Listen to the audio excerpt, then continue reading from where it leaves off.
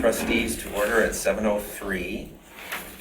When the clerk calls the roll, members of the Board of Trustees should indicate that they are present. And then after we call the roll, we'll say the Pledge of Allegiance. Clerk Flintoff, please call the roll. Hathaway. Present. Palmer. Present. Flintoff. Present. Brizzo. Present. Noel. Present. McLaughlin. Present. Jerome. Absent. We have quorum. All right, let's say the Pledge of Allegiance.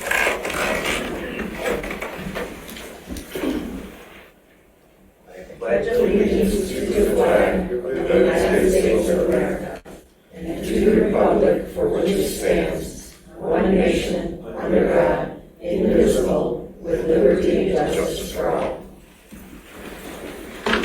Justice.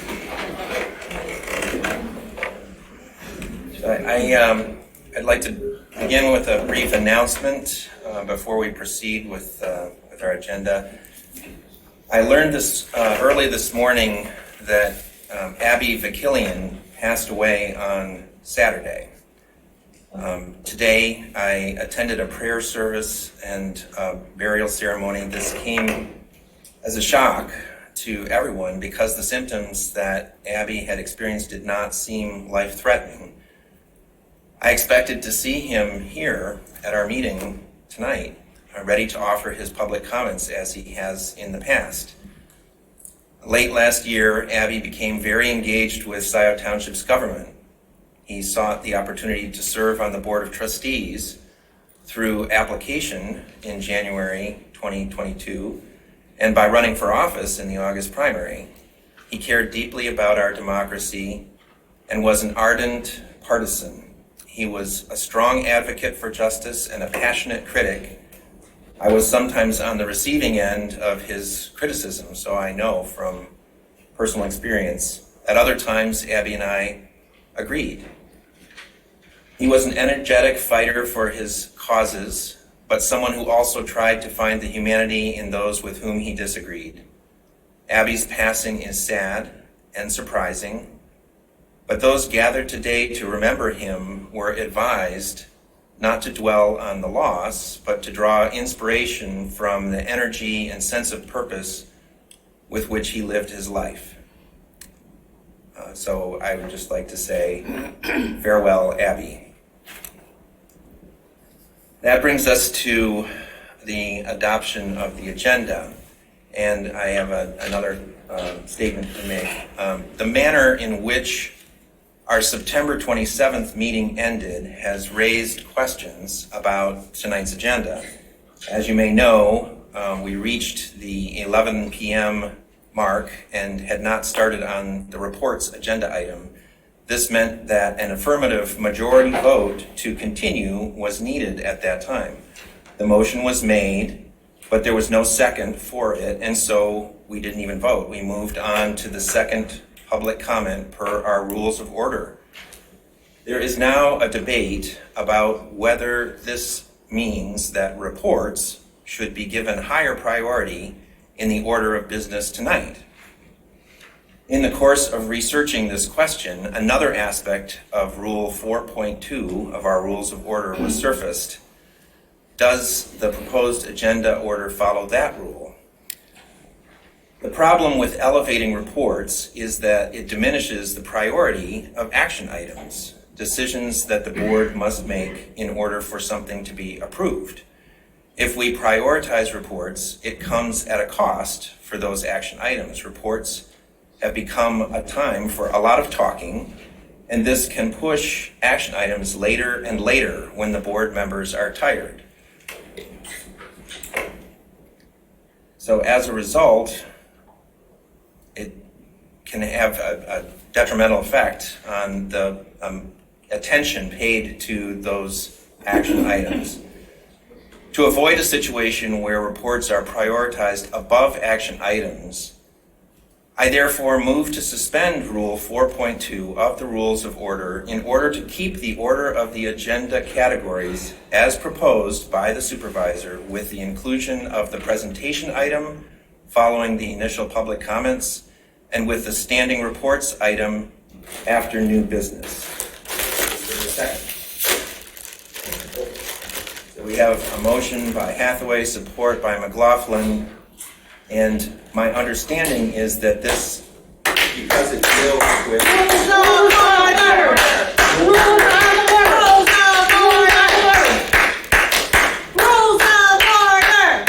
Because this, according to our rules of order, is a motion that deals with the order of business, it is not debatable. Please call the roll. You're just going to silence your clerk this way. Just the motion one more time, please, Will. So the motion that I made and that Trustee McLaughlin seconded is as follows. If I can find my place here. How long is the suspension? It's just a temporary suspension of the rule 4.2 of the Rules of Order in order to keep the order of the agenda categories as proposed by the supervisor with the inclusion of the presentation item following the initial public comments and with the standing reports item after new business. So as proposed. Yes, so basically the agenda as proposed in terms of the agenda order. Okay, instead of what we agreed to. Okay. Is there a downside for us having the reports at the end? I mean, are reports actionable? We're not allowed to debate this, is what he just said. So when he says it's non-debatable, just clarifying. He's saying we're not allowed to discuss the motion on the floor. What happens, to answer your question, what happens is all the reports... This is not a time for public comment. That is coming later. This is a response to your trying to... This is not a time for comments from the audience. Please cease disrupting the meeting.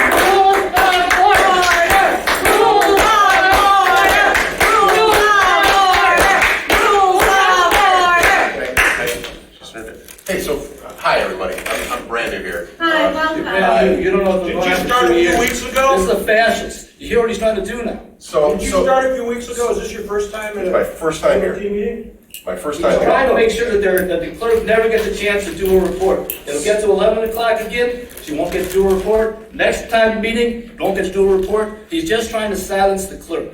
Yeah. He doesn't have a job except to silence the clerk. That's all he does for 2 years.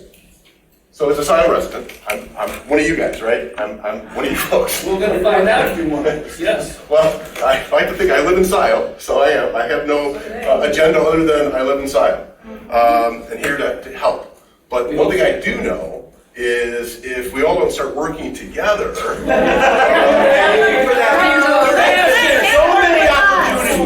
many opportunities for him to grant an iota of decency to the clerk or You need anyone to go back and review and it never comes out, so never does. So I hear you loud and clear. I get it. There's some dysfunction that exists. So But what I do know is I need, if we're going to bring this together, I'm going to need your help. I'm going to need everyone here to help bring it together. So amplifying that dysfunction doesn't help. It's just going to make things Okay, but worse. what you're right? saying has been going on for 2 years. Don't come at us and say we're amplifying. No. I'm This saying is what we've been dealing I'm with. saying I need your help.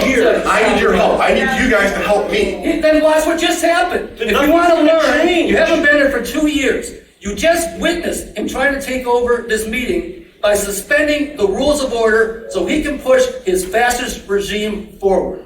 That's his only modus operandi. That's all he wants to achieve. Go back and look at the last 2 years of meetings, and then you can talk to us. So one thing I do know is if we don't keep. There's a lot you don't know. A lot Will doesn't know.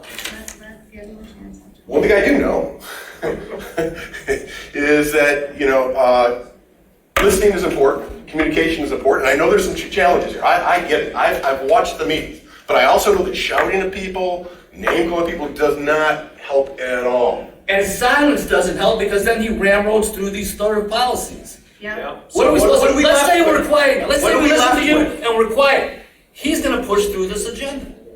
And it's illegal, and it's unethical. And the only point of the agenda is. So what are you to gonna do? sign Are the you gonna go along with it? Jeff, You gonna vote in favor of this nonsense? Because we're too noisy? No, it's got nothing to do with being, no, I understand you guys are, I get it, you guys are upset. I understand, I'm here to help. I'm really, truly here to help. I've got no Vote against agenda. him, vote against him, vote against him.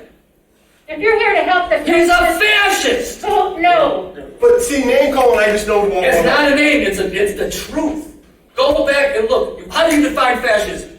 When one individual tries to consolidate power, it's what he's done for 2 years. He's systematically taken away Jessica's authority. He's a fascist by definition. That's not name calling, it's the truth. So here would be my commitment to everyone here. If we together as a team, this team, we're a But team. you're not a team. Hold on, look, you didn't give me a chance to finish. You didn't give me a chance. Just hear me out. Just at least give me a chance. You didn't give me a chance. All right. If we as a team, because like I always said, if we were a football team, we wouldn't win a single match, right? We'd fail, right? And obviously our fans wouldn't be too crazy about us. But if we as a team can't fix this in the next 2 years, I would suggest that you vote all of us out. Well, we're going to. All of us out. I would suggest, you know what? I will support Thanks for that. reminding us we have a vote. He's Yeah. not gonna make it 2 years. He thinks he doesn't know, but that's a whole nother. All I'm saying is I'm here to help, but I need your help to help me. Well, we need your help, sir. Are you gonna help us tonight? The vote is coming up. Are you gonna help us tonight, sir? Or are you gonna go along with him? Suspend rules of I order. think I'm just gonna abstain from this vote because I don't know enough yet. I'm You're brand right, you new. and I- No rules of order. Mark, You cannot abstain by statute. You do have an option to abstain on. just a point of information, you don't have the option to abstain. What Will has done is extraordinary. At the top of the agenda, he's put a motion to suspend our rules of order, which we all debated and agreed to. This is deliberation. And This is deliberation. so, and then he says. This is deliberation When that I you are talk, it's doing right now. deliberation, when you talk, it doesn't, so. No, it's, So- what so- you are doing is deliberating on a So- motion that is not. Well- By law, you don't have the.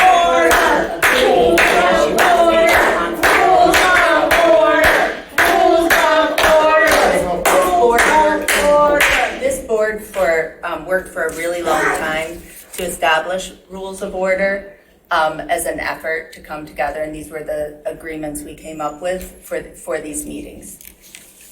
And what I'm doing is I'm using one of the rules of order, which is You've got a under copy in front of you. 9.4, that you can make a motion to suspend a rule temporarily, can be made at any time, including at the top of the agenda. By majority vote, the board may temporarily suspend the rule to facilitate the accomplishment of any legal objective of the board in a legal manner. It's never been done, but it can be. It hasn't been done, but it's in the rules of order. We probably paid And home day for that. I'm asking the board to suspend this rule and keep the agenda as, the order of the agenda as proposed. Why? Rather than, We talked about it. the reports are a non-action item and they tend to take a lot of time. We need Like the 5 minutes or report. something? We wanna know what you've been doing. It won't We take 5 want to hear minutes. the I don't know what report. else We to wanna say. know what you've been doing, Will. I want to know what's happening with the $4 million Can we make it in efficient? It's just, I'm all about efficiency. Well, If we make the- there's no requirement that the reports be done in an efficient manner, and the reports are often used as an opportunity for making speeches. mean, And Will, if you we just took put 10 them at the minutes. front of the agenda. Okay, so you know what, let's just do that. Let's test that theory. Let's test that. Jessica, can we make these really efficient and just blow through them? I mean, because it's just reports, not action, right? So I want to get into the things that, we have much more serious stuff to talk about, right? Where's our finance director? Where's our well, you call him now an administrator. Where's the manager at? Where is this person? Why haven't we hired someone? We won't allow it to happen. Vacationing in Italy for 2 weeks. Okay, so there's no excuse for not having a finance director. I agree. Very little excuse for not having anything. Where's an org chart so we understand areas of responsibility and authority? I mean, those are the basics that I start with as a business guy. I'm a business guy, by the way. As a business guy, I start there, right? All the foundational stuff needs to be put into place now. Since you're a real business Right? guy, not. And then once you have that, everybody's lane where they fall into, and by the way, you can't have authority without responsibility or responsibility without authority. That's a really bad mix, right? So let's define what everybody's gonna say. I'll just say, you these people hired like yesterday. I don't know why it takes 11 months to go hire a finance. That's crazy. Because Hathaway doesn't want the He's books been to be looked blocking it. at. Hey, let's help blocking it. them, It's been guys, let's blocking help it. Mark, okay? So let's get those foundational stuffs in place, and then what I say is, once we have the foundation, that everybody knows their swim lanes responsibility, then we're gonna start building. From that point, we've got a foundation. What are our goals? What are our agendas? How do we measure success? If you're responsible for X, Y, and Z, what's your objective? What's your key result? How are we gonna measure that you're successful? I'm not saying you, Kathleen, particularly, but just people, right? How are we measuring success? And what is the goals of the township? I mean, we have such potential here to be this incredible township where, hey, if it's incredible, that means our home values are higher, our safety's higher. Those are good things. So rather than fight inwardly, we should be focused on those things, in my mind, right? So let's get foundation in place first, right? Structure, organization, what everybody does, what they're responsible for, so it's very clear to hold people accountable. If I can't hold anybody accountable, it's hard to know if they're doing good or they're doing bad. And get the right folks in place. That would be Mark's top priorities. Watch what happens. Hopefully, I don't know if you guys agree with that or not agree with that, but that would be my top priority. 2 years ago. Mark, you're echoing all we've been asking for, just now, what you just said. If we move through the agenda with efficiency, So no- there will be time to Will- cover all Will, of there's the no items. deliberation Oh, on there's this no motion. deliberation now. Okay. Palmer? The motion by Hathaway, support by McLaughlin to suspend Rule 4.2 temporarily in order to keep the order as Will presented. Palmer? Yes. Flintoff? No. Brazeau? I think I'm going to say no. I just want to see how it works out, because I just want to see how this works out. No, and just as a friendly point of information, when we vote, we just say yes or no. Got it. Yeah, thank you. I know it's tough. I'm new to this. Noel? No. McLaughlin? Yes. Hathaway? Yes. 3-3, motion fails. All right, I would like to move on to I'd like to the next. make a- Oh, I'm making a motion I'm at this making- time. I have not recognized you. I discovered that an agenda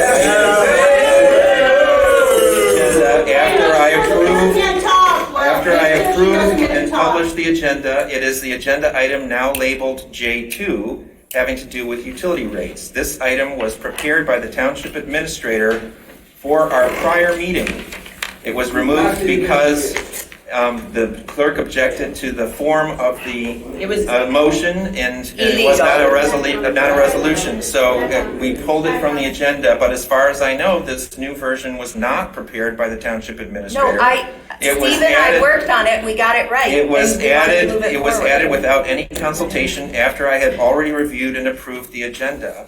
I would like to review this with the township administrator prior to the board acting. There is no harm in delaying until our next We're regular losing money. meeting. And therefore, I propose to approve the agenda without the existing J2 for water sewer rates increases, and with the addition of a new agenda item, J2, for the acceptance of a letter of resignation from Trustee Alec Jerome. What? Another First of all, is there a second to that Is there a second? complicated motion? I personally would ask that you split that motion, Will. Well, I'd like to see if there's a second for my motion first.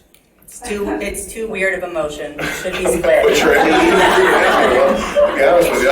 It should be I will split. second to get it on. Okay, Moving so forward, if but I wanna have you a would, chance to if you would comment. like to split it, that is fine. It could be split into two Okay, motions. thank you. So motion to remove J2. A motion to approve the agenda without the existing J2 for water sewer rate increases. And then the second part would be a motion to add a new agenda item J2 for the acceptance of a letter of But- resignation from Trustee Alec Jerome. Will, with all due respect, just trying to help you out here. The first motion you just said to approve the agenda and remove J2, and then you have another motion. So I think that if you would please just state one motion for amendment at a time and then approval. Because you don't want to approve the agenda and then amend it. Yeah, we'll again. new to this, yeah. You just got to go. Baby step me here a little bit. All right, Yeah. so modify the first part of the or the first motion Okay. to remove the existing J2 for water sewer rate increases. And then the second part of the motion would be, or the second motion would be Can we to do- add J2 for the I'm acceptance of sorry. the letter of resignation. Will, point of Trustee order, I Alec think Jerome. we need to have a second on the first motion. We have a second on the motion as combined, and now we're splitting it in two. Okay, so, And I support the change. okay, thank you. So is it a discussion on the first motion now? Yes. Okay, Okay. am I and also- recognized? She had Yes. her hand up first. Clerk Oh, Flintoff. good. So the power of the facilitator is that he can recognize or not recognize you to speak. So you've seen that. Don't worry, Mark, he'll Um, recognize you, but not Jessica. Trust me. So the motion to remove J2, Steve Wagowski is here. This was an item that Steve and I picked up. It was improperly prepared at the last meeting. It wasn't written as a resolution. There was no way we could have acted on it. The interim administrator did not prepare it properly. I don't think there is any value add to having him review it. He's never done this before. Steve and I have. We got it together. The harm in not moving forward tonight is that we are losing money. Every time we don't pass on the rates that have been passed on to us, we're losing money. And the second thing is that we're at 75% of the sewer connection fee. We're already, I see Ryan nodding, we're already at the point where we said we'd be at 100%. So they're simple resolutions. We did a lot of good work looking at our operating deficit of our water and sewer funds and redid our ordinance, put these in place. And so this is just the next step. Steve Wagowski, who's the utilities director, is here to speak to these tonight. My name's on it just because he didn't know how to put his name on it. Is there a reason why we wouldn't want to approve this? I mean, what would be No. the reason why you wouldn't say yes to that? I don't, Collecting more cash quickly sounds like a good thing. yeah, legally, it's properly prepared. And, Okay. and we just picked it up to get it done because we're trying to get business done. Okay. I mean, So, Excuse me, Treasurer Palmer. This is a major piece of business that we do have to do, but where's the information? All this says, recommendation, and there's no copy of the resolution in my packet tonight. There's nothing showing rates, etc. here, Donna. This is a lot of money and a major thing. It's a major thing. It's And a it lot should of be in money, here. and it's something that the township administrator was working on for the prior meeting. He's not present. I haven't had a chance to was review from this. I last just month. discovered this on the No, I agenda. prepared I this. didn't expect it Where to be is it? here because I approved the agenda without this agenda item. So I haven't had time to review it either. So, I no. would just like to make time for us, all of us, to review it and to allow an opportunity to talk with the administrator who prepared this for the prior meeting. So, So I'm sorry, wait a second. Sorry. Wait a second. So that is why I am concerned, and it's not going to cause us a big problem. And actually, there is an issue that could occur, that could cause problems. We have a development that is coming forward with a lot of water hookups who will be affected by this. It will cost them potentially a lot of money, hundreds called of thousands. revenue. Hundreds of thousands of All the dollars, and they have been revenue. given assurances that that they have time in which to submit applications. Who gave them assurances? Assurances. They asked for that's when the it. schedule was going to occur for these rate changes. Okay, so this and they is were exactly told- the reason to have it on the agenda. Let's talk about it, talk about the effective date. I just want to clarify. But they weren't told that this was going to be on the agenda tonight. In fact, they were told that it was not going to be on the agenda tonight because it wasn't on the agenda until they placed it on there without I consultation just with want to me. clarify one thing. So we're doing kind of a bait and So- switch with So somebody. on Friday morning, Will, I really thought you knew that I was working with Steve on these two. You posted Friday How would morning. I have known that? I thought you knew. Because I have ESP or something? No, because we said we're tabling it. I was going to prepare it and bring it back. I didn't understand that you were preparing it and bringing it back. I thought Well, that Jim somebody- Murdy was bringing it back. Jim Murdy's, and it'll, stop, come on, Will. So one, I'm the one who knows how to do this stuff. Jim didn't know how to do it. He wrote up a blurb. It is not legally, we were not legally able to do anything with what Jim Murdy wrote up. I did this before. We know how to do it. They're resolutions. We use the form. Steve and I are on board. He is the utilities director. I am the clerk.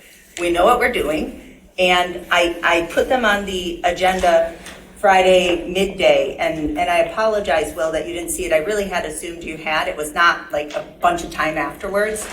So it's been out there on the agenda since Friday midday.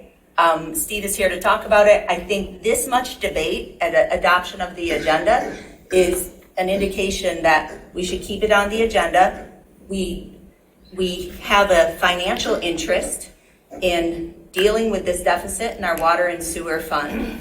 And your comments that you just made about an assurance to a developer gives me concerns that I want to hear more about when we talk about it on tonight's agenda. Trustee Noel. Okay, I think this should remain on the agenda. As is pointed out in the background information, you received a letter from the city of Ann Arbor regarding rate increases back in May. And they were to become effective in July 1st. So you've been aware of this for a while. The township was notified by the city of Ann Arbor. They do this every year. They Yes. send us a letter telling us Yes. of their So annual you've rate been increases. aware that Effective these July 1. rate increases were going to occur. October. I know. And Ann Arbor has been billing Scio at the higher rate since July 1st. We're Do you losing money. understand that?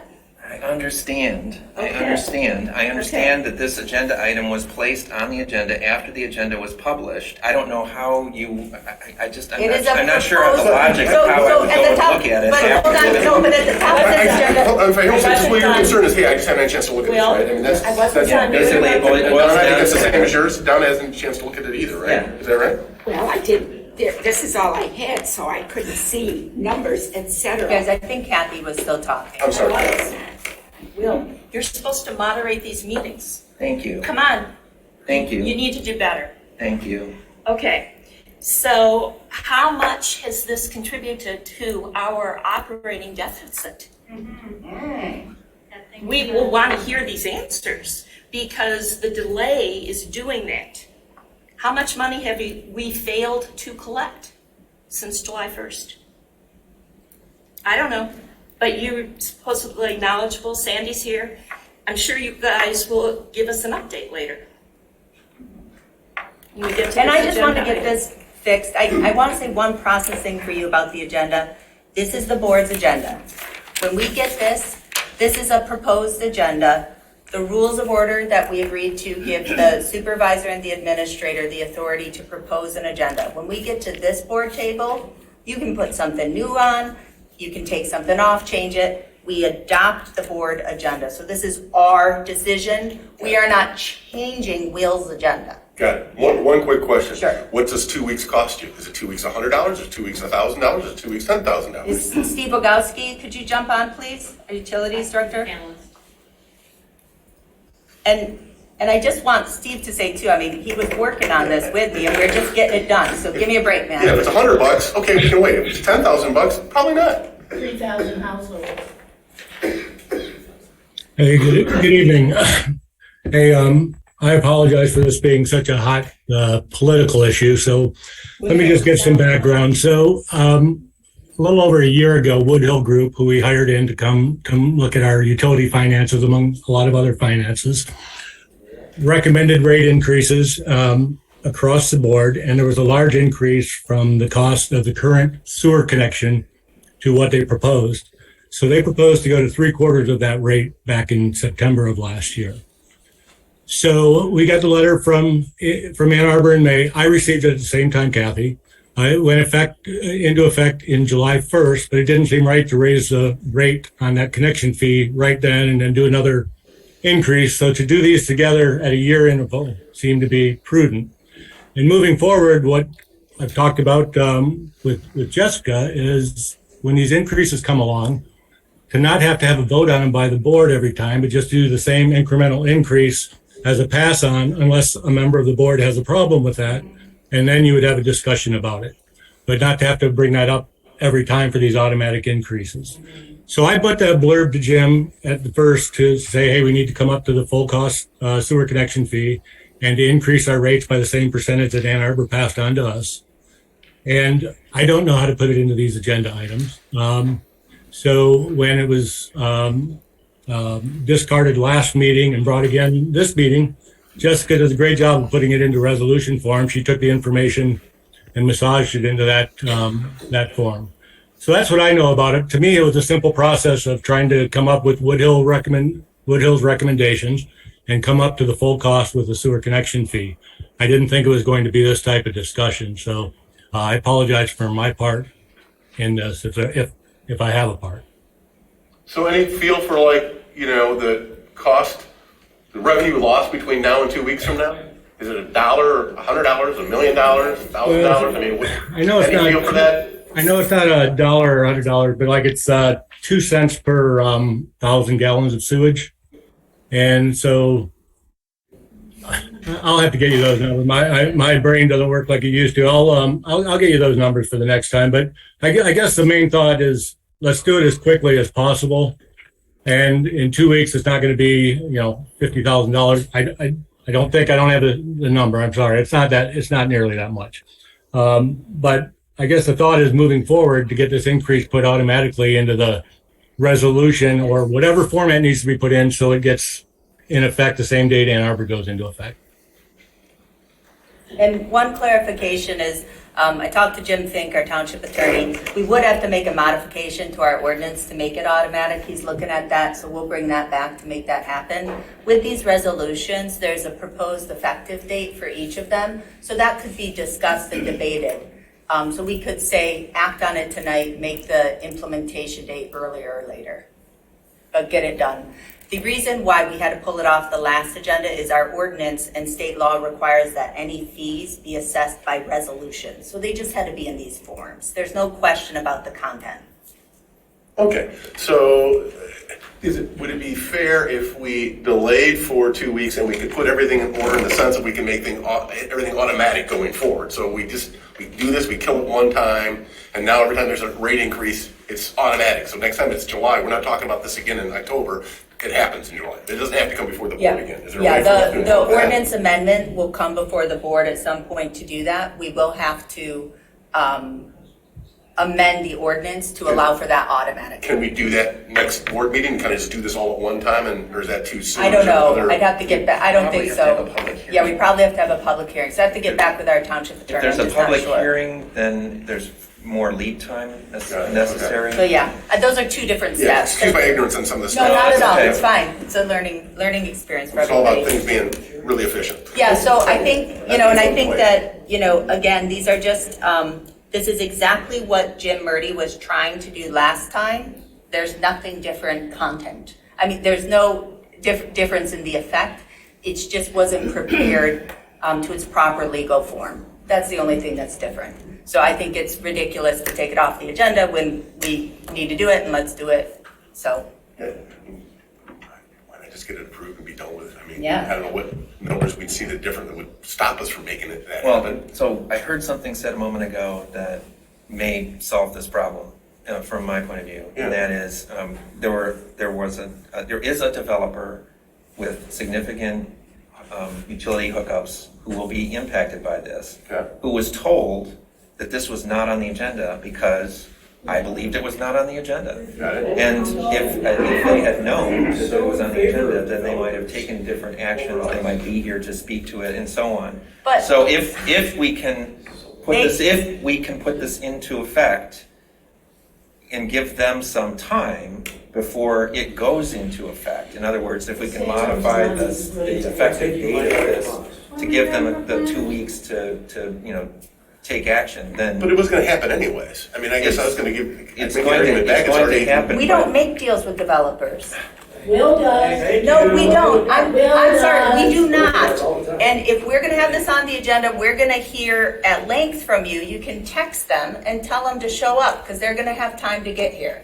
So if they wanna come and say, hey, we'd like to be treated differently than every other resident in Scio Township. And here are the good, compelling reasons why. I want to hear that. But this whole thing that we're going to change our agenda for a developer who's expecting to save money. It's not changing the agenda for a developer, the agenda was published. You changed the agenda after it was published and assumed that I would somehow know that you had done so. Regardless, here, we'd like J2 on here. I thought everybody knew this was happening.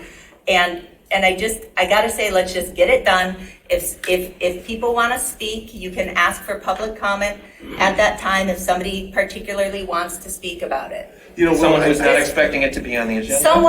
Someone who is a developer, you're talking about so many units, and I know, are you talking about Trailwoods? No. Who are you talking about? We're talking about Woodview Commons. And what is it, what is the assurance that they were given? Steve, do you know anything about this? I do not. Okay, that's a problem. He's our utilities director. Steve, you know that Woodview has approached the township with a concern about this. They learned about this potential rate increase from a conversation with you. Is it the rate increase or the sewer connection? Yes, I did tell them that I was recommending a rate, not a rate increase, a sewer connection increase, which is a large I guess I'll go back to it's going to happen here. So what's the difference whether they're here or not here? So what?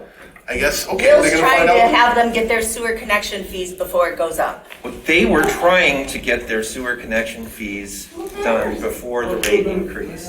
They were assured that this was not happening. They shouldn't have been assured that. That is corrupt. Why are you assuring people? Correct. You should not be assuring people that.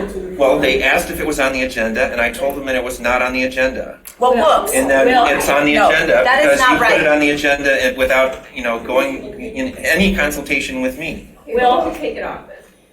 No, we're keeping it on.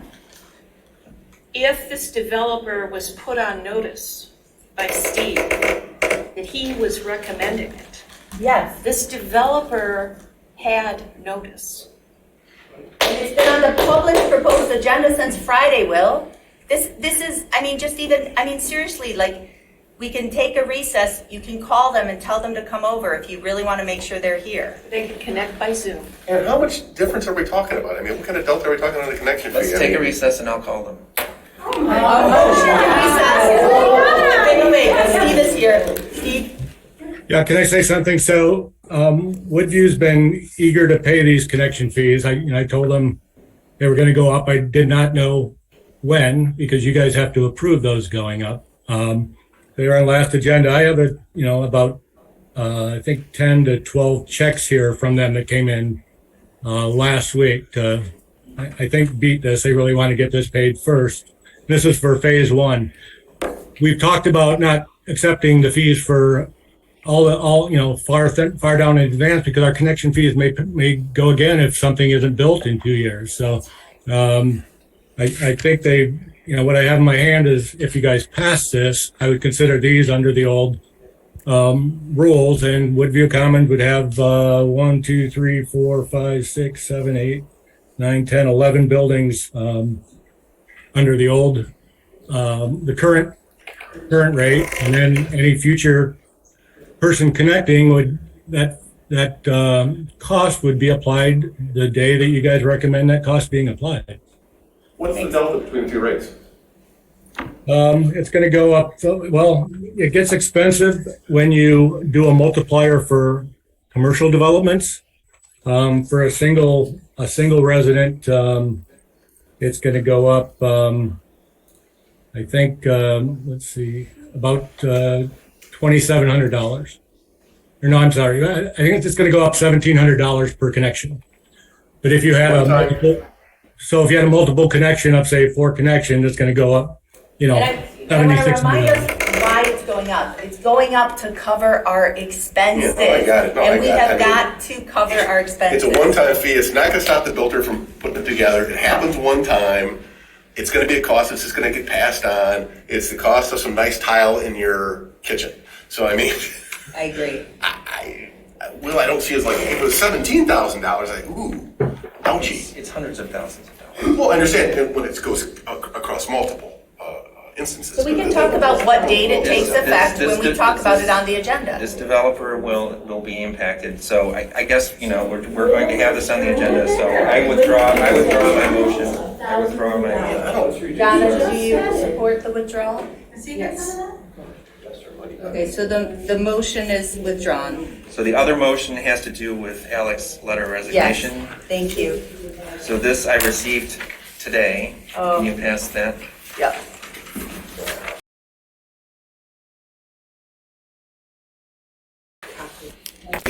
To the Scio Township Board of Trustees, I'm officially tendering my resignation as a trustee of Scio Township. Due to unforeseen issues, I can no longer serve as a Board of Trustee member. My resignation is immediate and offered this Tuesday, October 11th, 2022. Regards, Alex Rome. Wow. So I would like to, the motion is to add that as an agenda item. Obviously, it can't be added in place of J2, so it'll be a new business item, Okay. J5? presumably. Yes.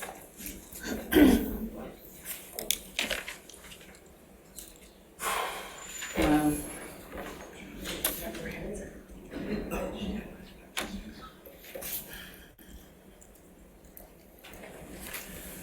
So we can speak more into that when it comes up on the agenda. Are there any other changes or modifications to the agenda, or can we approve the agenda? I have a motion to remove I2.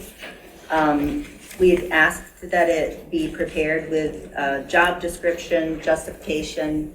It doesn't have any detail yet. The pay rate was above some of the others. And so maybe Jim just didn't have a chance to do that before he went on vacation, but we're looking at the exact same thing we looked at last meeting. So I'd ask that it be removed until it can be returned with the information requested. I'll support. So we have a motion to remove I2 from Clerk Flintoff, support from Trustee Noel. I would point out that this is simply creating a temporary part-time position at a very prescribed role and duties. I don't see a need for getting into a lot of effort to create a job description for something that is this circumscribed. It's a necessary function. The township administrator has proposed this position, and I think we should approve it so that he can do his job, which is to make sure that certain functions are fulfilled. This is a very small, temporary position. We're going to be talking about the general fund deficit. People who make less, who do more, who are more highly skilled, have job descriptions here. It creates equity issues in the organization. I do not see. Is this AV person coming? Yes. The AV person. I do not see, there's also something that we can do from this table. And Why don't we have this debate when we get to it on the agenda? so instead that's, of and removing it from the agenda? again, I don't want to have the same debate. I asked Jim to provide information. It's not here. Let's not waste our time again, and that's why I support removing it. Okay, so you support removing support it, it, and I and you've wanted to supported comment. her motion. I want to comment also. And now you would like to comment. Yes, because at the last meeting, I raised the issue of no job description, no process outlined for hiring. I was concerned about the potential nepotism issue. That hasn't been discussed here tonight, but maybe if we discuss it, we will discuss it in detail. And $25 an hour is a high salary for this very simple position. And there has been no comparison with other comparable jobs in other institutions. He just came up with this, and Jim Murdy is supposed to be present at our board meetings. It is in his job description. So he, as the former IT director, is very capable of running the Zoom. I mean, he could run the Zoom while he's here. It would be easy for him to do. It just feels precious. So shall we have this discussion when we have it on the agenda? Yeah, let's do that, because I have a couple comments and thoughts on all that too, so. So you're removing it? Appropriate, getting sort of the officially even started the agenda yet. It's 10 of 8, is that right? Right. Yep, we're still working Okay, on just making it. sure I understand. Okay. I think our record's 2:30 a.m. The motion to remove Flintoff and Knoll, did you want me to call roll or Is there what? any other comment from anyone else, or can we call the roll? I guess we can call the roll. Palmer? Yes. Flintoff? Yes. Brazeau? Yes. Knoll? Yes. It's a motion to remove, everyone. Oh, okay, I'm sorry. I'm going back and forth here. Yes. McLaughlin? No. Hathaway? No.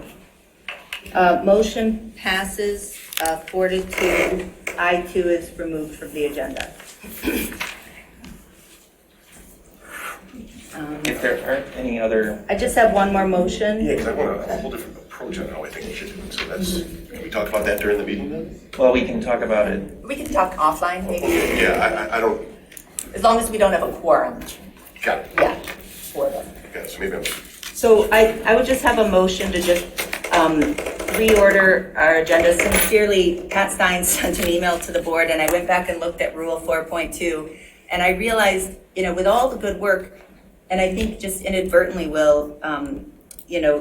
as a board had gotten away from this, but this is a much better order of the agenda so that we can have public comment before approval of the minutes, get consent done, reports, public hearings, unfinished and new. So I would just make a motion.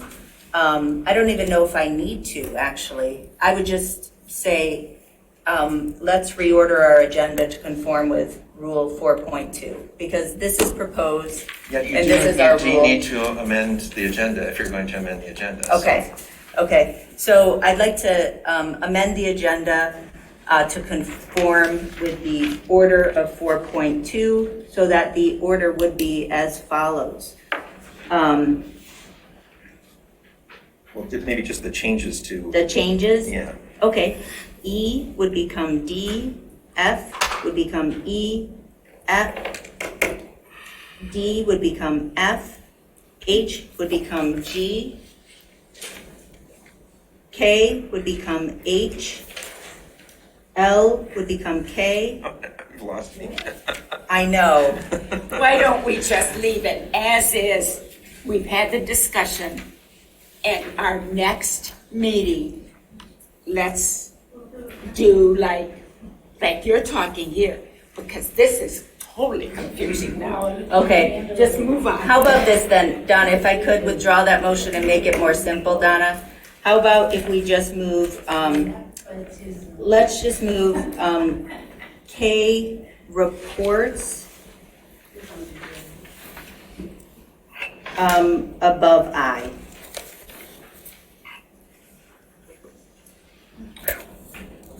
So it'll go consent, reports, unfinished business.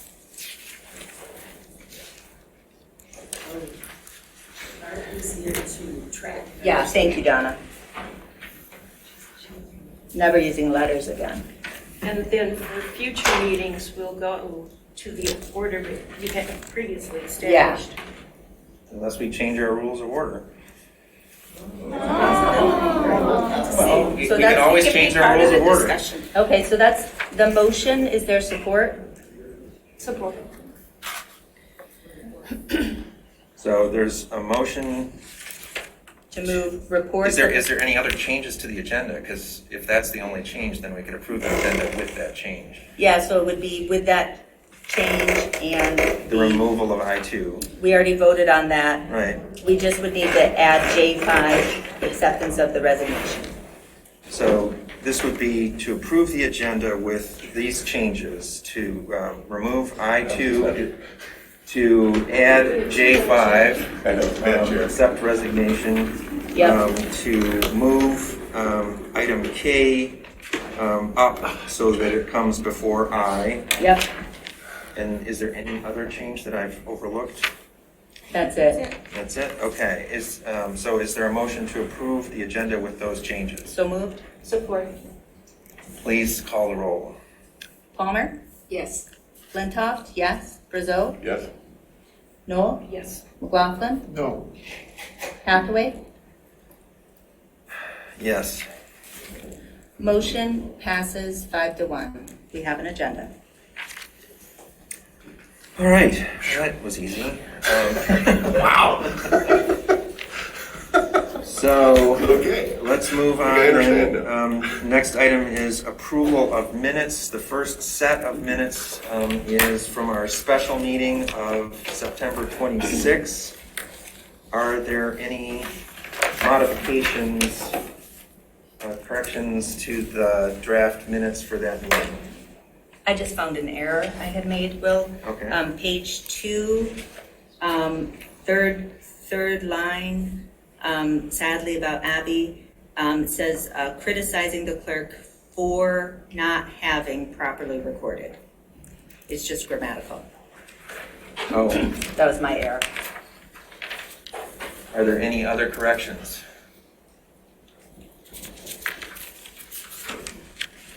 Is there a motion to approve the minutes of the September 26th special meeting? So moved. Moved by Flintoff, support by McLaughlin. All in favor say aye. Aye. All opposed? Minutes are approved. The next set of minutes is from September 27th, our regular meeting. Are there any corrections to these draft minutes?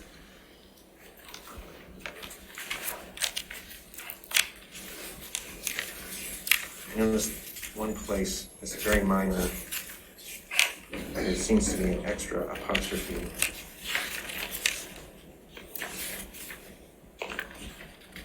Should mark it. Just find it, give it to Jess. Yeah, so there's an extra apostrophe in here Yeah. somewhere. Okay, noted. I will find it. I'll find it and tell you. I'll make a note. Yeah. Oh, I found it. It's on page 19. I think Cuomo's plural doesn't need an apostrophe.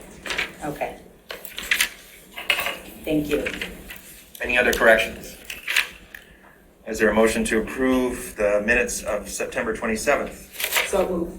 All right, moved by Palmer, support by McLaughlin to approve the minutes of September 27th as corrected. All those in favor say aye. Aye. All those opposed? Those minutes are approved. That brings us to communications to the Board of Trustees. No comment, they're all in here. Just two of particular significance, the letter from Treasury to the board about our audit being late. As everybody knows, it's in progress, but still late with no ETA.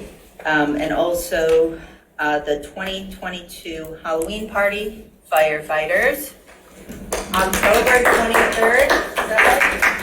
Okay. October 23rd is the party. And I would really encourage, I know a lot of the community comes out, but for all the board members, it's a great event.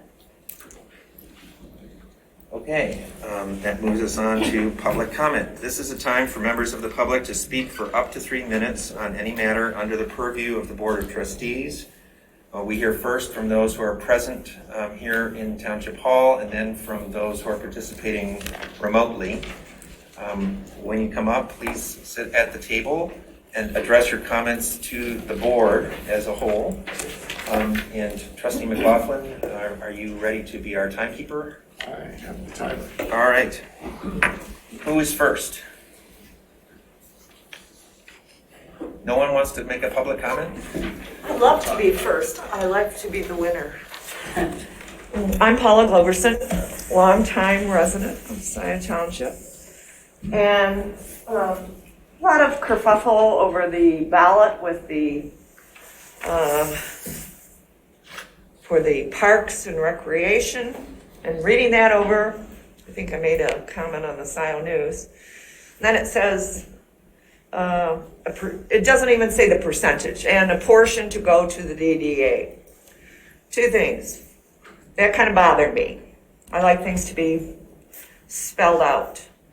So I think I think they should re-propose this at a different time when we have our financial affairs, utilities, and all the priorities, what I consider priorities, just like getting your body to function.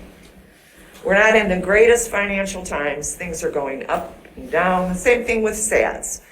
The cost of paving things or putting gravel down. We need to take care of some of these basic things.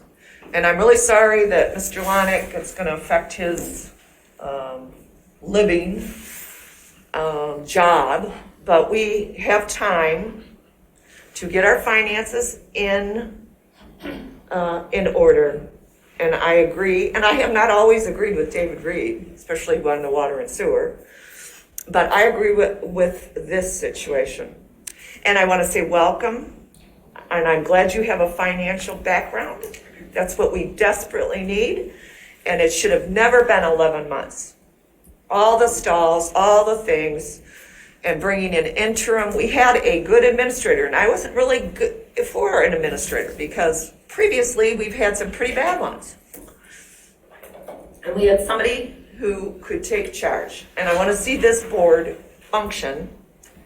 And I think you're going to be a real positive. And I don't know how we're going to replace Mr. Jerome, but I hope we have it open for a longer period than whatever it was, 10 days, was it? And the timing of these always seems to bother me when these people, that may just be my radar, of when they resign.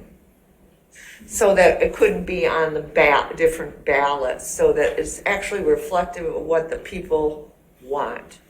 And I guess that's the main thing. And I'm still concerned about the on-site sewer things, and it may have more to do with the planning commission, because of over the Mill Creek over there, they're gonna have their own on-site sewer system. They're having a huge problem out in Higgins Lake. Kathy knows all about on-site sewer systems, because this township tried to pull 4 neighborhoods off to allow developers to build down Jackson because they didn't have enough CEUs. It became a moot point, but I'm concerned about that project going down there on Thank you, Baker. Paul. Thank you very much. Who's next to speak during public comments?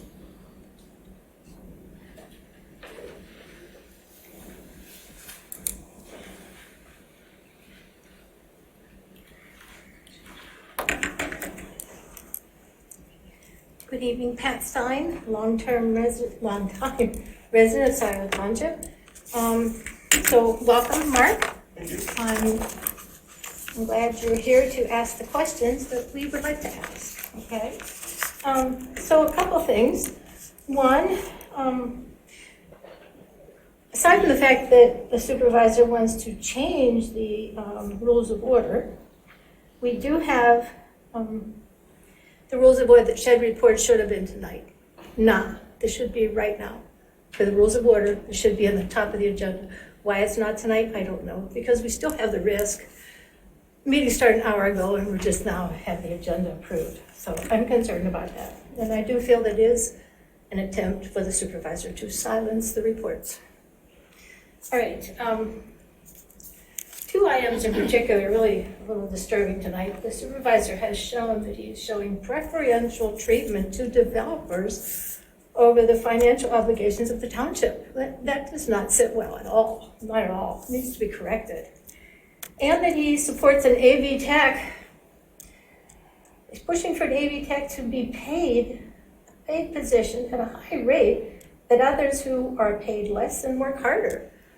This should be a free service, if not less. And I did offer to do it for $15 if you want to make it a paid position. I have the time, I can afford the lesser pay, and I don't want to see the township gouge for $25 for a position that others can do. And we continue to misuse the term administrator. We have not had an administrator since David Rowley left on May 10th. We have an interim administrator, not an administrator. I don't like hearing you misuse it. Just because you say he's the administrator does not make him the administrator. So I started to ask this question last meeting, but I got timed out. What's the story on hiring an administrator? I don't hear anything about who we're hiring for a finance director or who we're hiring as administrator. Is there a search? Is there anything planned at all? Please, I'd like to know. We'd all like to know. Thank you.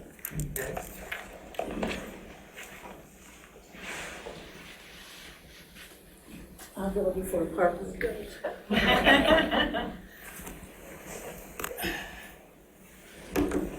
Hi, Mark. My name is Kathleen Brand. I'd like to introduce myself. I have some comments, but I wanted to give a sort of a preamble. I started getting involved with this township very closely when I started to see the rules were not being followed. When I say rules, I mean Michigan statute. These are laws. So I've been here for almost 2 years, and I read those statutes very closely. So last year actually, I filed a lawsuit against the township when Mr. Hathaway doubled his salary illegally. It was illegal because the board had just created a compensation commission. So once the commission was created, they could no longer vote on salary. He doubled his salary. I, in effect, won that lawsuit because he backed down and he took his salary back to $40,000 a year instead of $72,000. So he's going to say I didn't win, but I, in fact, won, right? So I want to let you know that based on that, I have personally saved the township $95,000. $95,000 that he would have earned, he would have made unearned because it's a half-time position, okay? So then I filed another lawsuit because they don't follow Michigan statute. I followed a Freedom of Information lawsuit because I didn't get results for 6 months. I got nothing. That's illegal by the Freedom of Information Act. So the township knew that they had no position, so they settled with me. And my attorney fees were $1,900. Now, what I really want to talk about is the attorney fees for Foster Swift for that exact same case. Okay, last month we paid them $3,767. This month on the agenda, it's $4,565,000. So this is $8,300 roughly. That is more than 4 times what my attorney charged. More than 4 times. Why is it so high? Because the interim administrator had the lawyers go through the results to decide what could be granted or denied. They make $250 an hour to do that. Okay? So we are grossly overpaying these attorneys for something that should be an administrative task. Not easy, So I'm here because I want them to follow statute, and I will continue to do that every meeting that exists. Thank you.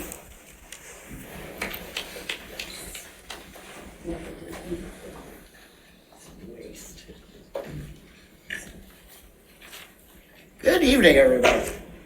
Nice to see you all in person. Trustee Brazil, welcome. Hopefully you're enjoying everything so far. I have a few things to talk to you guys about. First off, I did receive my sewer and water permit fee. I'm developing a project, everyone else before the board has actually heard from me remotely before, so just catching up to speed real quick there. Steve was most helpful in this. However, there was a lot of confusion on how that whole process worked. I was quoted one fee. I was quoted another $45,000 higher fee. So maybe something we need to look at from a process standpoint, number one. Number two, I don't know how long it's been township policy or procedure to leave documents with personal information in an unsecured outside location.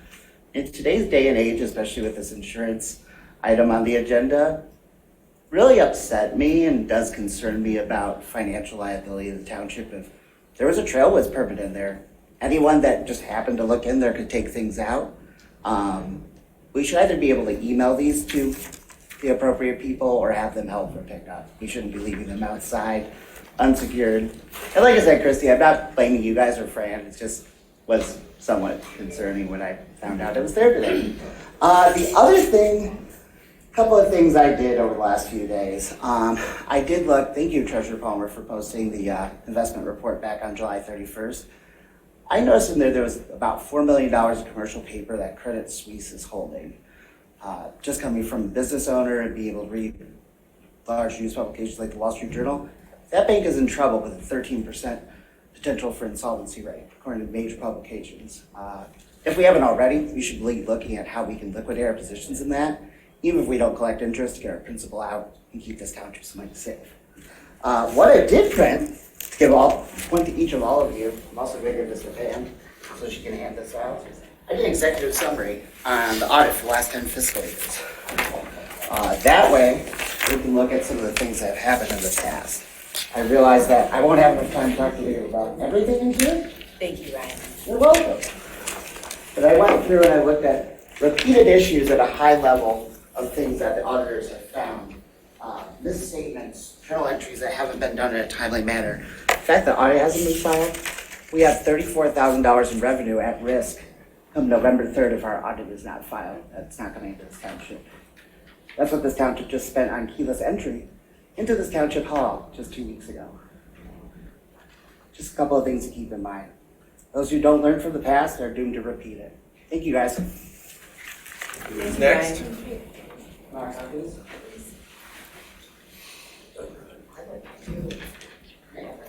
Can I make a comment?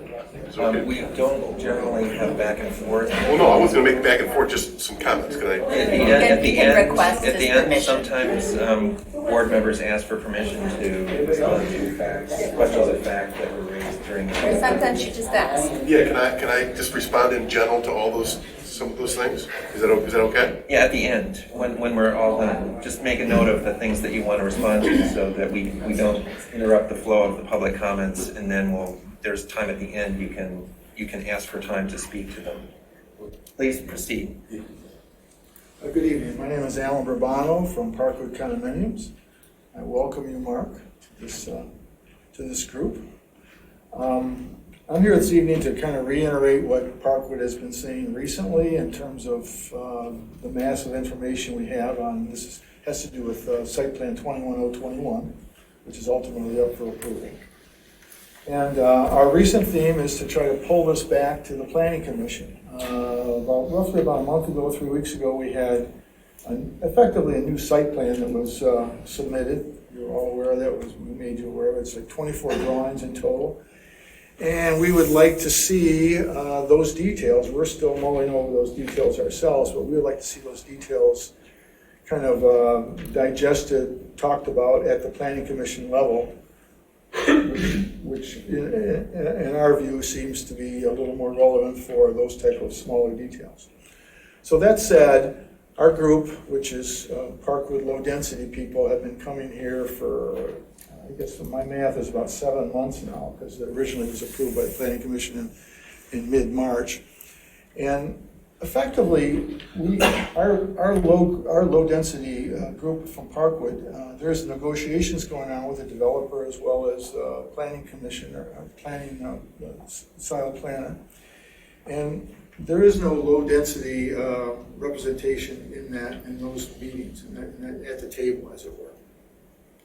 And a good example of that is recently we, our low density group here at Parkwood, were made aware of a submission by the developer to Eagle, which is a normal course of events.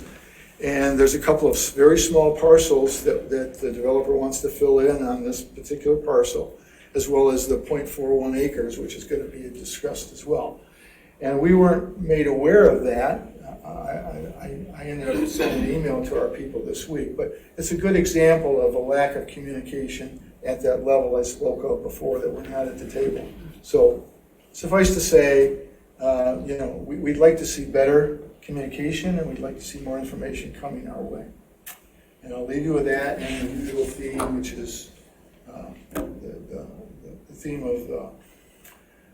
of having the master plan being not appropriate in terms of this high density proposal. Thank you for your time. Thank you. Next. Be quick. Hi, Jonathan Greenberg, 6250 Park Road, longtime resident. Welcome, Mark. Your comments earlier about measuring and metrics and how do we know if we're doing better without harking me back to a moment just a short while ago when our treasurer said, oh, this problem won't ever happen. It's never happened before, and it's never going to happen again, misplacing funds. The thing is, no changes were made to policy or practice or process. And so one of the things that I'm really concerned about is that, I've been doing it this way for 30 years, so I know best. Technology has changed. And between all the mistakes that have been made, the new information that's surfacing around putting $4 million of our investments into currently questionable paper, just gets me concerned about what's happening with our finances. I got involved in coming to these meetings and the various activities around trying to make things different about 2 years ago. And the only thing I ever really thought we needed was transparency, because if we had transparency, then there wouldn't be all these questions about backroom deals and like, why would we accept on the last day of a board's tenure, 3-year-old bid from a single garbage company and cram that down the residents' throats. That's one of the first reasons why I got involved. But as this board got together and started working together, it became really clear to me that there wasn't any interest in metrics or measurement. It became very clear to me that the supervisor didn't like the clerk and has made a public and clearly disgusting attacks on her, preventing her agenda from being on in the meetings, preventing her from hiring the people that she needs, preventing her from taking emergency action to fix something, to fix a major problem, and you coming in with a last-minute change to the agenda to foil her effort to have emergency staff in place to meet deadlines. Our township supervisor hasn't been interested in leading or legislating or whatever, supervising. He's been focused almost completely on getting the upper hand. And it's not always the clerk, but it's mostly the clerk. And to me, that just says a lot about the money we're wasting that could be better put to work. Let's write up a plan and then stick to it. I'm tired of it. This is, I've got a couple jobs, hobbies, family, just like everybody in this room. Yeah, exactly. And it's 8:15. I'm just going to take 15 more seconds. It's 8:15, and we're just starting the comments. Thank you, Jonathan. Next. Thank you. Thank you. Good job, Ben.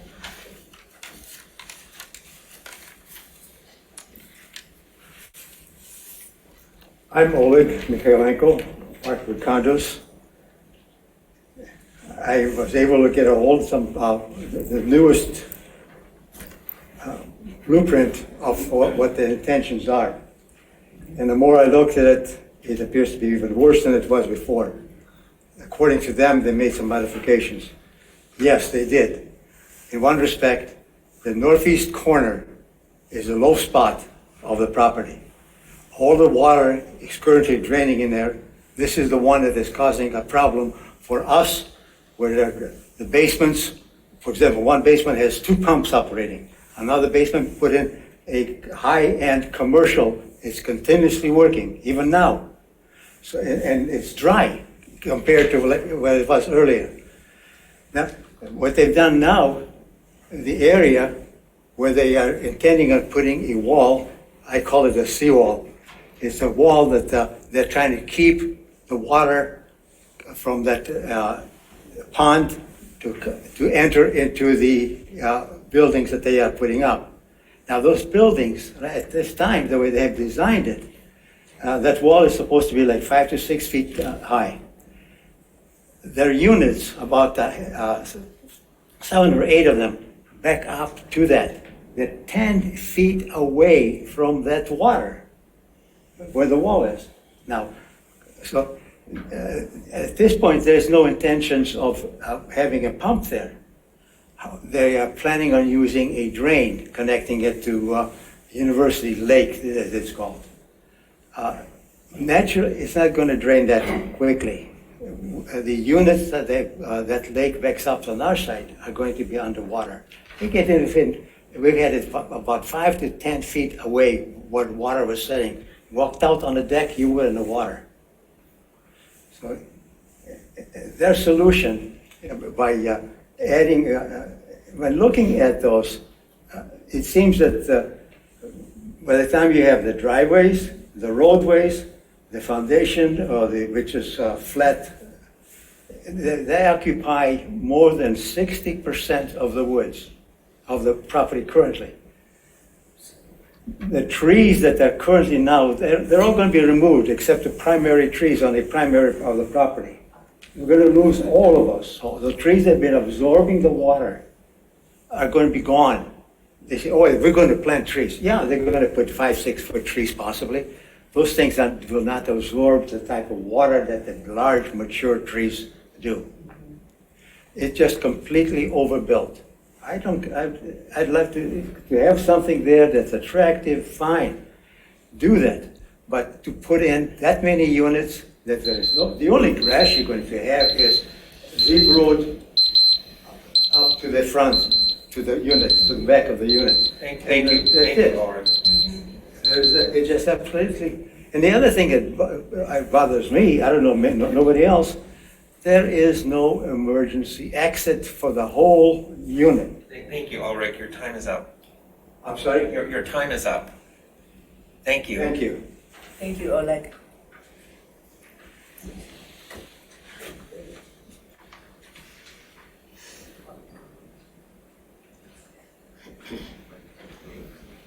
Who decided to put this chair in the middle of the two tables? That's what I want to know. Good evening. Welcome, Mark. My name is Pam Boyd, a Scio resident, and also I am the editor and writer of the infamous Scio Community Newsletter. You will see that some of us are very vocal because some of us have been to these meetings for years now, and we're angry because we feel that the township has too many problems and some on this board don't pay attention. They don't play well with others. I noticed on the agenda there is an action to approve meeting dates for 2023. I don't see any scheduled dates for working sessions. Washtenaw County Road Commission, an excellent example of a working board, uses scheduled monthly working sessions as one of their tools. I believe David Rowley, our previous administrator, suggested working sessions as a way for this board to be more effective. I ask that this board also sets working dates, session dates, and uses them for 2023. Along those lines, I would like to ask that Supervisor Hathaway spend more time talking about the achievements he has made in his supervisor position instead of spending 10 minutes or so talking about other Scio committee meetings he's attended. Everyone can watch the DDA meetings, but I have noticed over the last several months, along with reporting on these other meetings, he uses his time and reports to try to bash the clerk. The position of supervisor should have a laundry list of important Scio achievements to report to residents and to his fellow board members. And some of the comments, Supervisor Hathaway, that you made earlier in this meeting about the developer not being, I'm sorry, excuse me, who are the bosses? Who are the voters? I myself have paid taxes in this community for 30 years now. And I don't like hearing that a developer is getting a pass when I don't get a pass. And regarding the part-time position, you seem to think that we need to get this job done. But without a job description, it is stupid and unprofessional on so many levels. And in order to go forward for this township, you need to follow the goddamn rules. Thank you.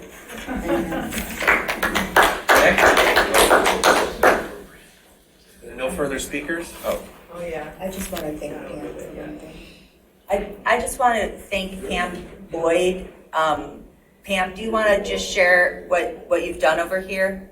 Excuse me? Oh, well, You know, Abby and I didn't always get along.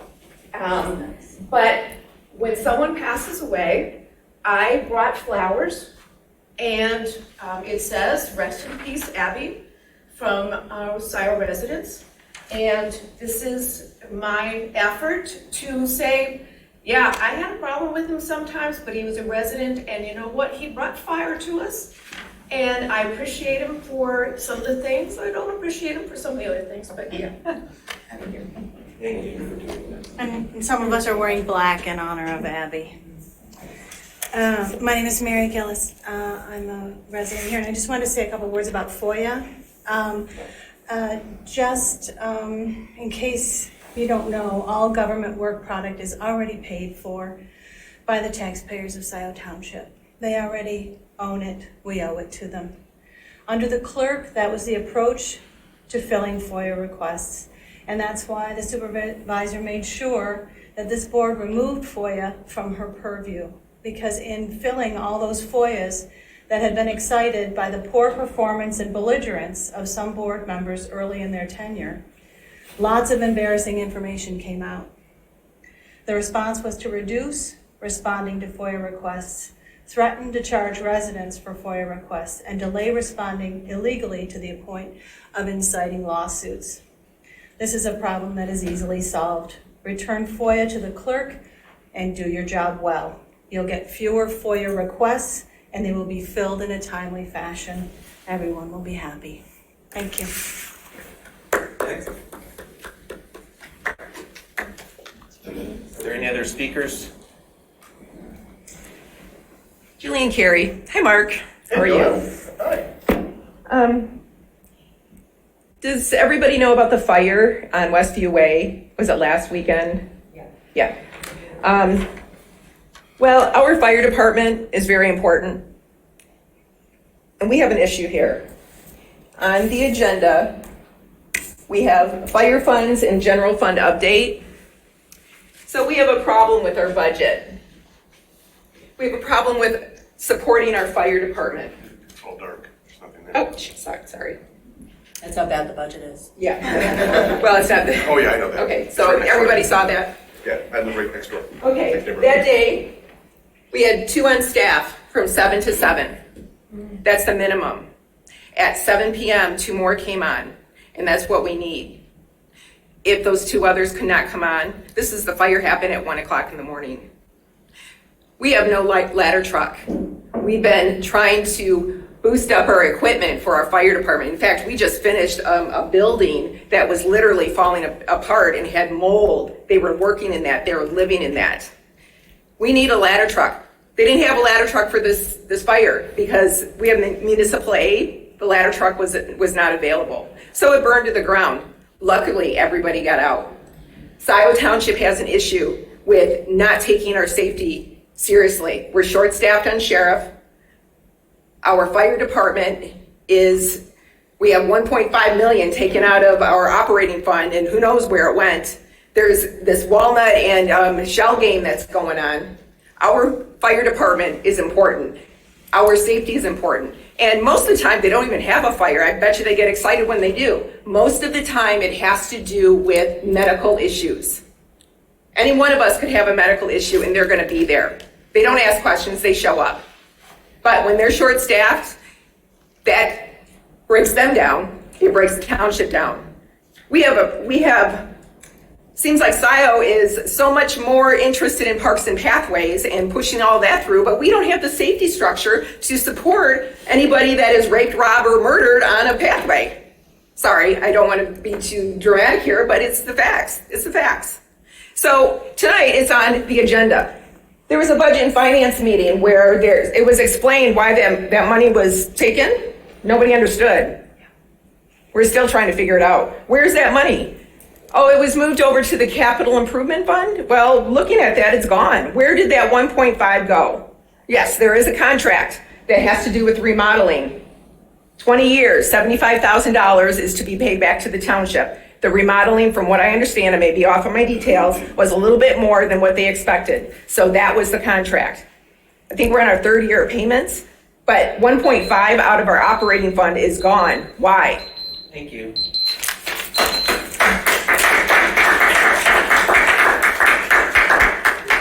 speak?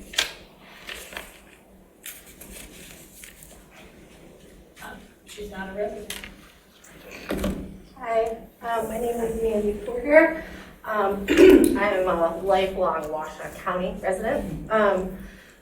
Welcome, Mr. I'm sorry, how do you pronounce my name? Rizzo, don't believe me. My wife has called me all kinds of things. There's nothing you can say that I haven't been called.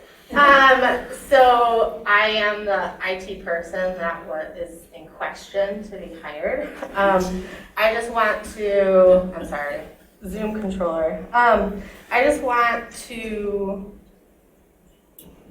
give 3 minutes of truth and who I am. At the last meeting, I had to sit controlling Zoom and be slandered by people behind me and on Zoom saying that I stopped microphones and that I turned them off and I put down hands when I did not. Honestly, I don't even know how to turn on or off these microphones. And that the word nepotism was thrown at me as well. Mr. Murdy contacted me exactly on September 9th. He contacted me at about 4 p.m. right after I picked up my children from school and asked me if I would be interested in running Zoom because I've done it several times before. It's been a little while, so I'm a little rusty at first.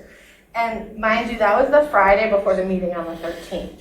He told me that the person quit all of a sudden and he needed somebody to run Zoom because people in the office didn't want to work their regular 8-hour day and then have to stay here until 11:30, past that. So I am a mother of 3.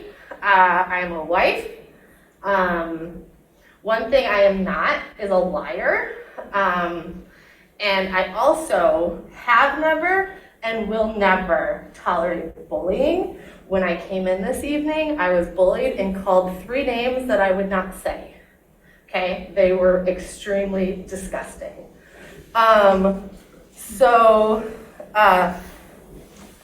I would like to say that the definition of nepotism is as follows.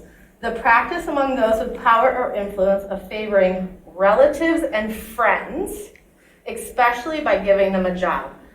Mr. Murdy is not my relative and he is not my friend. I have met him a couple years ago when I made a cake for him because I am a pastry chef, okay? He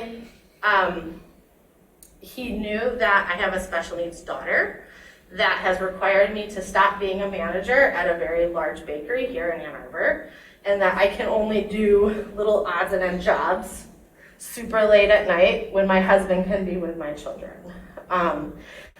Thank you. Thanks, Mandy. Of course. So who's up next? Are there any people present who would like to speak during public comments? In that case, we'll turn to those who are participating remotely.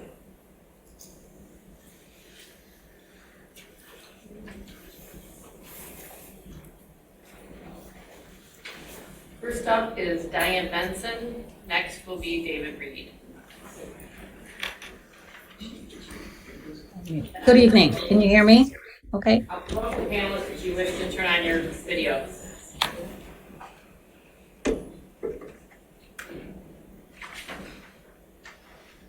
Okay. Am I here? Yes, Hi, Diane. We can hear you. Sorry about that.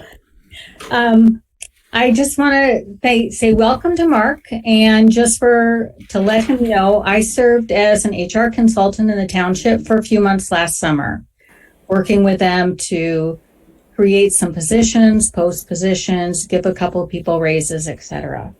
So I'm here tonight to give you my professional insight on the position of AV technician.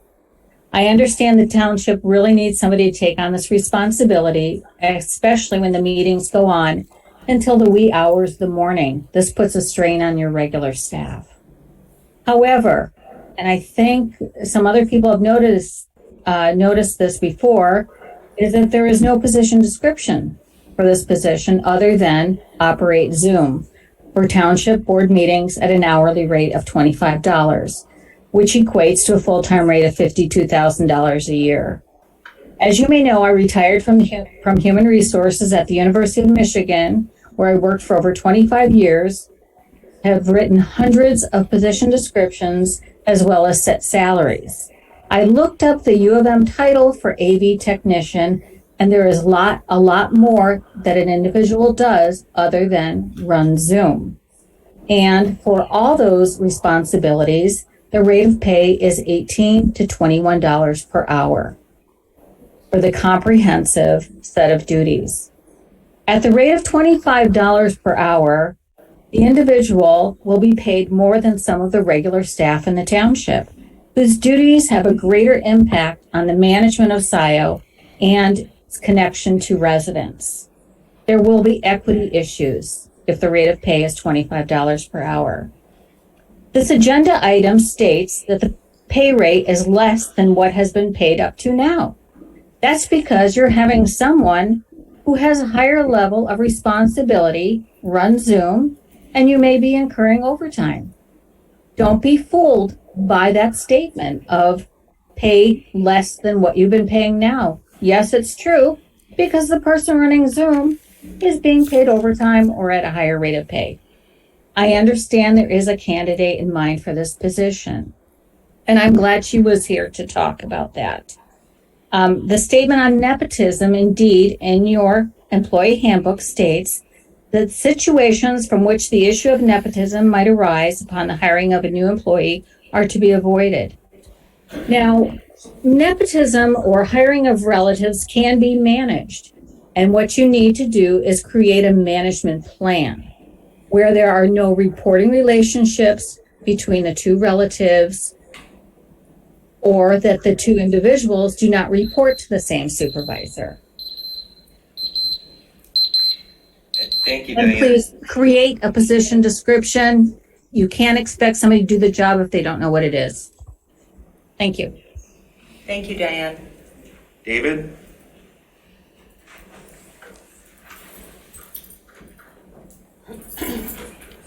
Good evening. David Reed, Scio Township President. Mark, welcome to the Township Board. You don't know me, but I am a past Township Trustee for 10 years and served as Deputy Clerk for about 5 years. Now to my comments. I expect you now are aware of the various errors in the 2021 winter tax bill. Yesterday, I found two more. The residents of Merlin Way were charged for the engineering cost of their private road SAD via a separate standalone SAD. This is not permitted under Act 188 as per Mr. Homier. In addition, the township charged the 1% administration fee on that SAD payment. Again, not allowed per Mr. Homier. It could be these errors were included on some or all of the other local SADs. I don't have access to those tax bills, so I don't know. But I would ask everyone in the town to check their 2021 tax bills. I and all residents on Merlin Way expect a credit for this misapplied administration fee to be included in our 2022 winter tax bill. And Donna, don't say you can't do that. You manipulated the summer tax bill to recoup the county's $750,000, and you manipulated 3 neighborhood SAD payments to cover that mistake as well. So I'm sure you can handle refunding this misapplied administration fee. Will, your org chart shows that you and all the township board reports to the voters. As your boss, I am telling you to reschedule a presentation by the Deputy Treasurer, Deputy Supervisor Egler, to an open meeting of the board, perhaps during one of your Saturday meetings. It is totally improper for a presentation of this magnitude, complexity, and importance to be given without the substance of the presentation being available to the board and to the public prior to the presentation. That is, put it in the packet. How else can we prepare ourselves for this presentation? This complex issue requires time to analyze, and without the documentation, that can't happen. Also, holding this presentation at a public forum, which provides for a dialogue, will make it much more meaningful for both residents and the board. I guarantee you that after Deputy Treasurer, Deputy Supervisor is done, there will be as many questions as there are people in the room and watching at home. Why are you preventing your bosses from participation in this discussion? And Will, I want to know, are you going to eulogize every Scio Township who passes away from now on? And Will, Rule 4.2 specifies exactly the agenda order as pointed out by the clerk. When did the board vote to change that? I'm curious. Thank you.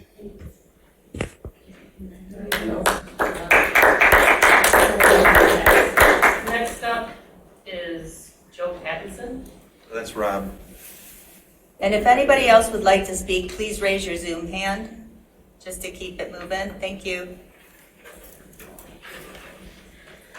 I rejoined as a panelist. Christy, can you hear me now? Yes, I do that in case you want to use your video. No, you don't want to see my video. I'm astounded that Supervisor Hathaway is so comfortable changing the rules of order to meet his immediate needs to manipulate the meetings. I'm equally astounded that the supervisor is working so hard to accommodate developers, to the point of being willing to stop the meeting so he can call them. Something is terribly wrong here. I wish Trustee Jerome peace and health. This is the last trustee member of the supervisor's slate to resign. What a clear measure of a lack of leadership. 3 trustees have resigned in less than 2 years. As of tonight's meeting, Scio Township has paid $97,761.72 to the supervisor's personal attorney. This is the attorney the supervisor assured the board last winter that the firm would supplement Jim Fink's workload. This new attorney has replaced Jim Fink. Why? And why are the rest of the board okay with this? We're approaching the 3rd year of your term, Supervisor Hathaway, and all that time you haven't hired a finance director, you haven't hired any staff to help the finance department. We all understand your sabotage of the finance director position, but why wouldn't you hire any full-time staff for that department? At the last board meeting, this board had a long discussion about fire department finances. You know what would have solved that problem? A qualified finance director. Tonight you have more items about the fire department finances. This board has allowed the fire department to wallow in the board's $1.5 million mistake for over 2 years. Why? Until you have resolved that mistake, you have no business adding to the trouble you have already caused the fire department. It's 5 months since we lost the services of the most professional person in the room. You still haven't replaced the township administrator position. There hasn't been a single report of any search. Why? It is clear from your statements earlier tonight you intend to interfere with the clerk's report. You have ignored the rules of order you fought so vehemently for just a few months ago, and your explanation could not have been weaker. It's because you're too tired? I'm still here. Can you hear me? Oh, you have locked up on our camera here. Can you hear me? Yeah. Can you hear me? Now we can. Please add some time. It is clear from your statements earlier tonight that you intend to interfere with the clerk's report. You have ignored the rules of order you fought for so vehemently just a few months ago, and your explanation could not have been weaker. It is because you're too tired? That is a complete farce. Your placement of the clerk's report as a separate from the other reports and after the other reports is very clearly an intent to silence the clerk. It is obvious you intend to motion to adjourn before she has a chance to give her report. Thank you for the extra time.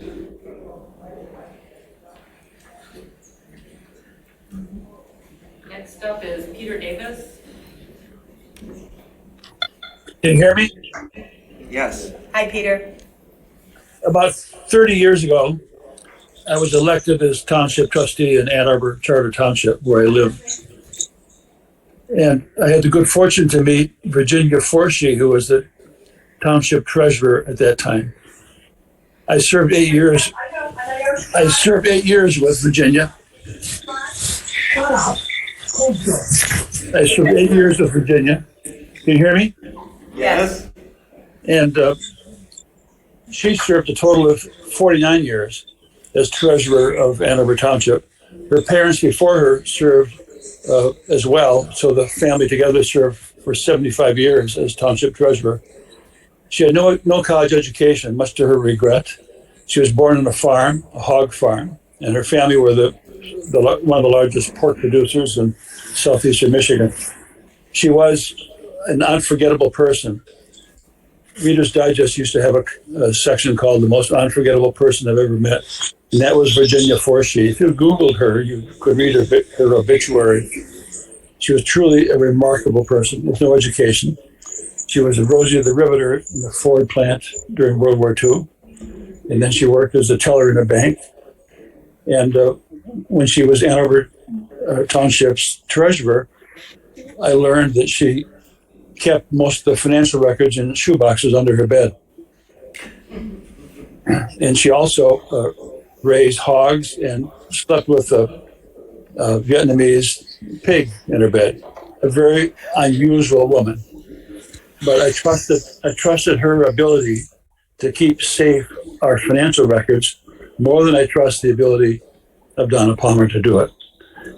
I think that something needs to be done. Something needs to be done soon, and Donna Palmer should resign.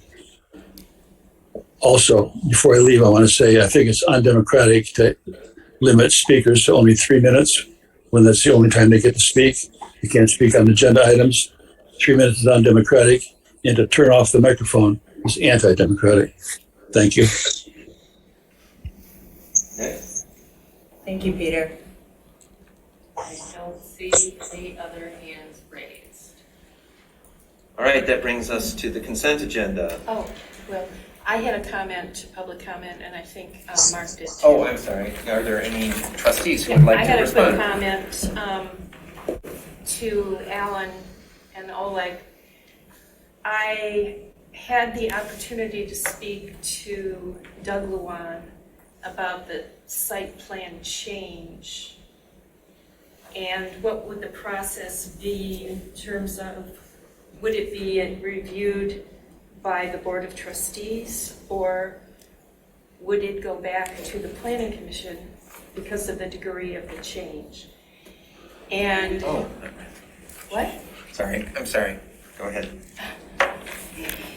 He said that the Board of Trustees will have to request that it go back to the Planning Commission, and we will have to emphasize the areas that we want them to review.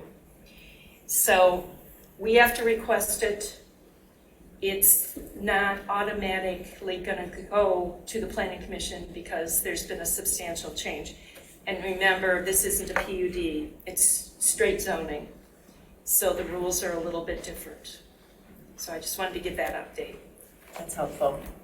Sorry, Mark, you also wanted to comment. I do.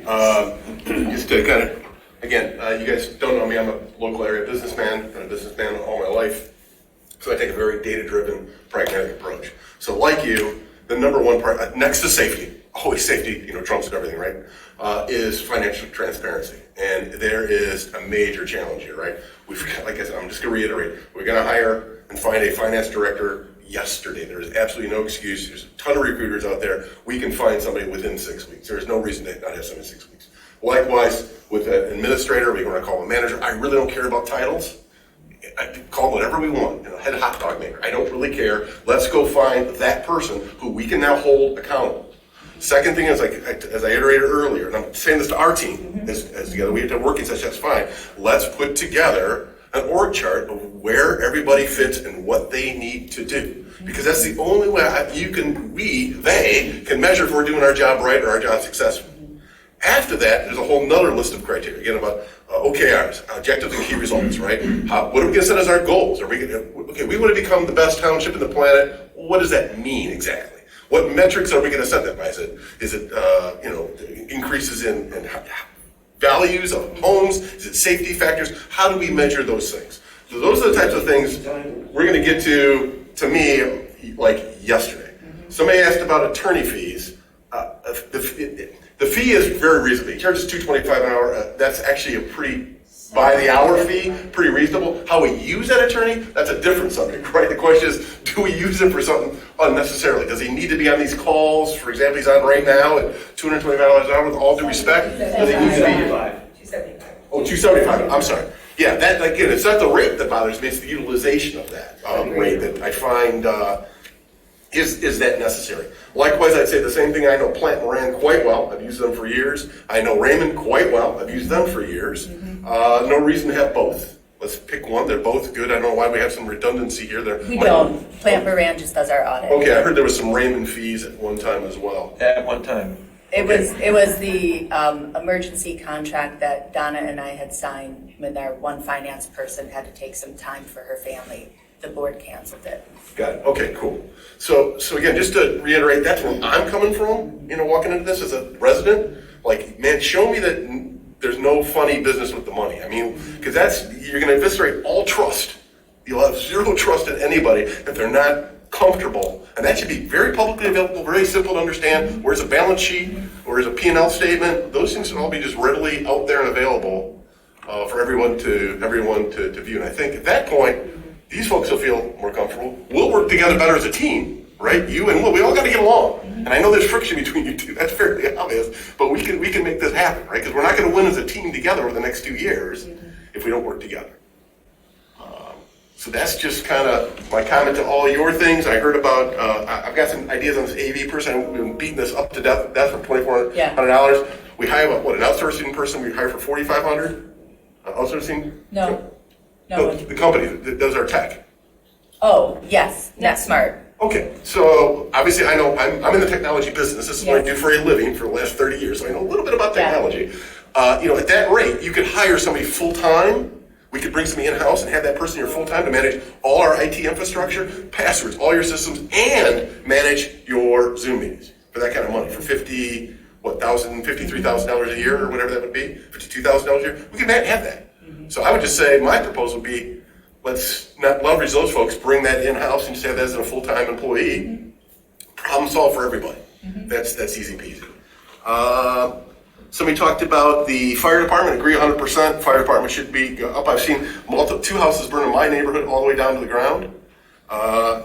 Didn't get there till it was half hour late, and they couldn't do much because they have limited equipment.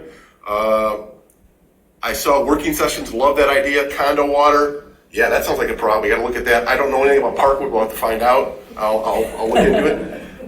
My last ask of you folks would be, is I tell all my employees who work for me, or any of my executives who work for me, when you come in, tell me what the challenge is. Give me something that's actionable.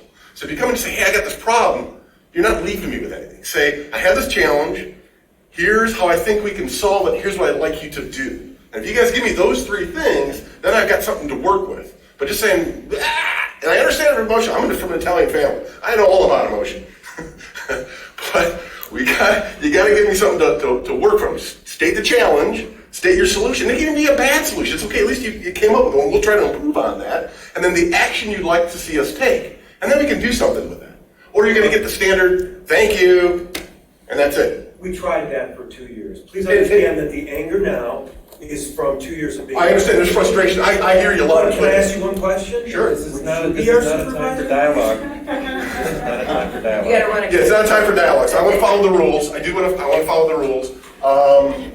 But those are the kinds of things we can employ. If you guys help me with that and help us as a team of 6 right now, soon to be 7. That'll be good. We'll figure out how to work together. We'll get everybody working together. There's a way to do it. They all have good goals.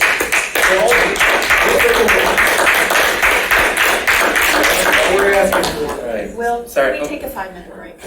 Yes, and it's fine with me to take a 5-minute break if everyone is agreeable to that. And when we come back, what I was exclaiming about is Clerk Flintoff had reminded me that we have a presentation prior to the consent agenda, and so I had over. Okay.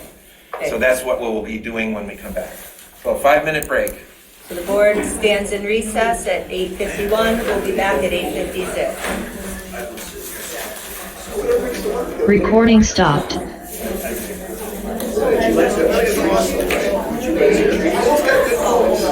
Jessica's got good points. There's been little points across the board. That's finally common ground. I disagree on. And you're right. Yeah.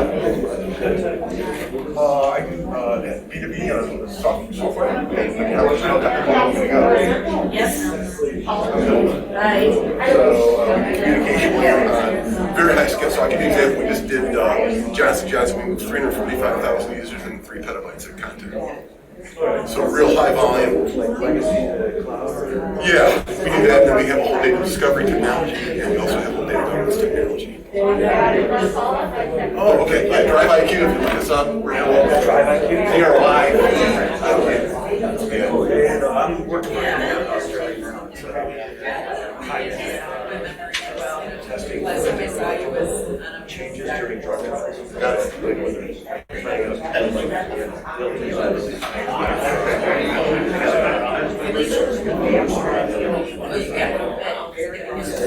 We got everybody but Eli. Like Matthew's our client. Seneca's our client.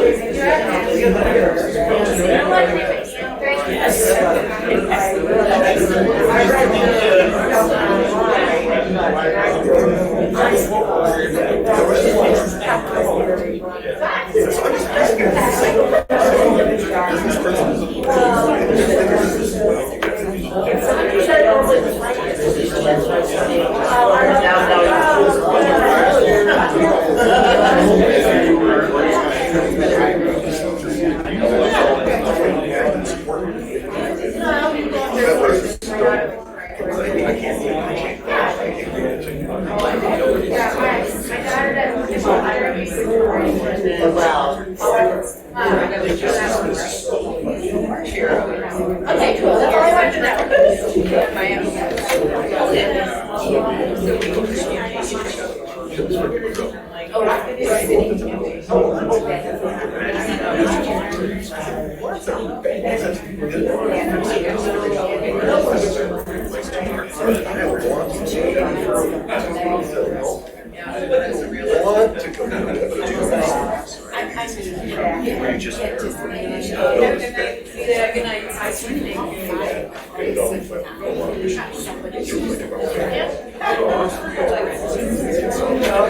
Make the world a better place, I know.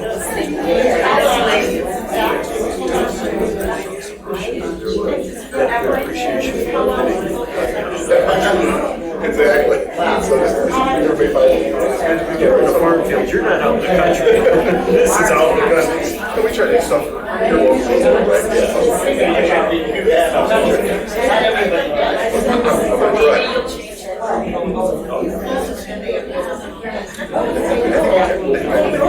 There is.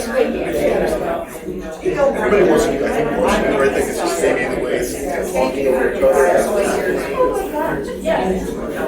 It always works. We'll find out. But we'll get there. We'll have I'm way further than I wanted to in my strategy. I had a strategy laid out. I had to go this deep this far already. It's good though. Yeah, I have. Tear it up. But anyway, we gotta get this infrastructure laid out first, man. You got my support.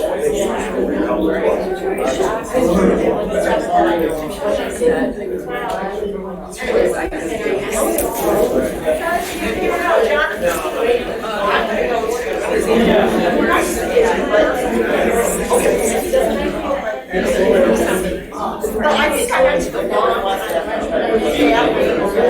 Something called the Red Book.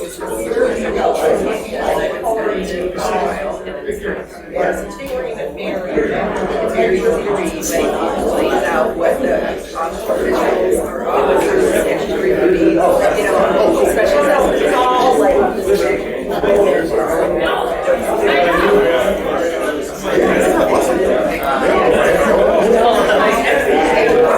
Oh, at my house. Okay. I felt like there was something here. You know, there's something called the gift day.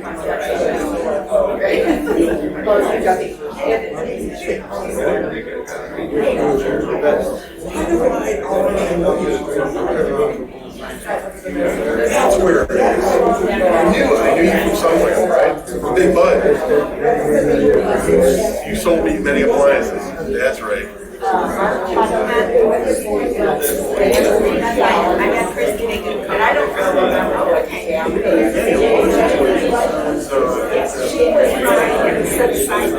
you, Donna. I don't know. Ryan Yahoo.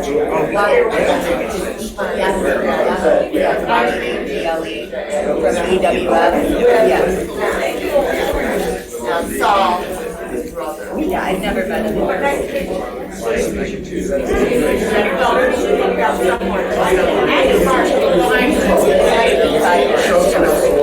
Please, could everyone take your seat, please? Excuse me, could everyone take a seat, please? We'd like to resume. Excuse me, please take a seat. Mark? Get the meeting started again.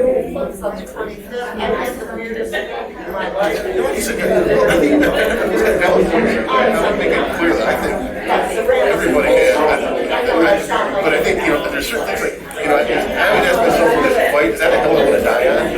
Right? So sometimes, even, here's the last you really always live by. Do you want to be right or do you want to be happy? And sometimes, I also just understand where I come from. Sometimes, like, my wife says orange shag carpeting, I'm like, you're making dinner now, right? I love orange shag carpeting. Okay. Well, I'm just saying, she's never seen that. You get the idea. I pick my battles. Come on now. We're ready. Here we go. Please, resume your seats. Recording in progress. We're back. Sandy, you're on. It's time for you. Very 40. Yeah, please, we're calling the meeting back to order now. Please take your seat, end the conversation, or take it out into the hall. The board is back in session at 9:01. So we're now hearing from our Deputy Treasurer, Deputy Supervisor, Sandy Egler, who was up until last November our Finance Director. And the purpose of this is to present some context for an agenda item that was on our last meeting agenda and is on again this meeting's agenda, and that is the resolution of the MERS conversion for the firefighters, which was part of the collective bargaining agreement between the firefighters union and the township reached last August. And this is, there was a question raised at the last meeting about where the funds should come from in order to pay for this cost. And there was some disagreement, and so we tabled this item, which creates a problem because we have already agreed to do this as part of that collective bargaining agreement, and we need to move forward. So tonight, I asked Sandy to give us that context, and some people have pointed out, some of our public commenters, that this would be a good topic for more time, for more discussion, and that is absolutely correct. So this is going to be kind of in some ways, sort of a brief presentation of a much more complex issue that requires more discussion, and we hope to have perhaps a working session on the budget, so it sort of is a larger topic at some point in the future, the near future. But tonight, we're just trying to get enough information so that we can make a decision and move forward with this particular action item. So Sandy, it's your floor, your platform.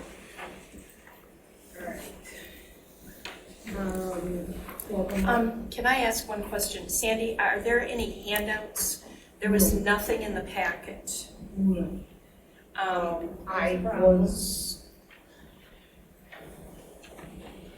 It's a violation of the OMA. I read the OMA. This is not a time for you to speak, It's a Kathleen. violation. Trustee Noel, did you have further questions or comments? Could board members get a copy of this, what you just put up on the screen? Sure. I mean, this is simply a printout from the general ledger. This is something the clerk could run for you, or I can forward it on. It's that simple. It's no big deal here.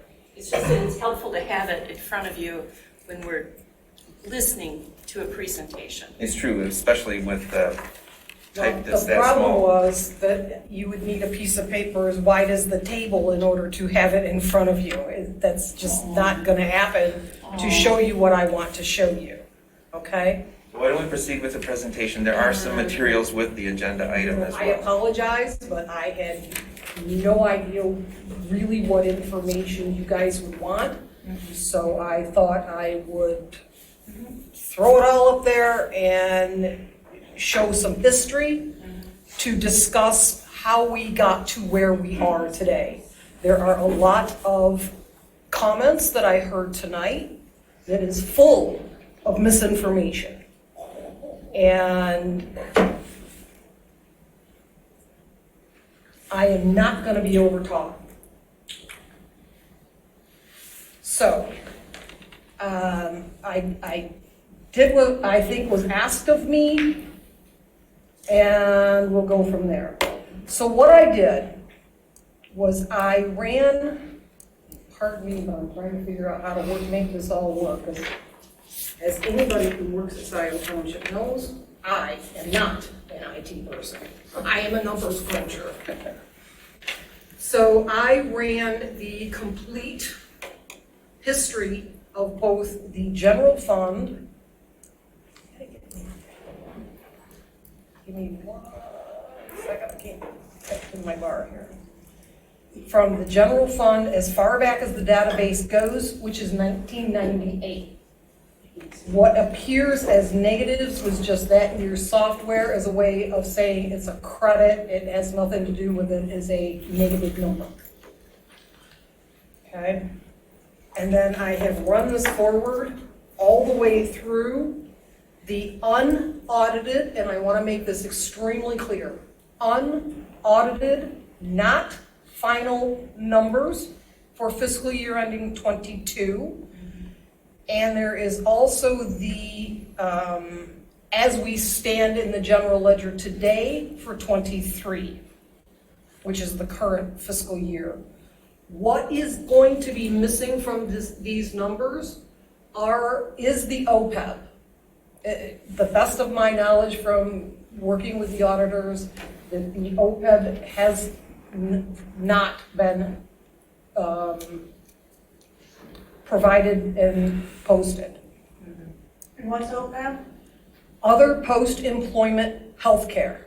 Thank you. Which is the topic of discussion for tonight for the firemen. Okay, so if you go all the way down to the bottom here, back where I started, you will see that the general fund balance in 1998 was 1.8 million. And it grew and it shrunk sometimes over the years as boards opted to make one-time expenditures to where we are at the preliminary end of 2022, which was in March 31st, of $8,136,147. $136,147. The next number I have put here is the budgeted anticipated shortfall for this current fiscal year. So it is anticipated at the end of March 31st, when all things are said and done, the township's general fund will have approximately $7 million in it. Give or take, however OPEB ends up shaking out with the actuary and stuff. Now, if you go, I'm going to very quickly take you back up here to where the fire department used to be housed. The fire department used to be a department within the general fund, okay? So their expenditures in 1998 was $226,800.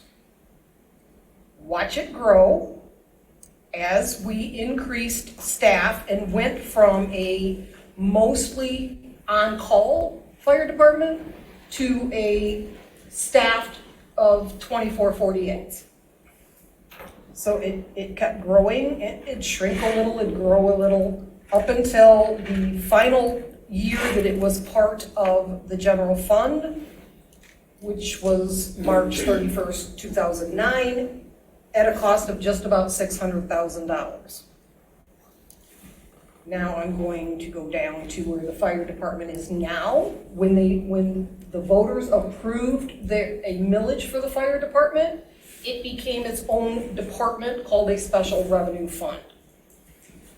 Governmental accounting operates much different than corporate accounting. Whole different animal in a lot of ways. So from 2010, which was the first operating year of the new fund, their expenditures were $640,000. Again, we come forward as more staff was hired, more staff, more equipment, more staff. To last fiscal year with the expenditures was $3.56 million. Now, the $1.5 million you see right there as activity transfer out went to the fire department renovation fund. This was a loan that was given to the fire department from the general fund. Rather than paying the exorbitant cost of bonding, the township board decided it was fiscally prudent to loan the cash to the fire department rather than bond. That changes the rules of how these things are recorded. So a loan from one fund to another does not hit the revenue and expenditure report, it only hits the balance sheet as a due to, due from. Okay? So that 1.5 million was transferred out along with, my zoomy thing is in the way of my screen here, so it's a little difficult for me. If you look at this here, $273,000 activity transfer out, that was what the fire department fund contributed to the fire renovation fund out of their fund balance for that. There was also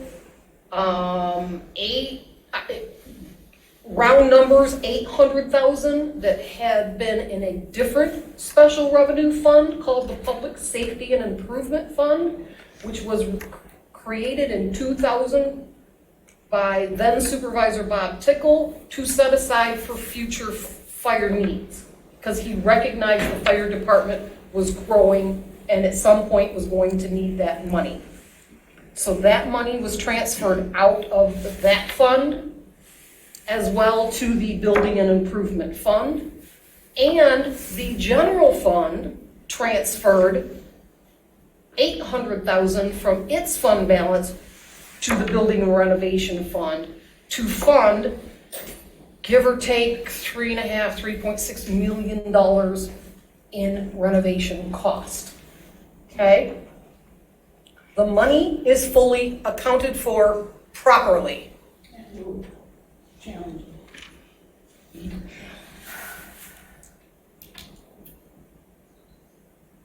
Are you gonna let me speak? Good. Can you show us where this 1.5 went into 206? Kathleen, please, this is not a time for you to ask I have a finance questions. background. So,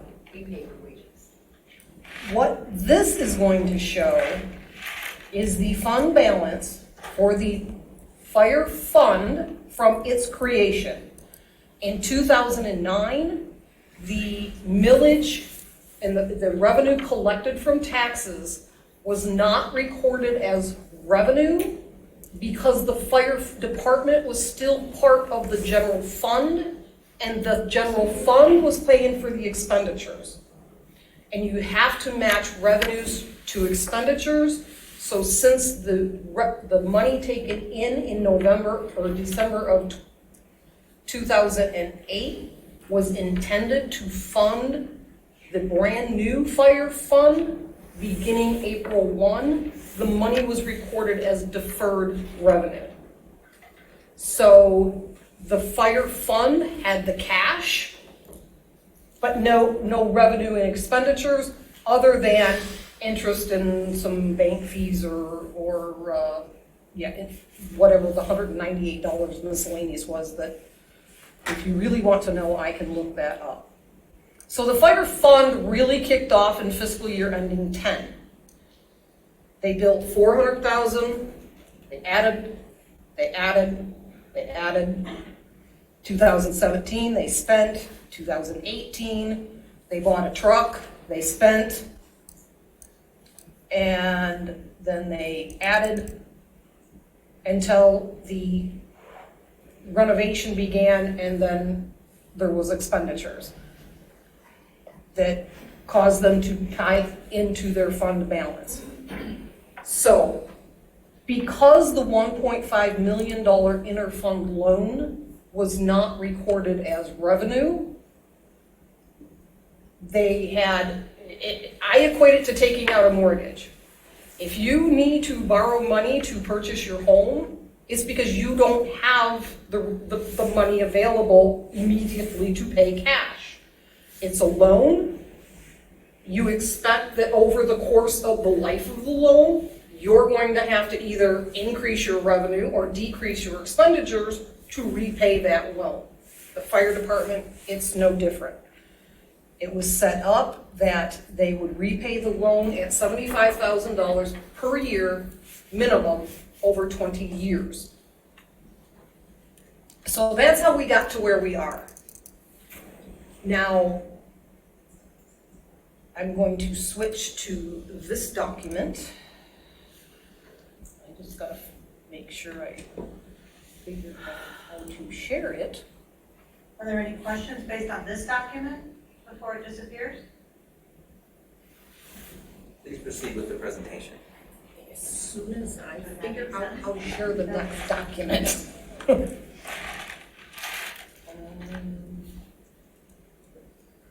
may need some technical If wizardry. you exit shared screen, then you can, I stop sharing this one and then I can share the other one? yeah, I think if it's a different document on this screen, Can yes. somebody hop in and help? Okay. Got it.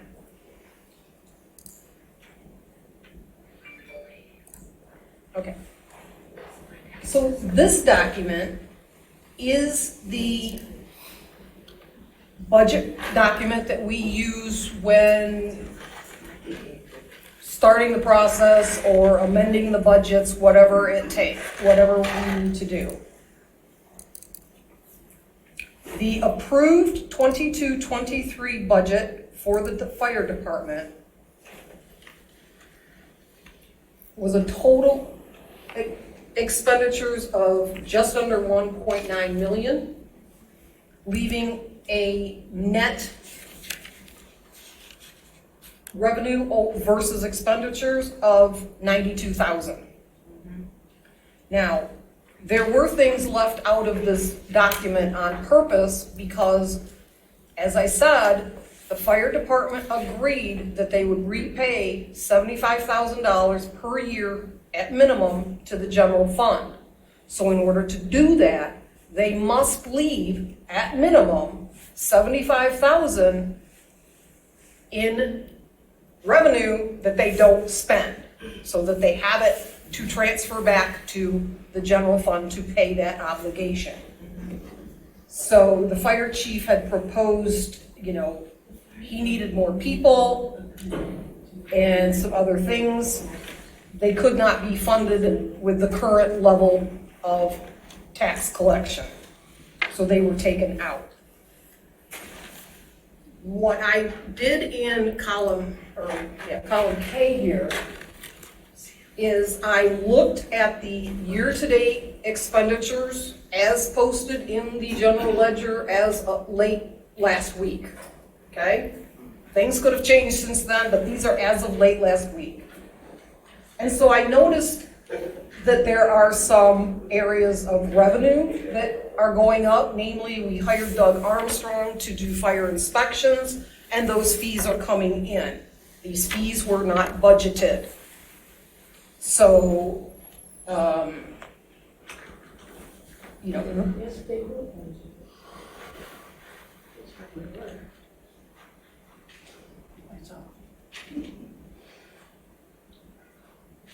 Please proceed. Okay. Kathleen, please have a seat. No, I can't see from over there. This is the only way I can see this, Will. Wow. At least keep your voice still. The items in blue are account numbers that are either currently running more than 50%, because as of this, when I ran this report, we were 50% into the fiscal year. So these items were over 50%, so I took liberties and I extrapolated an estimated fiscal year end. The actual makeup very well turned out to be different, but I wanted to show what was actually going to, anticipated to happen, at least from a bean counter standpoint. This account number right here, post-employment health insurance, is where the expenditure will happen when the check is cut to MERS to fund their OPEB. That's the line item that it will appear on. You can see we had budgeted $73,000. That was the guesstimated of what the actuarial cost would be on top of the current retiree benefits being paid. I upped that by the $275,000, yet deducted a little bit, so I rounded it to $300,000. So if this prediction comes to fruition, the fire department will have overspent their budget by almost $430,000. This clearly is a funding problem that will need to be corrected. There's absolutely no doubt in anybody's mind that I know of about that. Currently in the township, give or take, 1 mil equals $1 million. Okay, so to fully fund what the fire department's needs are, like I heard they need a ladder truck. $1 million, 1 mil. If they, want to spend $5 million building a new substation, 5 mils. I mean, that's just the math. I personally was in contact when all of the loan issue and how it was to be accounted for, was in contact with 3 different members of state treasury. And the exact quote that I was told was, Treasury does not punish municipalities for being fiscally responsible. They understand in these situations, sometimes funds go into deficit. We will be required to file a deficit elimination plan. It can be as simple as, we plan on using Public Act 33 to increase revenues, or a much more complicated, unpalatable plan of cutting. Those are the only real options available. I don't know if the professional bakers are going to hold a bake sale. What's the issue? I guess I'm just trying to understand where it means. So Sandy, can you crystallize the issue for? The issue is, that was raised by the clerk at the last board meeting, is that the fire department's OPEB should not be paid for through the fire department because they are in negative fund balance, that it should be paid for out of the general fund. That was what the clerk's proposal was. That was what my understanding of watching the board meeting is, what the conversation was. Okay. This, I want to be clear, proper municipal accounting law would say if this body decided to fund that amount of money for the fire department, it would still be posted through the fire fund. It is your only avenue. What would happen would be this board would have to vote to do an operating transfer out of the general fund into the fire fund. That would give them the revenue to counteract the expenditure. Right. So perhaps you could sort of crystallize what the problem is with that. I was going there next. Okay, all right. The problem with that is, I need the other, no, I don't like You this. want a different Okay. document? Well, back to the other one. So close out of this one and then go switch back to the other one. Okay. So, let me go to.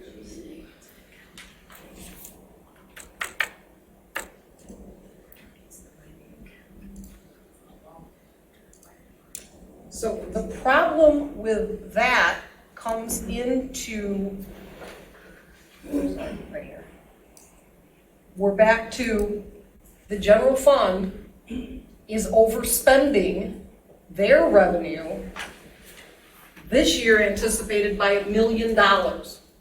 This does not count the OPEB that you are being required, well, you're required to fund all OPEB for new employees after a date certain in, I believe it was June 2019. So us old timers around here, and I've been here 31 years on November 1st, you're not required to fund my OPEB, but you would be required to fund the clerks or anybody else that qualifies that was hired after that date.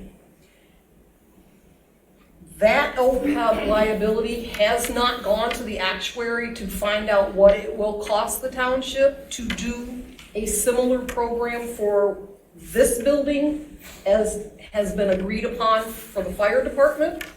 But my understanding is that is the desire of the board to do that, because if you read a prior financial audit, you will see in there that there was at that time, give or take, $1 million OPEB liability.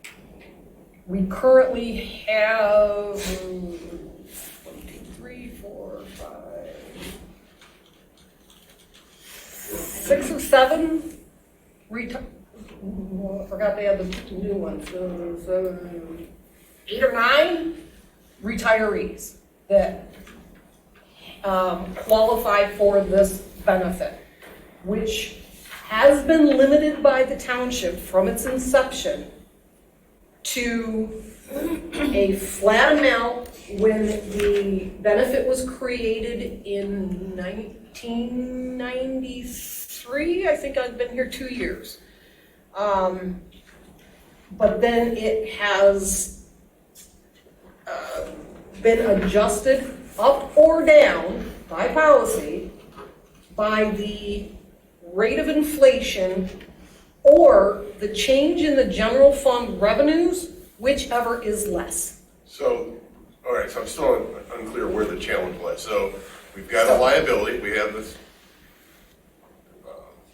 The challenge lies in the fact that, yes, right now the general fund is healthier than the fire department, but the general fund is in continuous deficit spending In decline. with no visible means of increasing revenues short of a general ask to the voters. So what you're saying is, so in addition to that, we now have to fund the fire department, and your concern is that just further dampens that or further erodes that balance sheet. Is that right? It would erode the balance sheet. So what I did was just a very quick little simple math. The current fund balance as of the end of the prior fiscal year, less the anticipated deficit this year, leaves us at 7.1.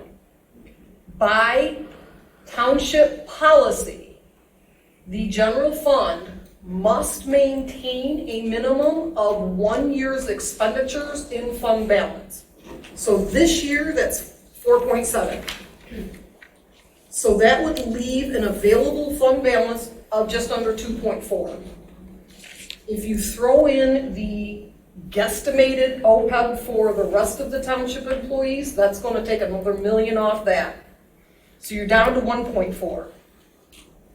If in the next fiscal year, we repeat the deficit spending that we are anticipating for this fiscal year, you're going to be down at the end of the fiscal year 24 to under $400,000 in available fund balance.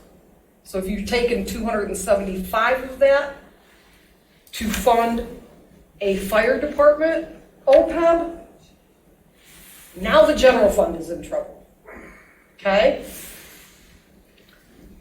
So, I'd like to talk to you sometime after this meeting. we're gonna go back to, as soon as I figure out what I just did. Oh my God, it's teeny tiny on the screen, give me a second here. So I think everybody kind of somewhat understands the challenge, right? Well, there's a little bit more to Sandy's presentation in terms of Act 33, I believe. Okay. Yeah, that's. I'm assuming there's a proposed solution here, or a proposed solution. I have one. Okay. So Sandy, are you able to get your history screen back? Post compromise might be the right answer. I got my Zoom screen so tiny I can't see where I can share. I just also want to note, Mark, for your information, the budget for Fund 206 is adopted as a whole and it's managed by the chief. So, yeah, my other question too is, how do we approve a budget that was deficit to begin with? It was a poor decision. We, the board, the big we've approved deficit spending for several years, and it's a problem. We need to do better Yeah, why would planning. you do that? And I will say, like, as Sandy mentioned, the fire department's been good at starting to increase their fees, and, we need to look at that with planning and zoning. We have a whole list of goals that have just been on hold because we haven't had a Yeah, finance you gotta take director. care of a fire department. I mean, and I don't know why we're making these poor guys wait here. If they're waiting here to present, they should have presented first. They're not presenting, they're here as an audience. Oh, as an audience? Well, except the chief is presenting a report later. The chief and the chief will have his own presentation. The next thing that I did to answer the, what else can we do? I pulled out of the general fund's revenue and expenditure report the cost for police, because that cost is still being borne 100% by the general fund. So you can see in 1998, Cost of police, we have sheriff. we contracted with Washington County Sheriff's Department. When you say police, do you mean the sheriff department? The sheriff's department. Okay, got it. Okay. So in 1998, we spent just under $186,000 on police protection, which was 14% of the expenditures of the general fund. Keep following forward.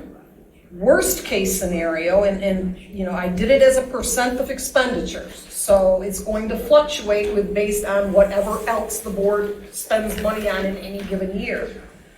The worst case scenario was in 2012 when it cost just under 47% of all expenditures was for police protection.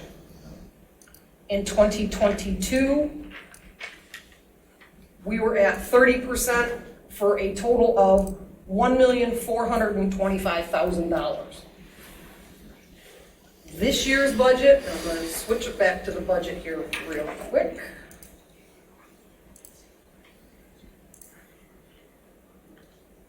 This year's budget for police protection is $1,525,000 just to the sheriff's department, and then there's the auxiliary cost of housing them. So at some point in the very near future, which is like 2 years, a decision is going to have to be made that will either cut expenditures to the general fund or pull some or all of the police cost out and charge a millage for that under Public Act 33 as well. What I did, just for giggles, because I'm that kind of a person, I went through and I highlighted, if you want to keep police protection at the level that it currently is, what else could we cut out of the general fund to bring it into balance? The answer is no consultant fees, no engineering fees, no contracted services, no money for Gelman issues, no public contributions, no newsletter, no education and conferences, and that is a theme that will carry through all of the other activities of the general government, with the exception of the assessors would legally have to maintain their licenses, so we would have to pay for their education training. We would also have to eliminate all legal fees.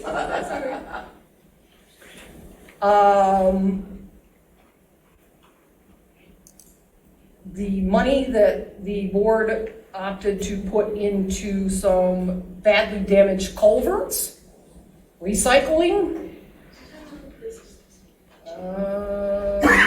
This is just kind of your stab at, hey, if we want to get it, here's some ideas of where we can find some money. Right. You're not saying those are necessarily good places. Well, we don't have any extra staff that we could cut staff. I mean, as you know, we are at bare bones around here and in need of more staff, which there's no money for more staff. There's just not. So. You guys find a resistance to want to increase the millages, or nobody wants to pay more taxes, but. I thank you, Sandy. This is helpful. I think that the discussion of the millage is a whole nother topic. The chief has started a fire services committee to start envisioning kind of what level of service we want to provide the community and then gauge what the ask should be from there. I think from a policy perspective, combining police and fire into one is a bad idea. I'd be totally opposed to that. But that's a different conversation. We should have it at a working session or something. To be clear, I wasn't suggesting that. Absolutely, I know. It's just something that some jurisdictions do. Correct. Yeah. They would have a public safety fund. We already have a fire fund. So if the decision is made to also use Public Act 33 to help or to, pay for some or all of the police protection, they too would get their own fund. Yeah, and I'd say generally too, I'm much more optimistic that we could make cuts in the general fund and could increase revenues in the general fund. I think there's a lot we can do, but we need the finance director and to keep on moving forward with some of these reforms. I think there's a lot of possibility there, but I would also say our fund balance policy is a guide. I think most places would be envious to have a 100% operating levels as their fund balance minimum for general fund. I agree with Sandy, we need to stop. I don't think that I'm obviously in support of 275 coming from general fund. I have a proposal on how to do it, but Are there other questions for our presenter? I will just say thank you, Sandy. I do know that the fire department has grown like so much of Scio so quickly over the last 20 years. But there's no question. Yeah, but what we have is a chief who's trying to have a committee and kind of figure out how to kind of, instead of making that incremental growth, how to kind of step it up a level to where we know it needs to be. Are there other trustees with questions or comments? When are we going to hear from Chief Hood? Well, we have the agenda item coming up, and I would invite Chief Hood to come and speak with us at that time. Okay, I do have some questions for him. Sandy, are you going to provide then the written materials for board members tomorrow? Sure, not a problem. Are you finished with what you had read? Well, that was my spiel. Basically, my goal and my opinion on my task was to give you the highlights of how we got to where we are today. And basically to say, this is not an easy, quick solution, clearly. There is much discussion that needs to happen, and I look forward to participating in that and answering any questions that you all may come up with at a future date if your head starts spinning in the middle of the night. Any other questions from Thank you, Trustee Sandy. McLaughlin or Trustee Brazeau? Other than to our teams, like, all right, so we've kind of heard the challenge. I think we understand how we got here. Okay, great. Can't fix history. No. How are we going to fix what's going forward? The question is, what are we going to do about it? Yeah. And the answer typically always is increase revenue and cut costs. I mean, that'd be a typical approach of most businesses. I don't know if, Will, you've got an idea or proposal, something you want to do, or? Well, so remember, this presentation is the bigger picture, but the question before the board this evening is really a smaller question, and that is, where will we pull the funds from to pay the cost of the MERS conversion for the firefighters? So there's an agenda item, I-1, that we will be voting on soon. And there are sort of competing ideas about where to pull the funds from. The funds, as Sandy explained, will be paid from the fire fund either way. Right. But the question is, will we transfer funds from the general fund into the fire fund up front right now to cover that cost? Or will we pay from the fire fund, which is what the Township Administrator, Jim Murney, had proposed together with Chief Hood at our prior meeting, and have those funds come from the place that they are sort of being charged to. Either way, there's a problem with an operational deficit. Right, so it's a Band-Aid in the situation no matter what is kind of what I'm hearing. Right. I guess I'm a big believer in last responsible moment. So do we need to do this decision right now? Yes, we do. We're already late making the decision, and the firefighters union has already filed a grievance because of the fact that we're behind schedule on fulfilling this part of the collective bargaining agreement. Okay, and why wouldn't we want to do that? Is there a reason why we wouldn't want to do that?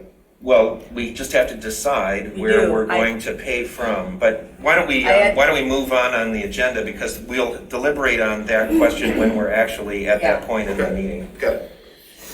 But that's what this presentation was for. Thanks, Sandy. You're welcome. All right, so thank you, Sandy. Now we will move on to the consent agenda. The consent agenda, is someone ready to move the consent agenda? So moved. Moved by Clerk Flintoff, support by Trustee Knoll.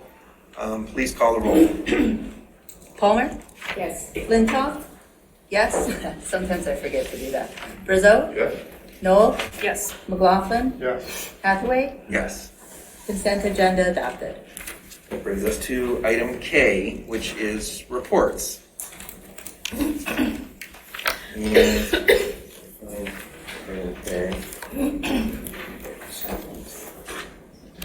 So our administrator is not present tonight. So that will bring us to the treasurer's report. Well, I can't tell you how many million we took in just last week.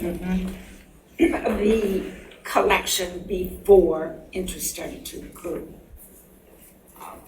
Everything's going along. It's in the bank.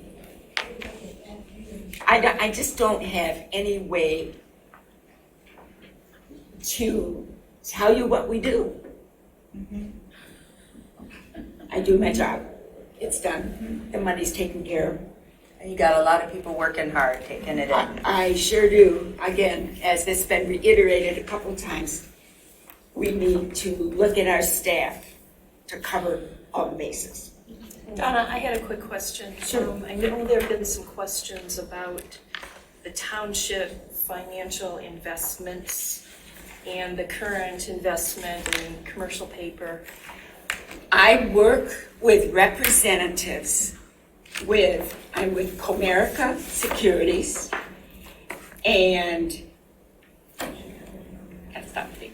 they're the commercial paper. They work with public entities. They know the law, and I follow that law. Follow, looking at the, the people who grade, what I'm saying, A1, P1, A2, P2, whatever. I follow that. Yes, I have, as was mentioned, there's quite a bit of money in Credit Suisse.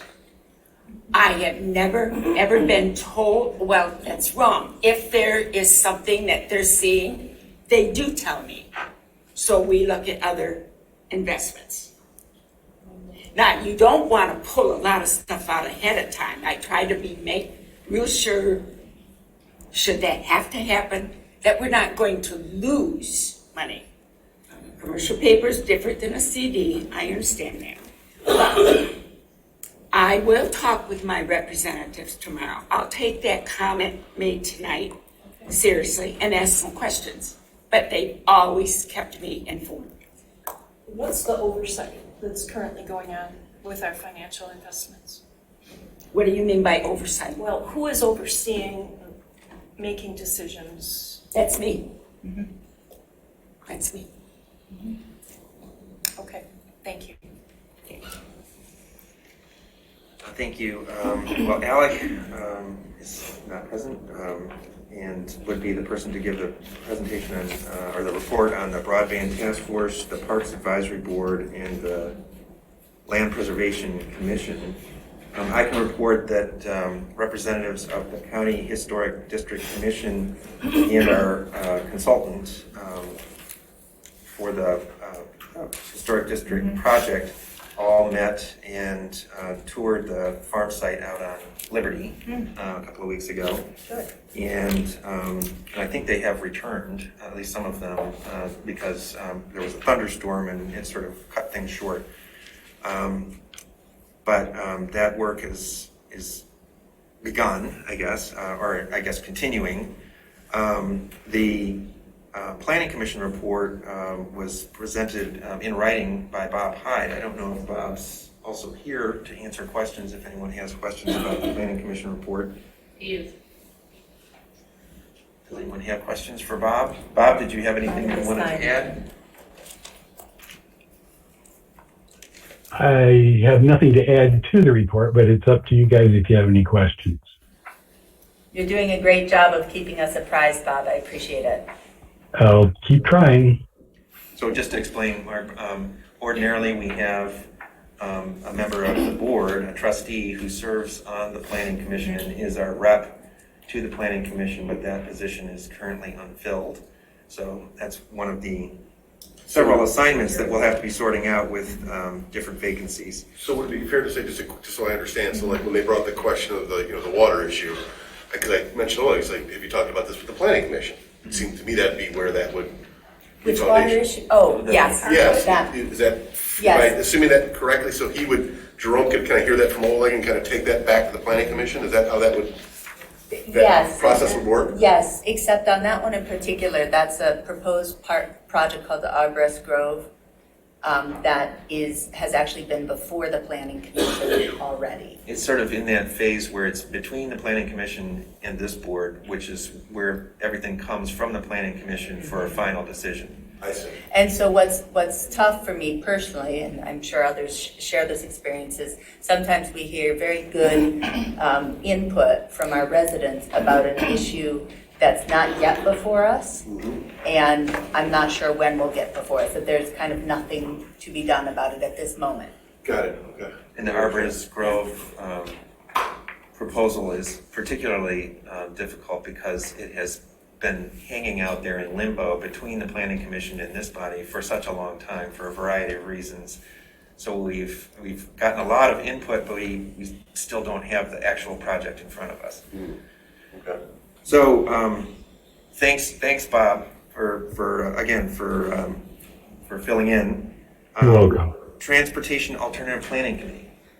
Yes, the Transportation Alternative Planning Commission meets tomorrow afternoon, but in the previous meeting, Anna Cohn, the Parks and Pathways Director, met with the committee, and she and Roy actually toured the township looking at future potential sites for pathways. And the committee is looking forward to using Anna as an opportunity to get additional public engagement and feedback from the community, and looking forward to that synergy development. And in terms of ongoing conversation between Roy and Andy Turner, who's the chair of the Parks Advisory Board, has evolved regarding the merger of the two organizations, which have very similar objectives. It looks like some of the advantages would be being able to better coordinate seeking state and federal money. Having a one contact with Anna for staffing both. And the pros survey showed that the public and pathway want pathways and trails, and there'd be some synergy there as well. This would be it would allow for a more effective communication with the board as well.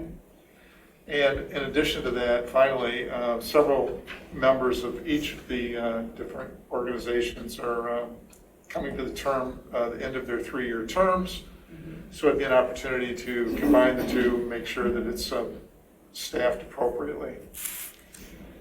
One of the other issues discussed with the township-wide road SAD and how that is ending with the 2022 tax bill. And a subcommittee's been developed and putting together a plan to continue the initiative. It would include all roads that were funded in the past SAD, develop a list of roads to be improved, and maintain connector roads like Marshall and Scio Ridge Road. So one of the conversations that will be ongoing in tomorrow's meeting is how was the money spent, how much is still in the fund that's available for the future use of parks and pathways. And they also discussed, they reviewed preliminary drawings for the Scio Ridge Road and Upland Drive. Construction will be done next year. And they're working with AAATA to relocate bus stops to safer locations.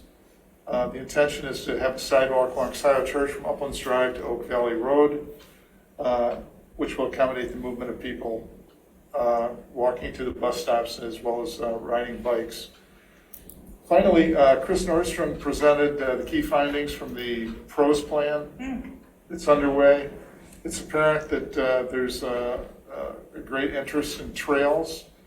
There's an interest by the community for recreation properties to be accessible. In other words, have parking available to take advantage of these. And obviously a real desire to preserve natural resources. Satisfaction in levels is decent according to Chris, but could be improved by increasing access. Most people don't know about which properties are out there, and they haven't visited them accordingly. So there's an education process that's going to go underway that will make these much more accessible to the community. There seems to be satisfaction with the ZEEP road pathway and a real eagerness to have that connect with the B2B trail, which should happen next year. So that's the extent of my report. Thank you. Patrick, which side of Scio Church Road would the sidewalk be on? The sidewalk would be, I believe, Be on the north side. to be on the north side. Because that's our boundary. Yeah. Because there's a stream and a culvert and everything on that side. It'll be Yeah, I haven't really complicated. reviewed the engineering, the preliminary engineering drawings, but I presume that'll be something that'll be available at tomorrow's meeting. And Patrick, great update.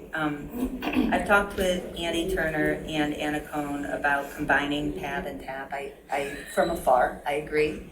It makes sense if that's the group's feeling. I'd be happy to help with any of that.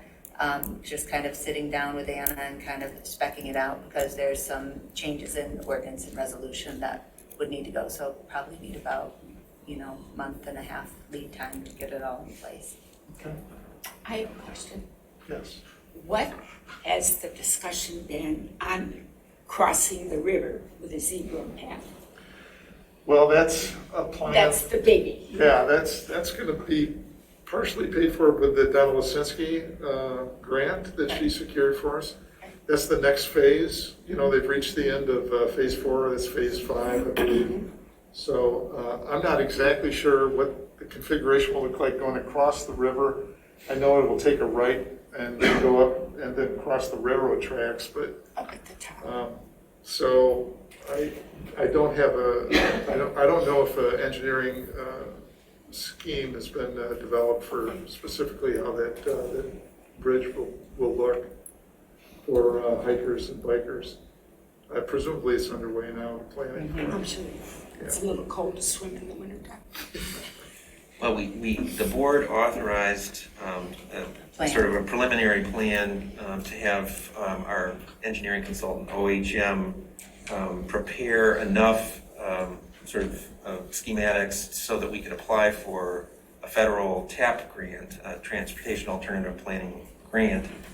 And that would specifically go for the cost of the bridge, or to help pay for the cost of the bridge. But yes, some of the money, the grant that Representative Lisinski secured in the most recent state budget is earmarked for that particular project. So that brings us, unless there's more, to the Gelman report. Trustee Knoll. Okay, so we've completed our 4th round of sampling. It was conducted the week of August 22nd. This round included 63 residences utilizing the 522 method. 10 additional residences had low levels of dioxane. It ranged from 0.17 to 1.3 parts per billion. Scio has done a total of 122 private wells tested. Of these, there were 26 new detections. None of our recent detections are north of the northernmost detection in round 3, which was very close to the Huron River. So none of our recent detections are further north of that. None of the wells on the north side of the Huron River were positive. Several were tested. So we saw... Say that again, Cassie. None of the wells, it's on Dale View, north of the Huron River, none of them were positive. We additional locations on Miller and 3 additional locations on Craig. The Knights of Columbus facility was tested, it was not positive. So the thinking is from our consultant that some of these positives reflect a finger of the plume that might be extending out, because so much of this area is beyond what was thought to be the border of the plume.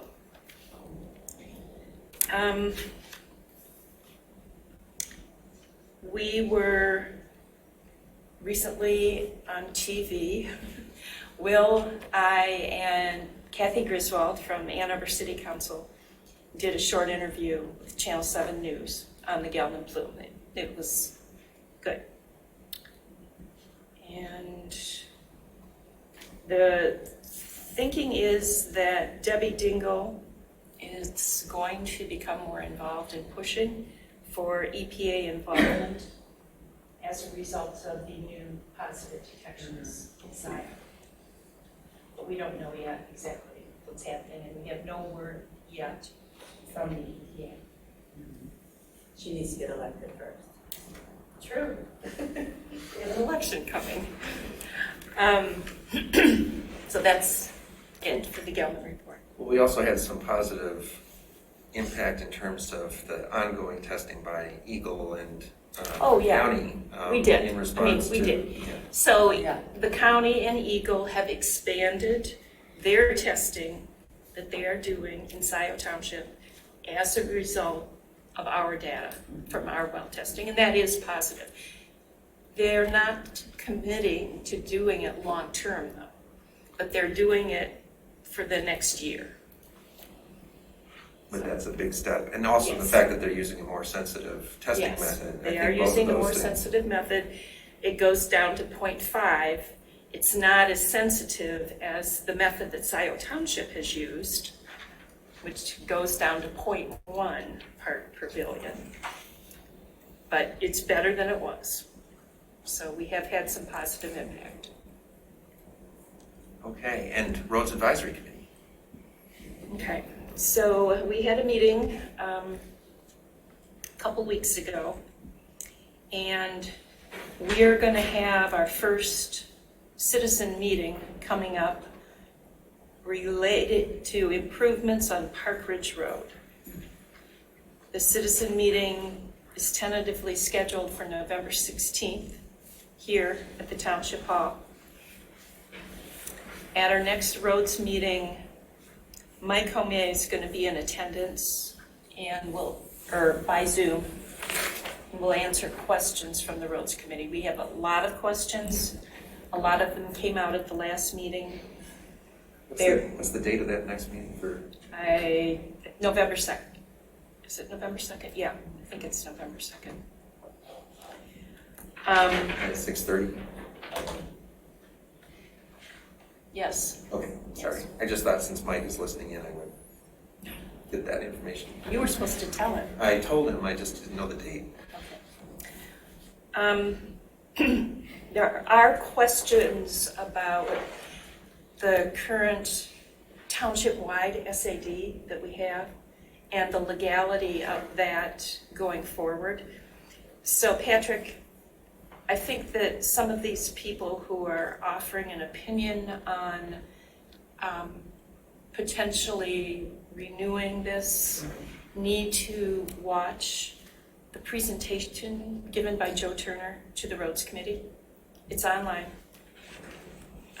There are some serious questions about it.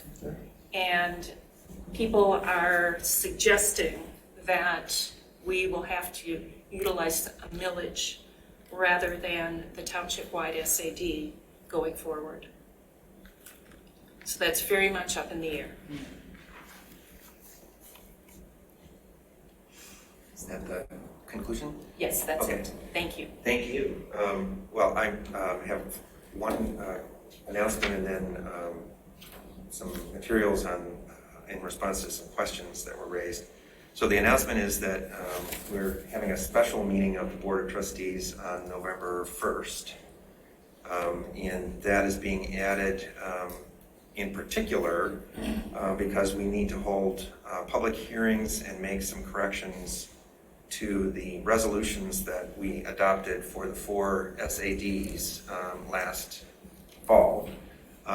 When our township attorney was reviewing those for another reason, another question, he realized that none of them specifically reference the payment over time element, which has to be a part of those resolutions. So we're bringing them back, having a public hearing, which is a required step, and then making those changes along. There's a couple of other, each of them has its own situation that they need a little bit of correcting. Is there a time? 7 o'clock. Okay. That's the night of the card meeting, so I won't be here. Oh, It's okay. Okay. I'll send out the notice. well, I have to work on the language of the notice because there will probably be other things besides those SAD hearings and votes on that agenda. What, we will need to state the purpose Yes. for calling Yes. the meeting? Yes, we will. And I actually talked with Mike Homier about that as well.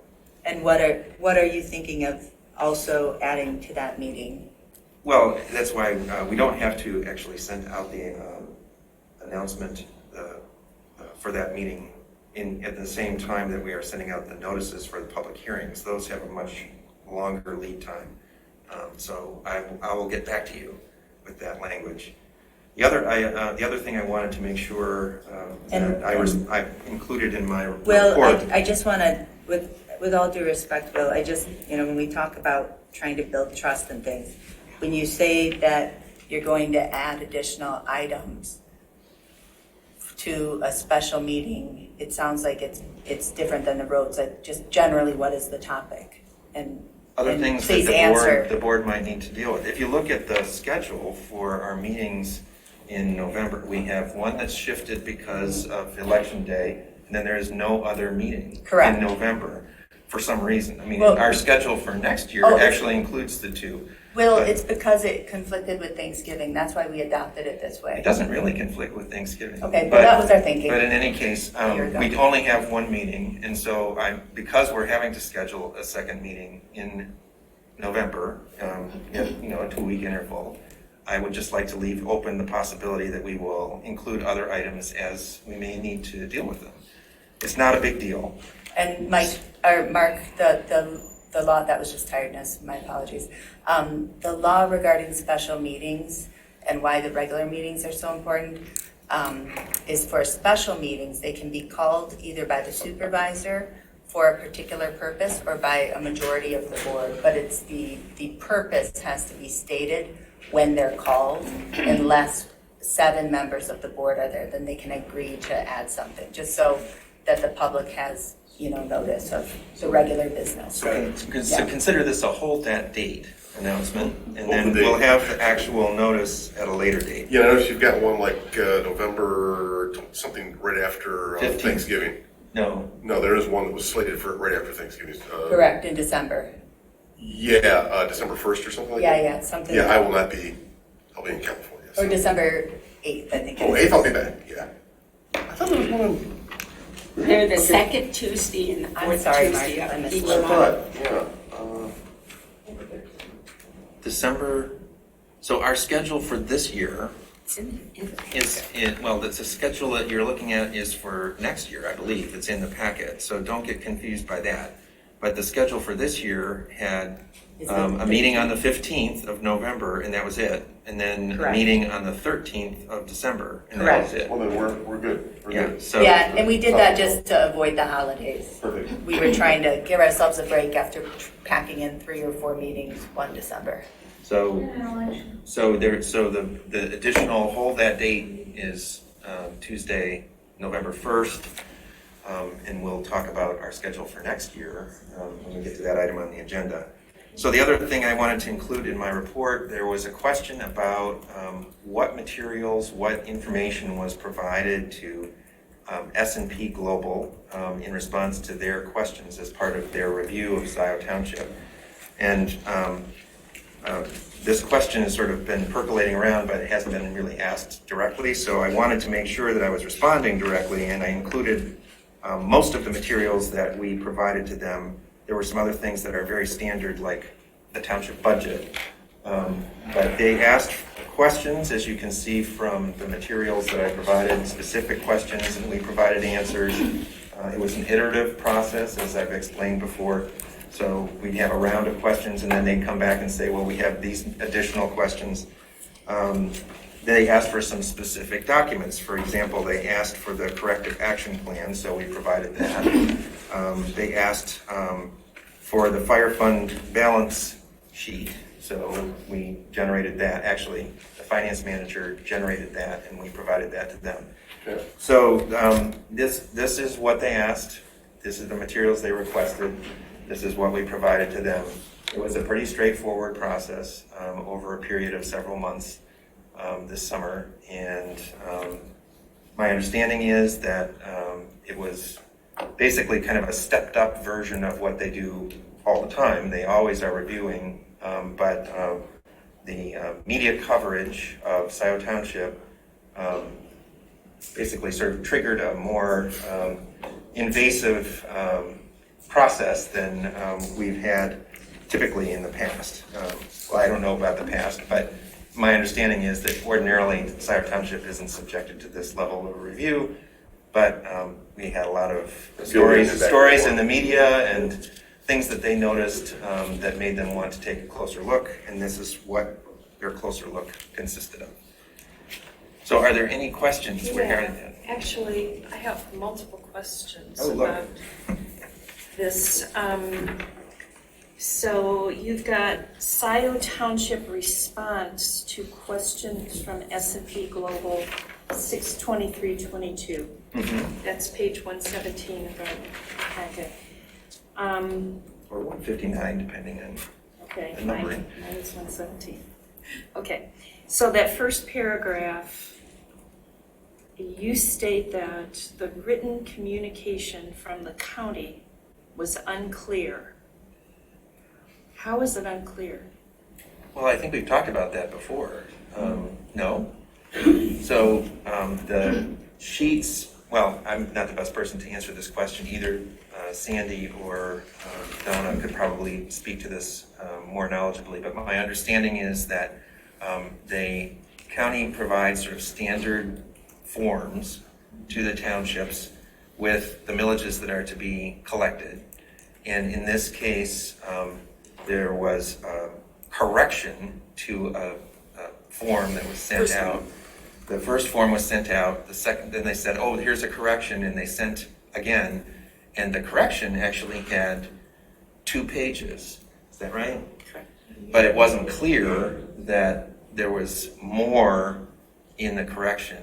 It wasn't labeled in a way that made it easily understood that this was, this was more than this, when the first form from the county was a single page. It was not only a single page, it had a blank line at the bottom, so it looked like we had done the complete request. Right, I would never look at page 2. So, got the same form this year, same process, it's stapled together, and I've marked page 1 and page 2. Okay. So I've got some more questions, but I want to note that you say Scio Township response, but this was something created only by you. The board hadn't approved this. This doesn't reflect the opinions of this board, is what I'm saying. And you kept the whole process a secret from me, as you said a couple board meetings ago. Well, let me respond to what Trustee Knoll said. So, Trustee Knoll, actually, no, this isn't just from me. This is from a group of people. The folks at S&P Global reached out to both the treasurer and me as the supervisor, and then we brought in some additional people to assist, the deputy treasurer, deputy supervisor being one of them, and the interim township administrator being the other.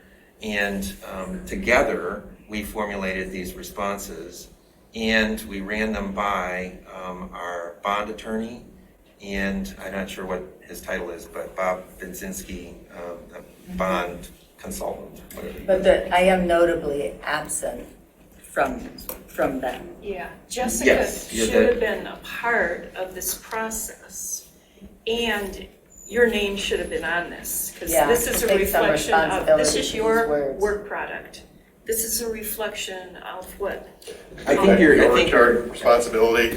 I know what it is. There's a misunderstanding here. This is like when you write up on a separate document and then you put it in an email, that's what this is. This is the text circulated around, and then this went into an email, so it did have my name on it, and it had the names of other people who were involved, and it got circulated to all of those people. So don't read too much into this document. These are the text. This is the text of the answers, the questions and answers. This is not the document that was presented to them necessarily. It was part of an email, so it had more information. But I would say, like, for example, number 7. Can you address news reports that talk about understaffing in the township's finance department? The answer, I think is extraordinary. There's an ongoing effort by a few individuals to discredit the township finances. Unfortunately, several people see an advantage to their agendas in creating a negative picture of Scio Township. They have made alarmist statements that have been quoted without much examination by the media. The reality is that Scio has finance staff and is working to fill any gaps in both near and long term, et cetera, et cetera. I mean, that is wholly an opinion. I gotta agree with Jessica on that one. I mean, why would we're kind of throwing mud in our own face on that one. Why would we do that? I don't know how that benefits Scio Township.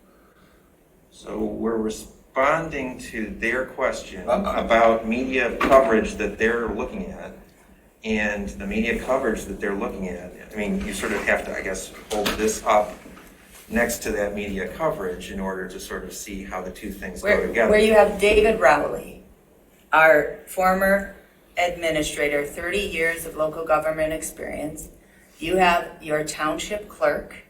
You have other people who have credibility and knowledge raising these issues at these board meetings that are being covered by the media. There's nothing out there happening. It's what's happening at the board table. So I just got to say, I think there would have been a way to even have a consensus statement about it if you wanted to, Will. Two things. I guess my only two comments. I understand you can't have Will like on every single thing he does run it by the board. You can't. We'll never get anything done. We'll never be efficient. It goes back to everybody, and again, areas of responsibility, your swim lane, your responsibility, and then you got to entrust that person. That Will's going to make the right thing, or trust Jessica, you're going to do the right thing, right? Or Donna, right? We can't keep second guessing everybody, or we'll get nothing done, right? We'll just go into negative deficits. However, when we're implicating persons or ourselves, that needs to be very carefully written, right? And I hear where you're coming from, Will, that, hey, we have to be responsive, but there probably would have been a better way to articulate that. I have a marketing, I had a marketing company for 15 years, so I'm real good at making sure we say the right words. And I'm not saying we don't lie, I'm not suggesting that at all, but there's a way to say that doesn't impact us in a negative light. Because it's probably going to be more than just S&P Global. It's going to be the community that's going to read that and say, well, hey, it sounds like we're a mess, right? And why do we want to give that impression, right? That's all I'd say. But in your defense, you got to get it done. You didn't run it by, but you can't run everything by everybody or we'll not accomplish everything. So there's valuable things here. We'll just figure out a way to work together. Again, define those swim lanes of authority, I think, will be the way to help solve that problem. So I don't think anything you did was malice. I don't think it was intentional, I guess is what I'm saying. You tried to just get it out there. Are there other questions, Skip? Yes. So on page 2, question number 10, you've got a paragraph that states, the budget overruns in our last audit occurred after the clerk took control over the budget process. The clerk hired an outside consulting firm, the Woodhill Group.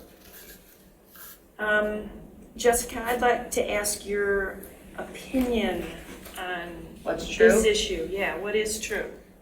The prior board hired the Woodhill Group for a total of $65,000 in spring of 2020. They developed our policies, did a lot of great work. COVID hit, so they had to jump in, did tax reconciliation and things, and they did the budget process. The budget overruns in our last audit. And I did not take control over the budget. I did have a vision of having a more robust budget process. Woodhill did a great job Will wrote the cover letter for it. It's the supervisor's proposed budget. Looks nice. The budget overruns in our last audit. I'm not sure I follow exactly what you mean there, Will, but if it's the, is that, and Sandy, maybe you know what this means, but the expenditures over revenues and some of those funds that we had, I think that's what it is. So,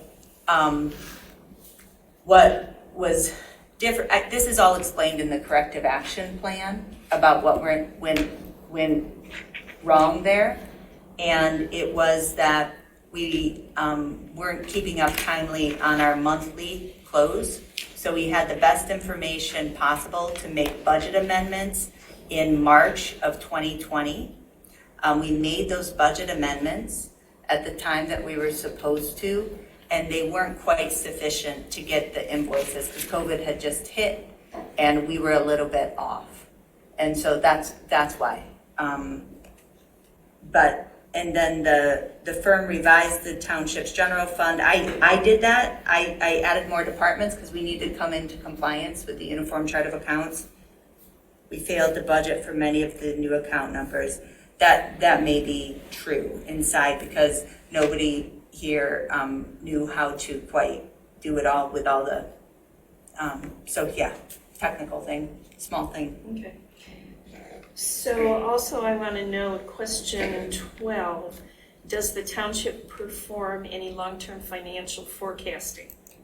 Answer, not currently. This was one of the major deficiencies that David Rowley identified. It's always been a deficiency for us. Yes. But it has long-term potential financial implications. Finance director thinks all that. I mean, this is major. So you don't really have a question? No, I'm just commenting on that. Okay. On page 122, you said that we're reaching out to... My page numbers are different, so can you give me something else? Under, has a new finance director been hired yet? That's the question. You said I see it, yep, I got it. You said the township has reached out to Manor Costerius and a Lansing, Michigan-based accounting firm.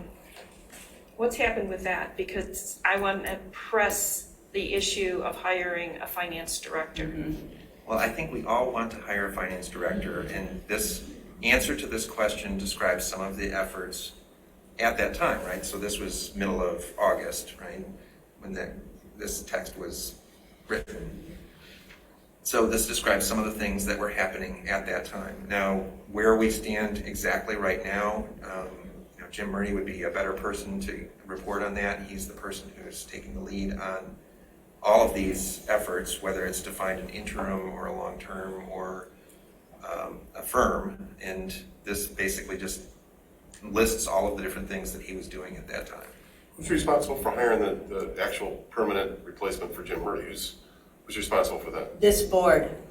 We would be. And what have we done so far to make that happen? Nothing. Well, the advice from the search consultant was, instead of proceeding with that search, to first proceed with the search for a finance director, settle that question, get that done, and then it would be easier to, or more successful to conduct the search. And Amy is still available to us? And I don't want to take you off chart, I'm just trying to get things. If you want somebody to go make that happen, I will volunteer to go put that in motion. If that is somebody, I'll work with you. Why don't we have you work with Jim Murray when he gets back next week? We can get started. He can catch up. Yeah, he's going to be gone a while. That brings another issue. He's here 2 days a week. That's not enough. We need someone full-time. And we pay him $70 an hour, which is a lot.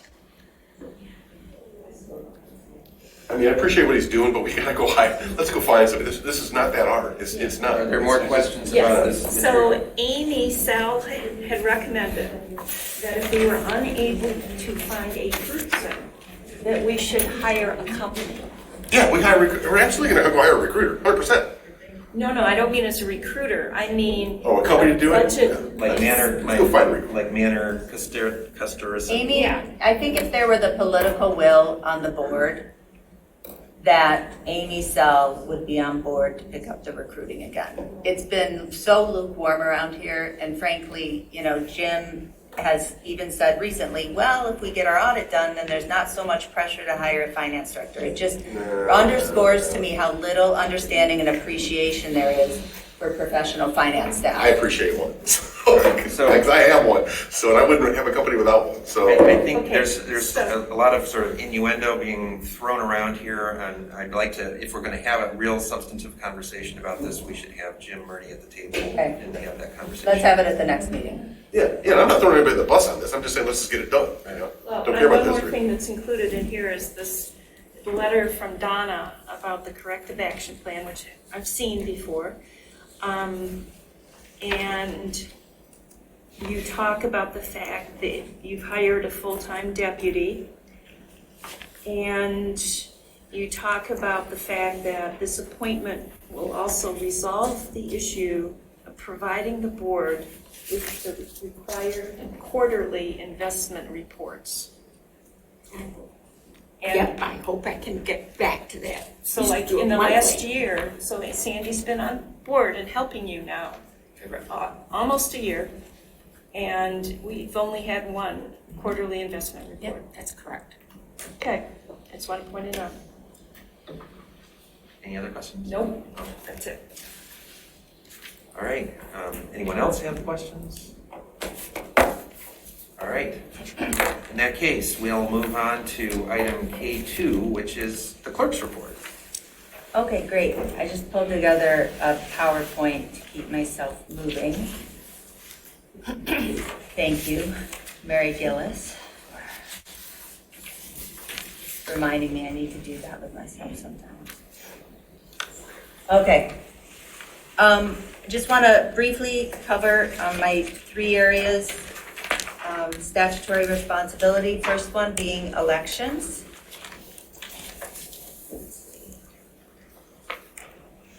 November 8th, our election is coming up.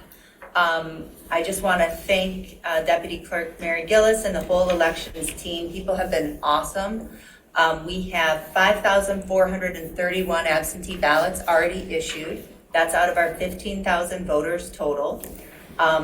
Interesting, 55 of these are to overseas civilians and 5 of them to our military voters. So again, we go to great lengths to make sure everybody can vote.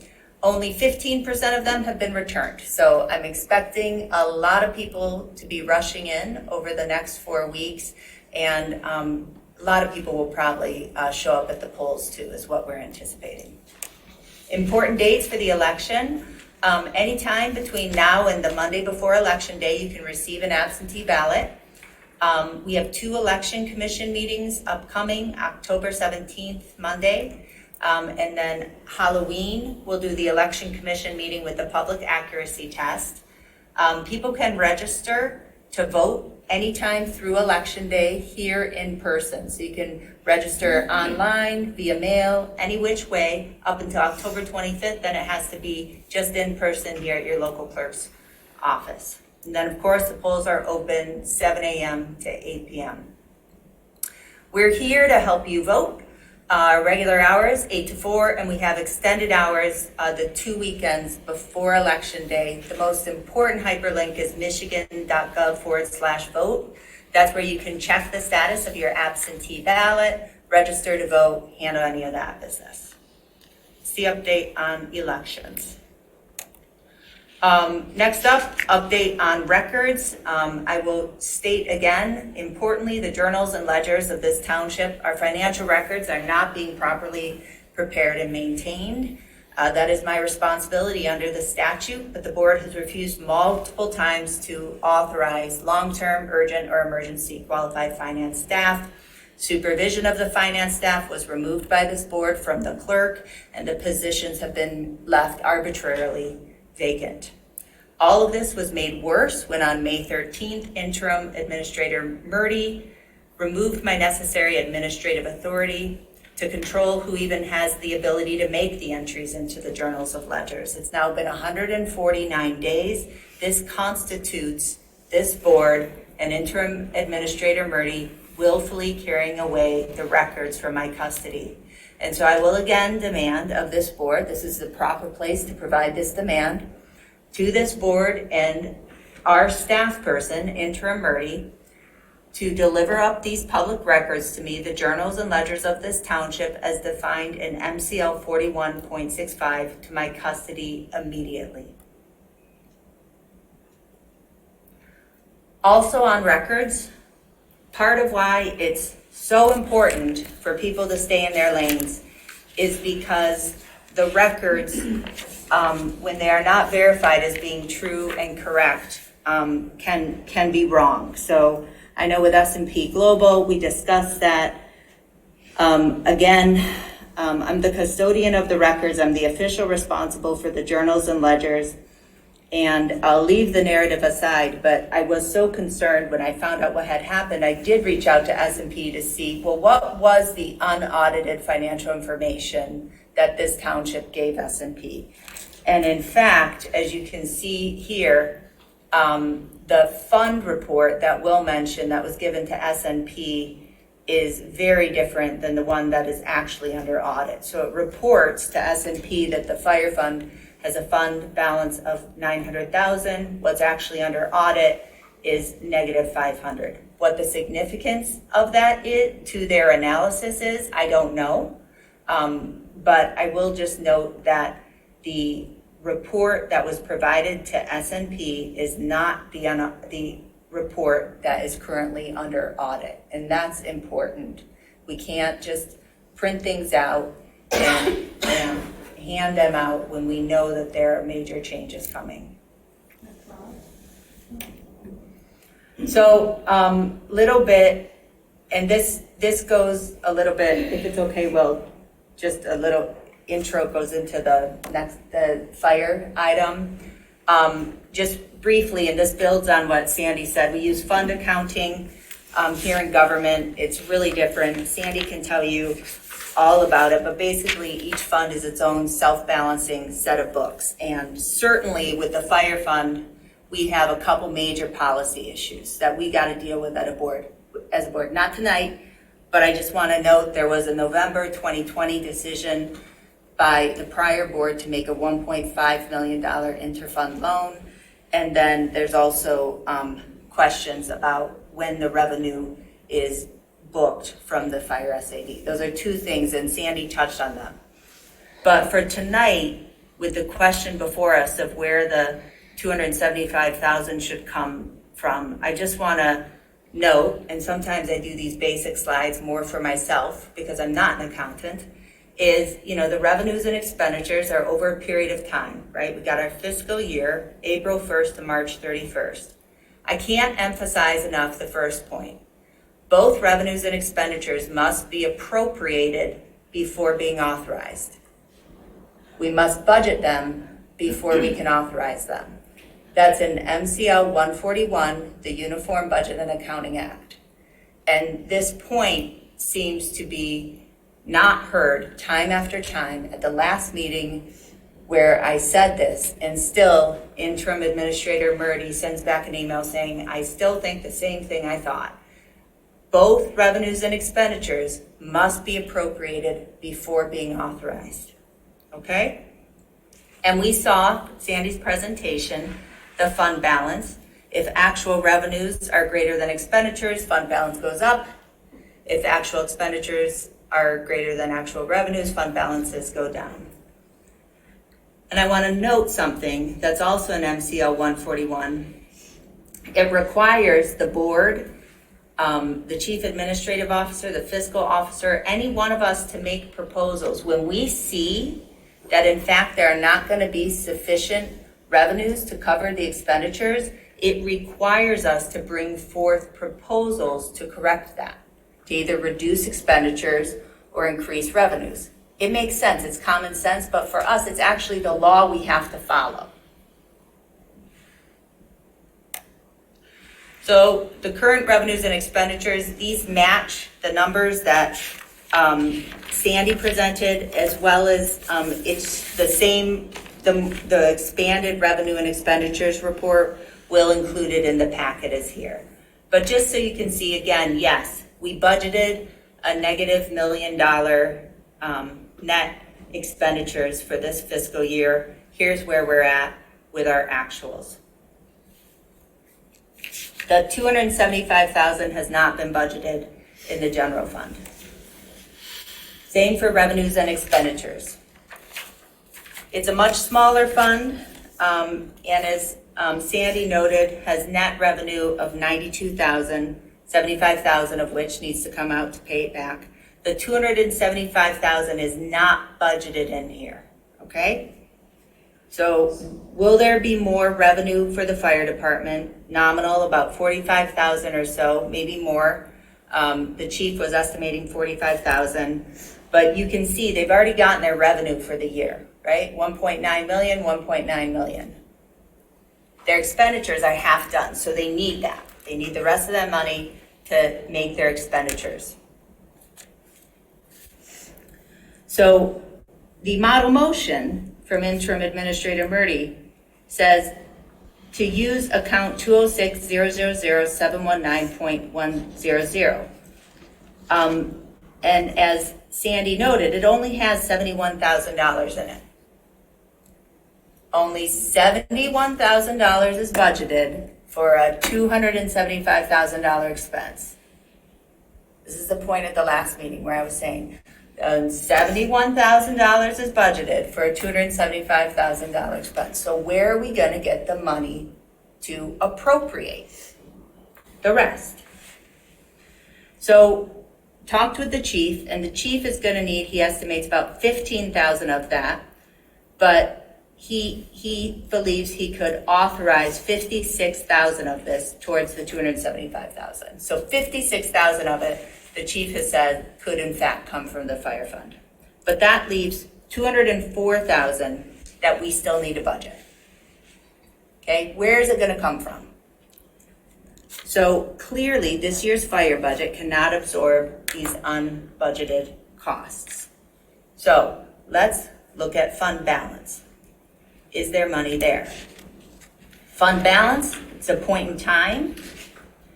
And I handed out to a couple of you the Scio Township fund balance policy.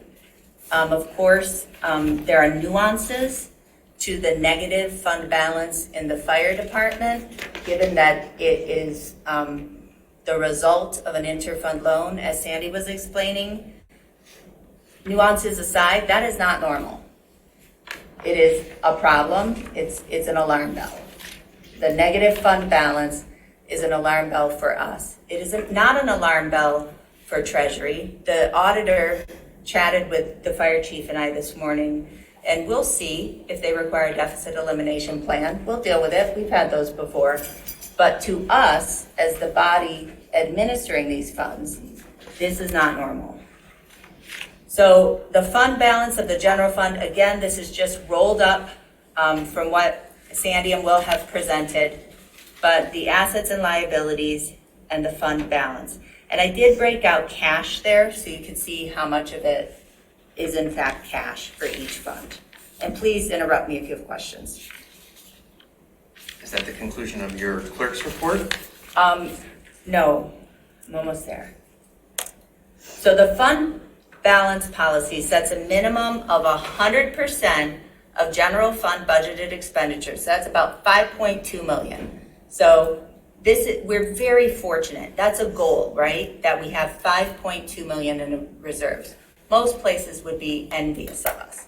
I think that there's an argument to be made that we've perhaps had too much in our general fund balance, that maybe we could have been doing other things with it. But 5.2 million. So even if the 275,000 came out of the general fund balance, we would be still far above our 100% goal or close to it. Fund balance of the fire fund. As Sandy noted, on April 1st of 2021, they had a fund balance of $906,000. The fund balance went to negative $5 $101,000. And for all sorts of technical reasons, we've seen, so what's under audit and what is as of September 30th. Now, this is where the fund balance policy sets a goal of a minimum of 9 months of budgeted expenditures for the fire fund. So that's about 1.2 million. Is that about right, Chief? Oh, 1.4-ish? Okay. So in any case, we're nowhere close our goal of 1.2 million, and we're in the negative. So just kind of backing up about problems with our fund balance, let's get back to the question before us. Where are we going to get $275,000 to budget? So it's not in the fund balance because it's negative. You can't take it from the fund balance. It wasn't budgeted in expenditures. It's not in the fund balance. I don't believe this is legal, logical, at a very fundamental level. There's no place from where to take the funds to budget them. And I would love to be illuminated, but I will just end with my proposal here, which I believe I'm required to make under MCL 141, because it is obvious we have a problem. We have expenditures which we've committed to under the collective bargaining agreement. We have to identify revenue. We have to appropriate some funding, and I think the only thing we can do practically here, frankly, not only do I think it's a bad idea, frankly, I don't even see how it's legal, what is being proposed here to take it from the fire fund. And I'm not trying to criticize anybody, but I said this at the last meeting, and so I'm trying to be very, very clear here. Where would the money come from when there's a negative fund balance? That's it. It has to be within the fund. So we need to go outside the fund to the general fund. And with that, the proposal would be to appropriate the $219,422 of the general fund 101 fund balance, which we have.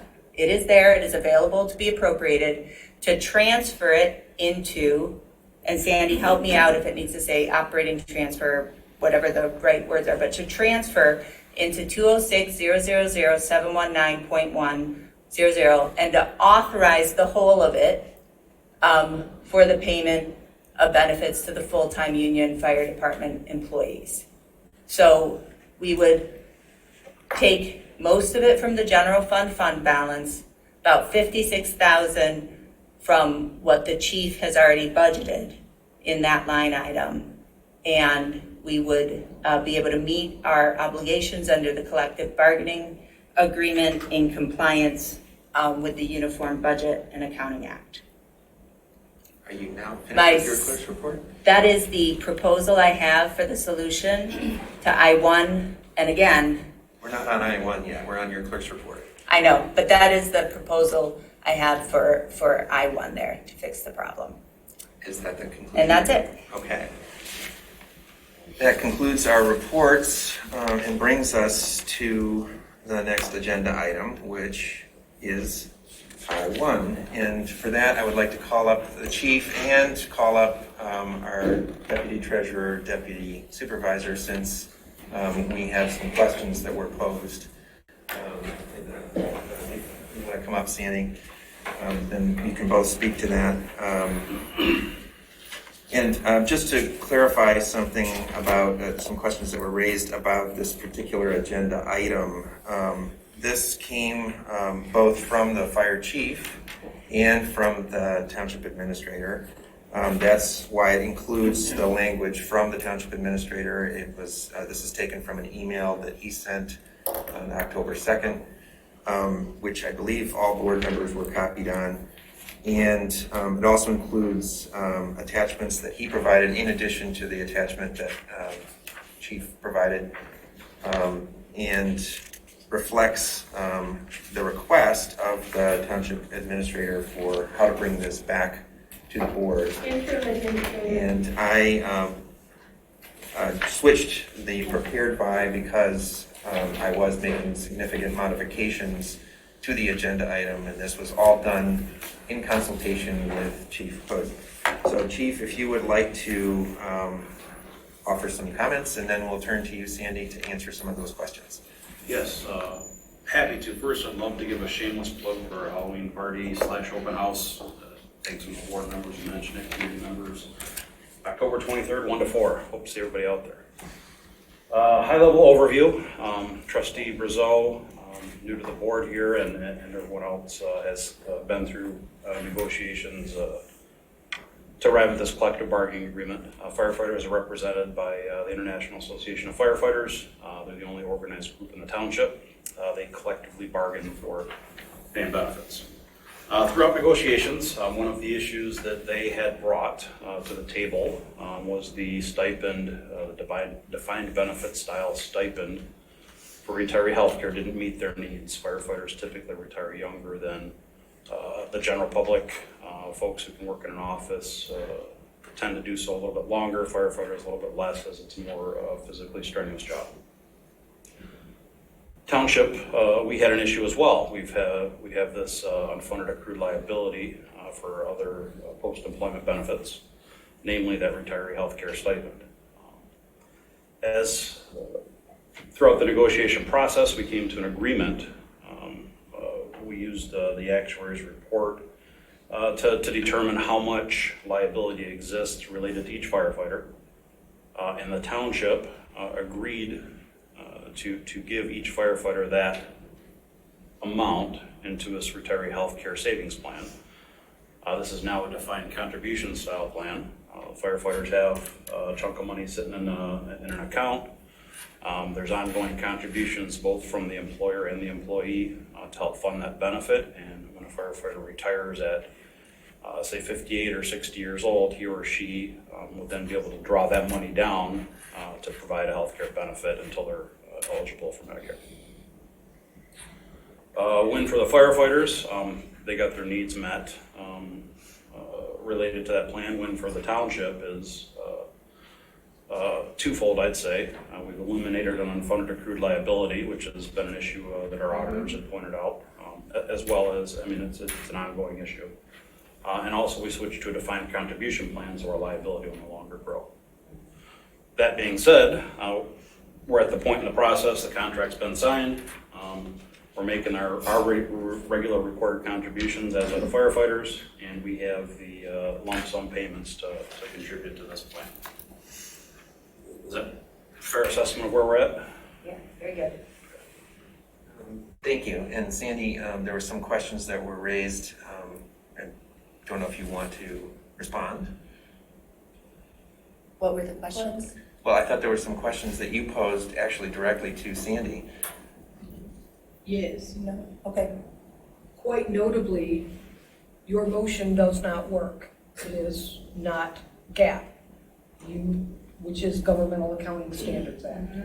You cannot transfer money into an expenditure line item. The expenditure comes out of the expenditure line item. So how would it be worded? Activity transfer in and out. Okay. That is a specific expenditure line item and revenue line item, otherwise known as other financing sources. Okay. Thank you. But it can be done, it's just not written right. That is a board decision. Yeah, But absolutely. I will state, without going into the details, because we would be in here all much longer than I want to be, I take issue with several of the things that you said. Okay. And I will address those at a later date. I don't feel that now is the appropriate time. That's okay. Did anything I said incorrect? Yes. Okay, which? I'm I'm gonna have to go back and rewatch the video to make notes, because I didn't have a pen to write them all down. Okay. I mean, the numbers I was, yeah. Yeah, we'll get to that later, like I said. That's fine. Again, I think we can solve all this with the finance. There are a lot of these underlying Yeah. issues. These are all just pointing back to the core every time I hear all this stuff, And right? I will say one thing, since I've been given the floor. I know I can speak for Rebecca as well as myself on this point. Don't tell me what I can and cannot do. Please keep public comments, please keep them to public comment time. It is unbelievable to both of us that at every board meeting, you continually say that the township does not have qualified financial help. It is,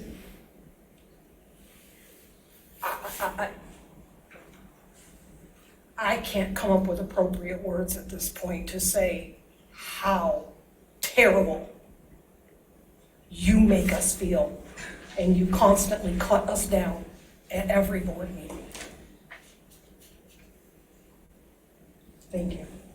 And I will just say it is my apologies for, it is not personal. It is the township lacks sufficient qualified finance staff for the work we have. And it's And that an is organizational issue. Incorrect statement that you have made since you took office. All right, that's enough on that topic. But that's enough. Thank you. All right, so we have the agenda item that's been presented. We've heard from the chief, and I would make the model motion to authorize the payment of benefits to the full-time Union Fire Department employees' MERS Healthcare Savings Program accounts in the amount specified in the Gabriel Roeder Smith and Company report dated April 12th, 2022, from Fire Fund account 206-000-719.100. Well, Is there a second? What legal authority would you have for that? Is there a second? No, I mean it. I'm asking if there's a second. I'm not asking about your questions. It's not right legal. now. Can I just make one comment before I speak a Well, second? I have Just questions one for question. Andy. If the board made a commitment, if we made a commitment to these folks, we live by our word. I'm a big man of, if we say we do, we say we're gonna do. We're gonna do it. If we said we're gonna do it, we should do it. Absolutely. Period, end of story. Absolutely. And if we messed up somehow, we have to go figure out our own mess. We don't make our problem his problem, I agree. right? So if that's what we need to do right now, is to appropriate the funds right now to get him going, that's what we should do. Absolutely. Even if it's gonna create some mess for us down the road. So my question is there sufficient amount of funds in the fire fund in order to pay that commitment that we've made? No. No, that's right, we've gotta authorize the funds. So this is what I'm saying, Patrick, and that's why I handed out that sheet at the last time, is there is negative fund balance. The fire fund is fully committed to get through this operating year. Okay, they can afford $56,000. There's no other way to do this other than appropriating from the general fund, fund balance. Because my question with the model motion and why I think it's improper and illegal is where in the world are you getting this appropriating the $275,000 from if it's negative fund balance? Patrick, anyone, Sandy, anybody who's been promoting this idea, where in the world is $275,000 coming from when we don't have $275,000? I'm assuming, Will, isn't this saying that we're gonna take the 275 from the general fund and give it to the? No, that's not what Will's proposing. That's not what this motion does. That's what I'm proposing. This motion says that it will be paid from the fire fund, from the appropriate line item of the fire fund. But there's no money in there. There is money in the fire fund. No, there is not. Please, there is money in the fire fund. There is not. But we had a presentation from Sandy earlier showing that there's money there. It also shows that it's got an operating deficit. So does the general fund. The general fund also has an operating deficit. You're saying that's not correct. I'm sorry, but this is important. Okay. Jim Murdy says, he's talking about the cash position of the fire department. So the cash that exists is not available to be budgeted. The funds that are available to be budgeted are funds that are either in the fund balance or from another fund. Okay? Any of the cash that's there is deferred revenue. It's a set aside for his spending for next year. And this organization is so used to spending, then budgeting, spending, then budgeting, that there's some people in this room who are not missing a beat with this proposal, which is illogical to say what the supervisor and interim administrator have been promoting. We're going to spend $275,000 out of a line item that has $70,000. You must appropriate before authorizing. That is in MCO 141. It is logical. Otherwise, we're just spending money and digging, effectively taking. Okay, so why wouldn't we do that? Why don't we just go ahead and appropriate the funds out of the general funds, shove them over there, and then they're all set? I don't know. Why wouldn't we want to do that? Was there a reason why we want to do that? My understanding of the reason for not doing that is that it masks from us and from anyone looking at it the fact that the fire fund has this problem, and the problem is bigger than just this particular expenditure. There's other problems there's other problems with the fire fund. It's going to be in an operating deficit. We're going to have to solve those problems. Yes. So this is basically just sort of taking one element of this larger problem, covering it up in a sense, and we're going to have to go and deal with that larger issue anyway. Right. The appropriate place for this expenditure to come from is the fire fund. Not when they don't have money. Well, and are we going to transfer all of the money that we need to at this point to cover all of the operating deficit in the fire fund? Is that what you're proposing? Well, you're conflating. I'm sorry, but this board is salivating over this idea of an increased fire SAD millage, okay? We need to let the chief run his committee, decide where that's going to take us, and not just hide behind the popularity of the firefighters to cover police, to cover our ongoing problems with the general fund. Look, the general fund has structural issues, the fire fund has structural issues. We got to deal with them all. But that's okay. But this idea that we should somehow put the fire fund into not just strain but crisis is bonkers to me, and it's illegal. We must appropriate funds before we authorize them. So why wouldn't we just say, all right, I'm just asking a dumb question here. All right, let's say the fund needs a total of $1.2 million, right? It's not just this 275. There's another deficit balance to be owed to make these guys whole. Mm-hmm. Is that about right? About $1.2 million if I added up all my numbers? Am I off? No. I thought it was 942,000 plus this 275. No. We're just talking about the 275 tonight. Okay, but there's as Will said, that doesn't cover everything, right? So there's more. Chief, it is not. I think it would not be accurate.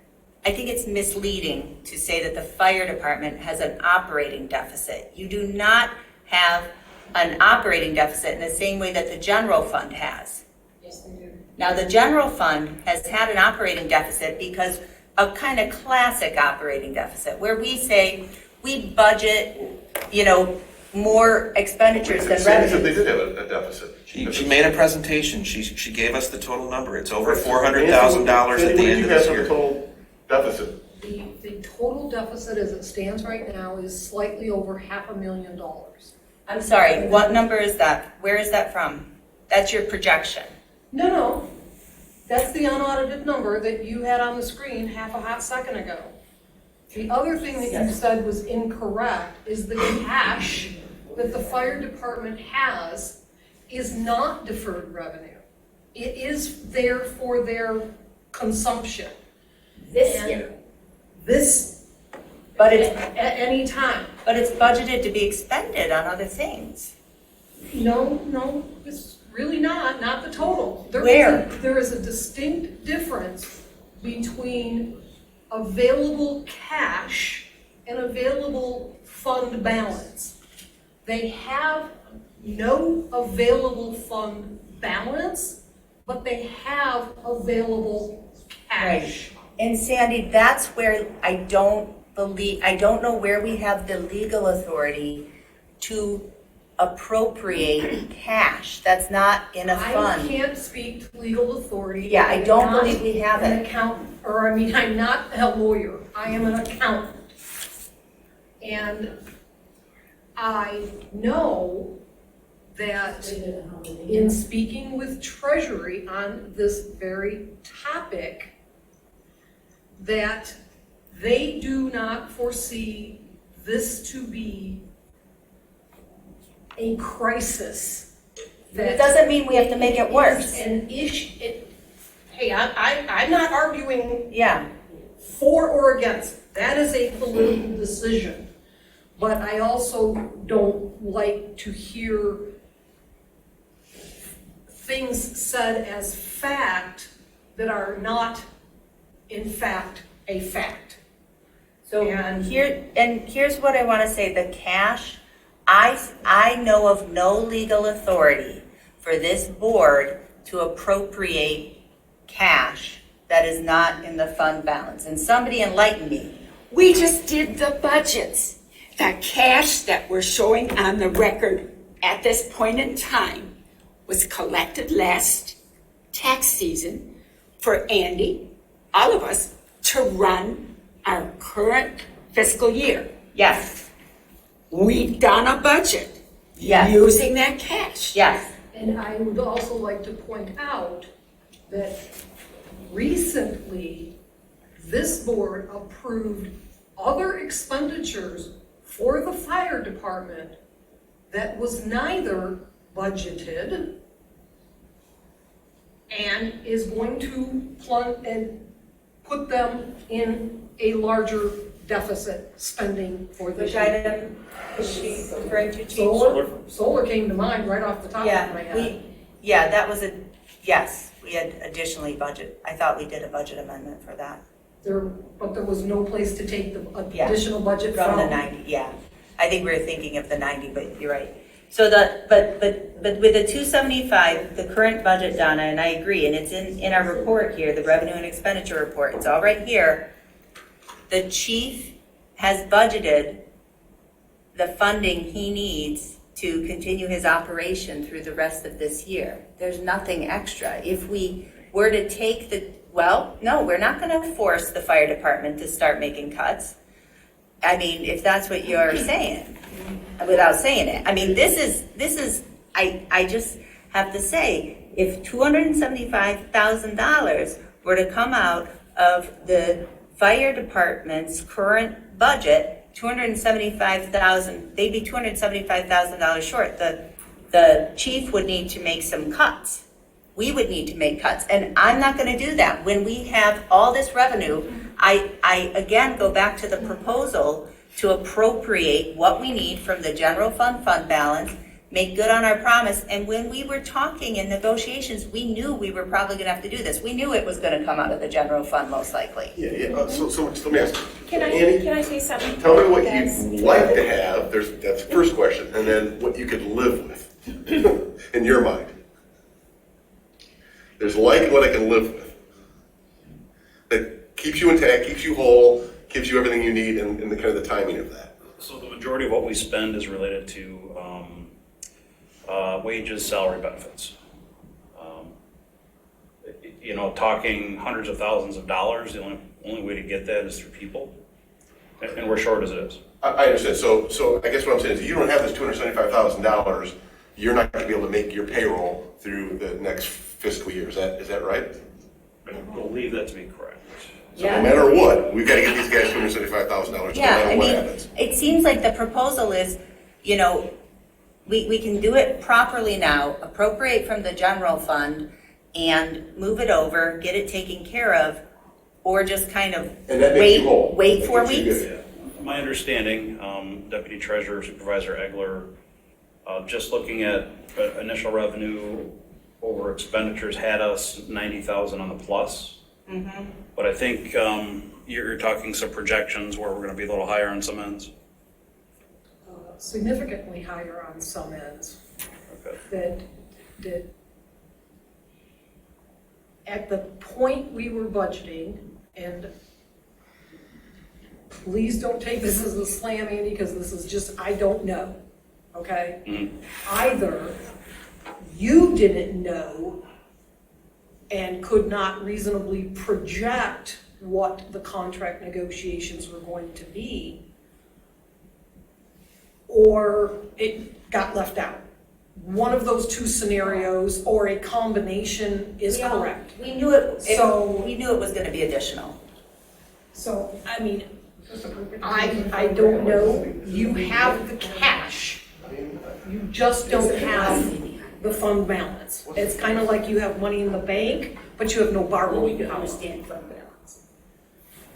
No, if there's a philosophy or a strategy, I mean, So wait just put a it out second. there. I'd like to keep some order here. So Trustee Knoll, you asked to speak, and then I understand Treasurer Palmer would like to speak as well. Okay, so I just want to clarify some things with Andy. Have there been any discussion as to the funding source for this money?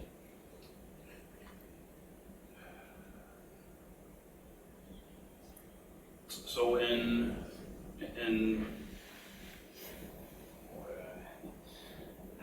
how should I answer that? There was a group of board members in a room with an attorney who had a conversation. Mm-hmm.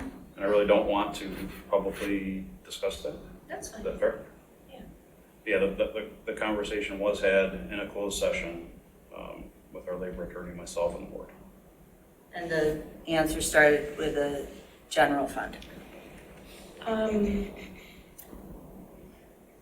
And when you became aware of this $275,000 that would come due, the budget was already established.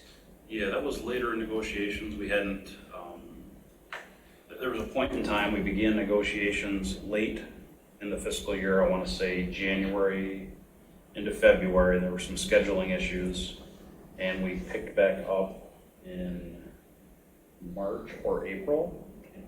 And in the interim, we had some initial proposals, a few days of meetings, no significant progress on financial issues. Our budget was established, and then we picked back up in negotiations.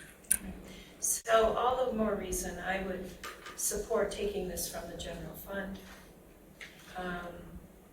The way Jessica has proposed, I don't see another answer. Mm-hmm. Lots of reasons. That's it. Treasurer Palmer. Well, I was addressing a thought that Mark had. And there's a clear difference between fund accounting and commercial accounting. And that's something we can all sit down and talk about. And it's a struggle for anybody that comes in and keeps hearing these terms. But the money does have to be paid. I believe it could come out of their money now. However, if the majority of the board feels that we take it out of the general fund at this moment in time, I want it as a loan. Because we do it for this fund, and then water and sewer, we know we have to look. They're gonna say, well, we're short. We want the general fund to pay for that. We're setting ourselves up. So you're thinking precedent is what you're saying? I am. We'd be setting ourselves up. This is a one-time expense. They can make the same argument down the road. I will say, So- no other, Contract. excuse me. I am finished. Okay, right. It needs to be a loan, no other way. Clerk Flintoff. I oppose the idea of a loan. That's what got us into pickle number one. When we did this loan in November 2020, we had a CPA, Nick Armalagos, review it, and he said to me, why in the world did the board do a loan? And there's good reasons, like, because at the time, it was made a lot more sense, to not bond. But also, we can't just go after fund balance of particularly a small fund like the fire department. It's township-wide. I don't think this sets precedent because there's no other similarly situated fund. It's essential services, it's township-wide. We knew from the beginning the 1.35 mil was never gonna be enough to build this station. It was budgeted in such a way so that we'd have about 200,000 a year and that we would bond, but we, the board, made a decision to do this. So I just don't think it's gonna be a precedent. And also, even though we're different funds, we're all one township. And PA 33 is clear. It's always been meant to supplement, to supplement the funding needed for fire and police because it recognizes that, you are our priority here.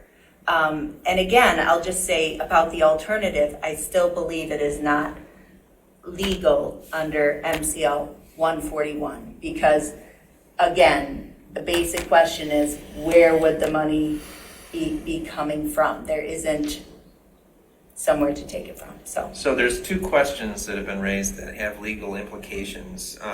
Mike Homier, are you available to address these questions? Well, I'm available, but I'm not sure I can address them. I'm not an accountant either. But when there are references to MCL 141, I don't know what specific section we're talking about. 141 is a chapter, not a section. Sure. Well, I'd be happy to share a bit if needed. I don't have a question, but if you'd like to hear Mike explain what I explained. I'd like to have some clarity about what it is exactly that's being cited because we often get into these situations where people are throwing around MCL numbers and I'd like to hear from Mike Homier as to whether they actually mean what is being claimed. Sure. So there's a couple different things. So it states, and Mike, you can tell me where this is. I don't remember where it says you must appropriate before you authorize, but I know that is one of the main takeaways. What I think is important is looking at the definitions. So Mike, 141.422C, subsection 1, the definition of expenditure.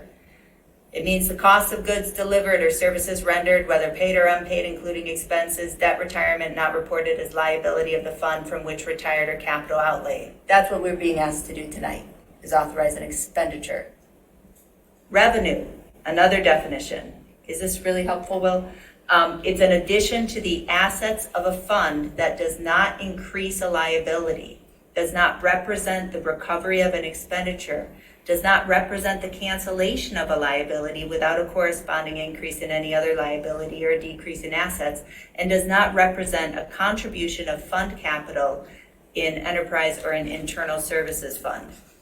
Now, that paired with the fact that we know that the total estimated expenditures, so I'm looking at 141.435 subsection 2, we know that the total estimated expenditures, including an accrued deficit in the budget, shall not exceed the total estimated revenues, including an available unappropriated surplus, which is in the fund balance, and the proceeds from bonds or other obligations issued under the blah, blah, blah, blah, blah. So there is no available unappropriated surplus in the fire fund.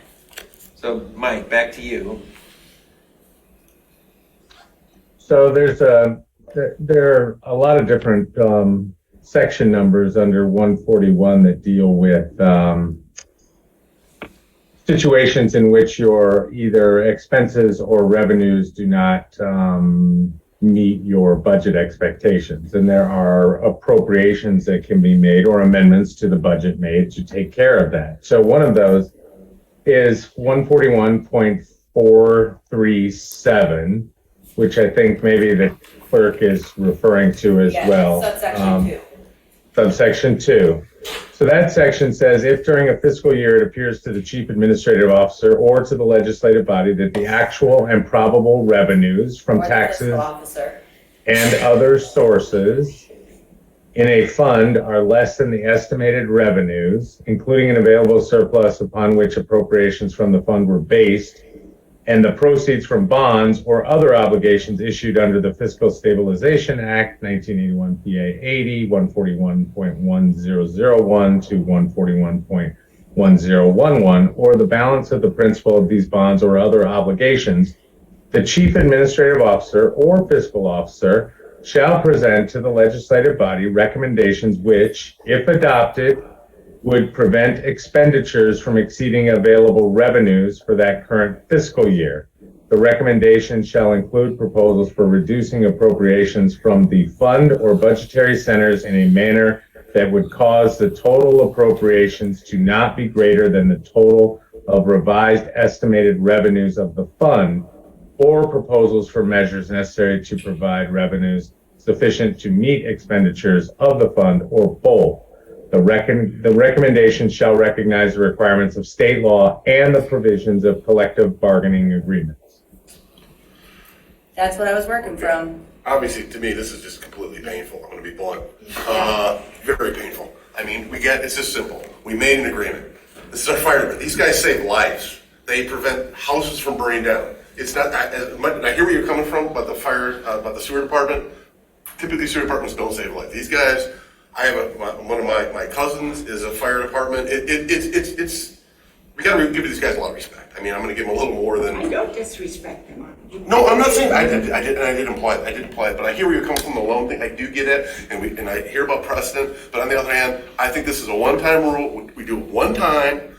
We failed at setting budgets. Yes. So that's the problem here. It really wasn't the fault of them. It was the fault of us not setting the correct budget. It's true. If we do this, we wouldn't even be talking about this today. Agreed. So let's just pay the folks their money that we committed to give them and call it a day, and then we'll go kick ourselves in the butt to make sure we do the budget right the next time. Period. I don't think there's any disagreement about anything that you just said in terms of the budgets having a problem and needing to be fixed. The question is, do we approve this expenditure? And no one's saying that we shouldn't pay the firefighters or pay for this element of the collective bargaining agreement with the firefighters. I think everyone is in agreement about that. The only disagreement here is this question of how we do it at this point in time, just a second, and how we go about fixing the larger problem.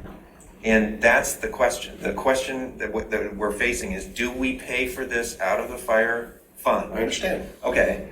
Or do we immediately solve that problem of the fire fund in this instance? I think we immediately solve the problem of the fire fund and take care of this a lot, because the problem is more systemic, yes. Right? The problem is we have budgets that are deficited, which is just insane to me. Yep. I'd be fired from any board that I'm with. We have no future board budgets. We budget up to 2024, okay? This is insane to me that we don't have those type of appropriations in place. So that's all got to get fixed, right? That's why I go back to, we're going to go back down to the basics. Get it right. I'm not going to repeat myself. I've said it 5 times already. But for right now, let's get these guys going. It's 11 o'clock at night. These guys have got to go get some sleep. They're up 24/7 or whatever they do, and call it a day. Yeah. I mean, it's that simple to me. We can And argue about there's no other choice. Yeah, I mean, it's going to come out eventually. Who cares? There's no other choice, Will. I know that's your argument. I think there is a different choice, but I hear what Mark is saying. So I sense that there's. Well, I sense that there's. Resolution state. No, there's no money, Will. There's no money from which to authorize it from even. I mean, I'm with you, Mark, on what you're saying. I get frustrated that it takes 2 meetings to explain these basic things, but I will say I just got to say it one more time. And Patrick, because I think you're hearing me, there is nowhere from which the money would be appropriated in the fire fund. It's just not there. It's not legal. It's not logical.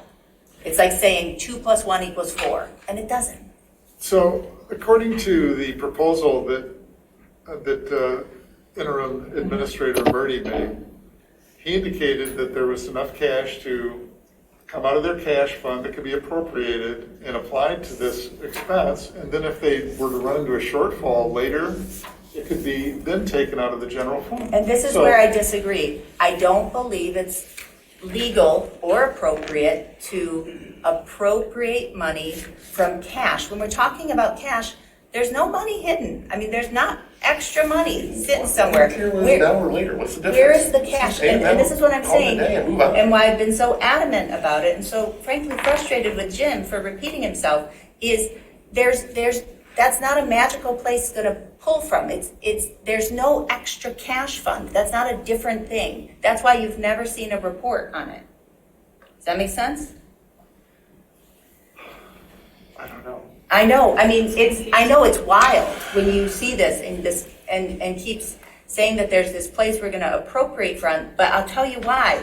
It's because this place has not budgeted before appropriated before authorizing for so long. That path is so well worn that it to a lot of people it seems the right thing to do when it's just frankly not proper. We must budget before we authorize, and they're authorizing and then kind of working it out with budget amendments at the end of the year, and we got to stop. And I hear your frustration. I mean, I get your side. I'm not disagreeing with what you guys are saying. I'm not.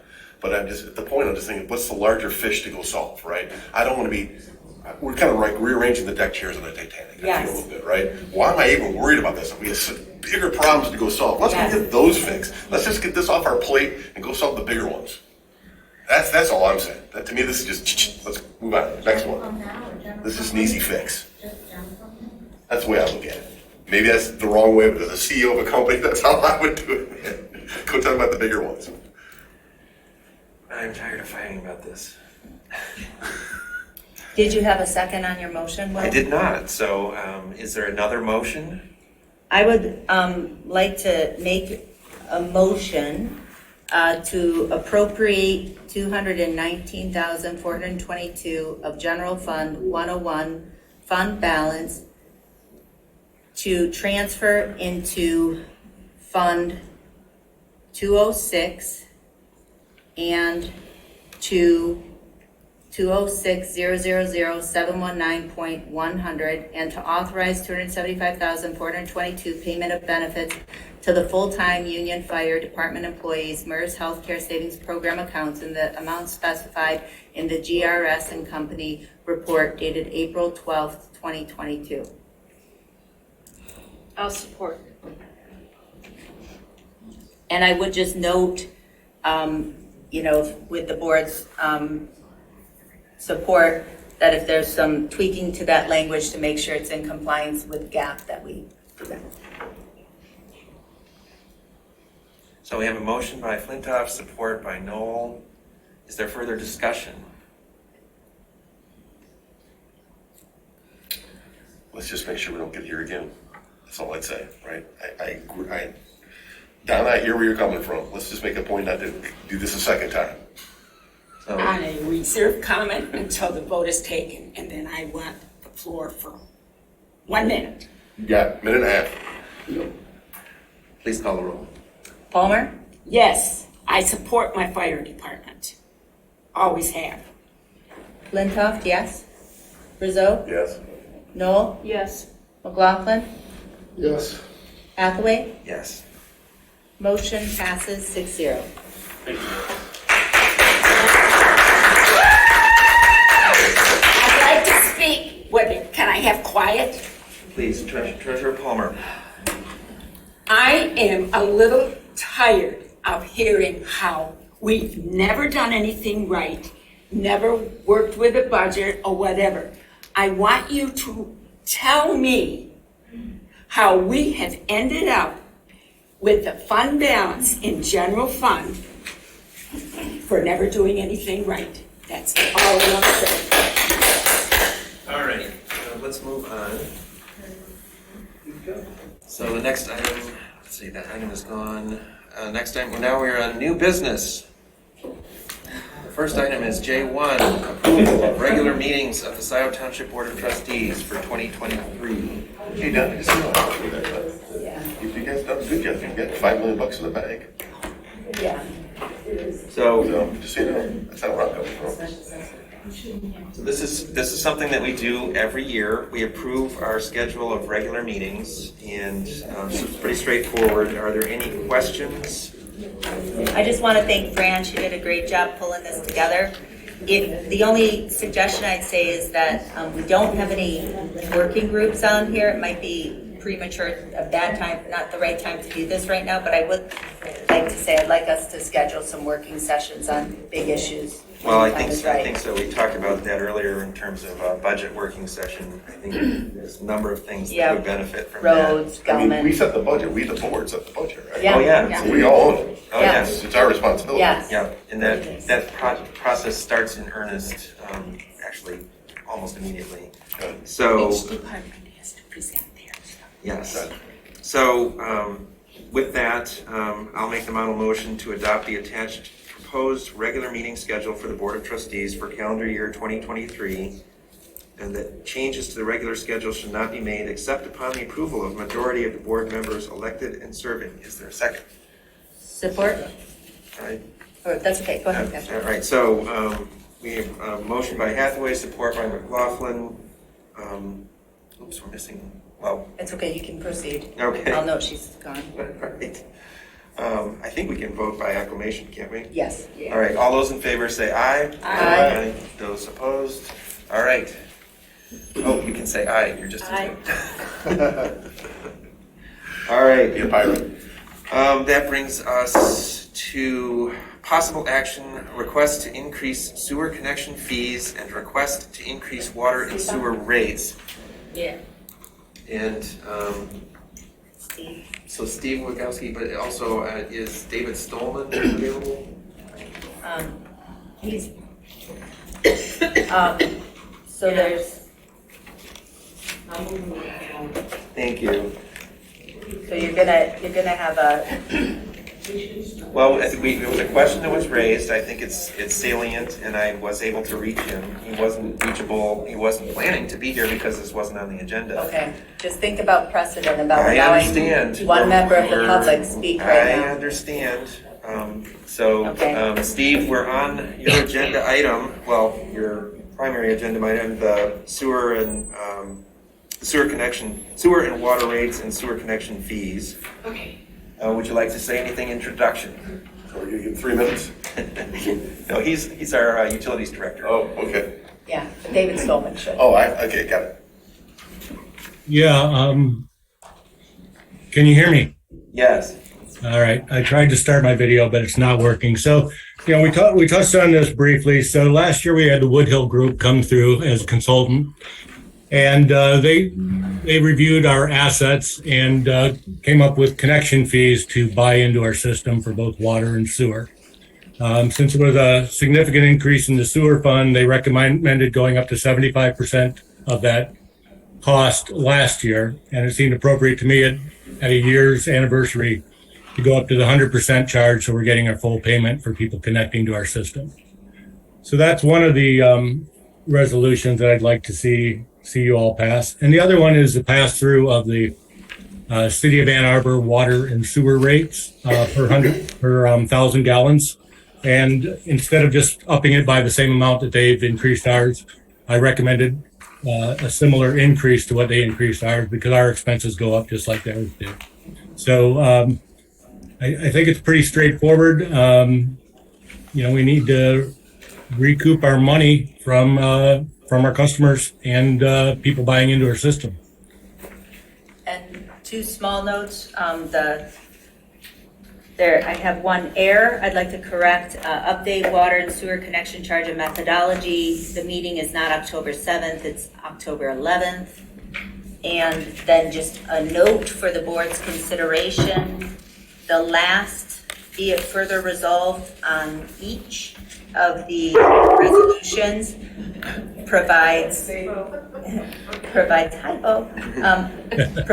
effective date of October 12th. So if the board wanted to change the effective date, that's where you would change it. That's all. So it's on the final, be it further resolved. Yeah, that is the proposed effective date, I did it for as soon as possible since we've been losing money since July 1st on the debt service, and certainly the connection charges for much longer than that. I think we did people a favor already by keeping it at 75%. I would have gone to 100%. Are we running a deficit list, I just heard? So Yeah, we are. So David Stolman, if you're available, can we have him join?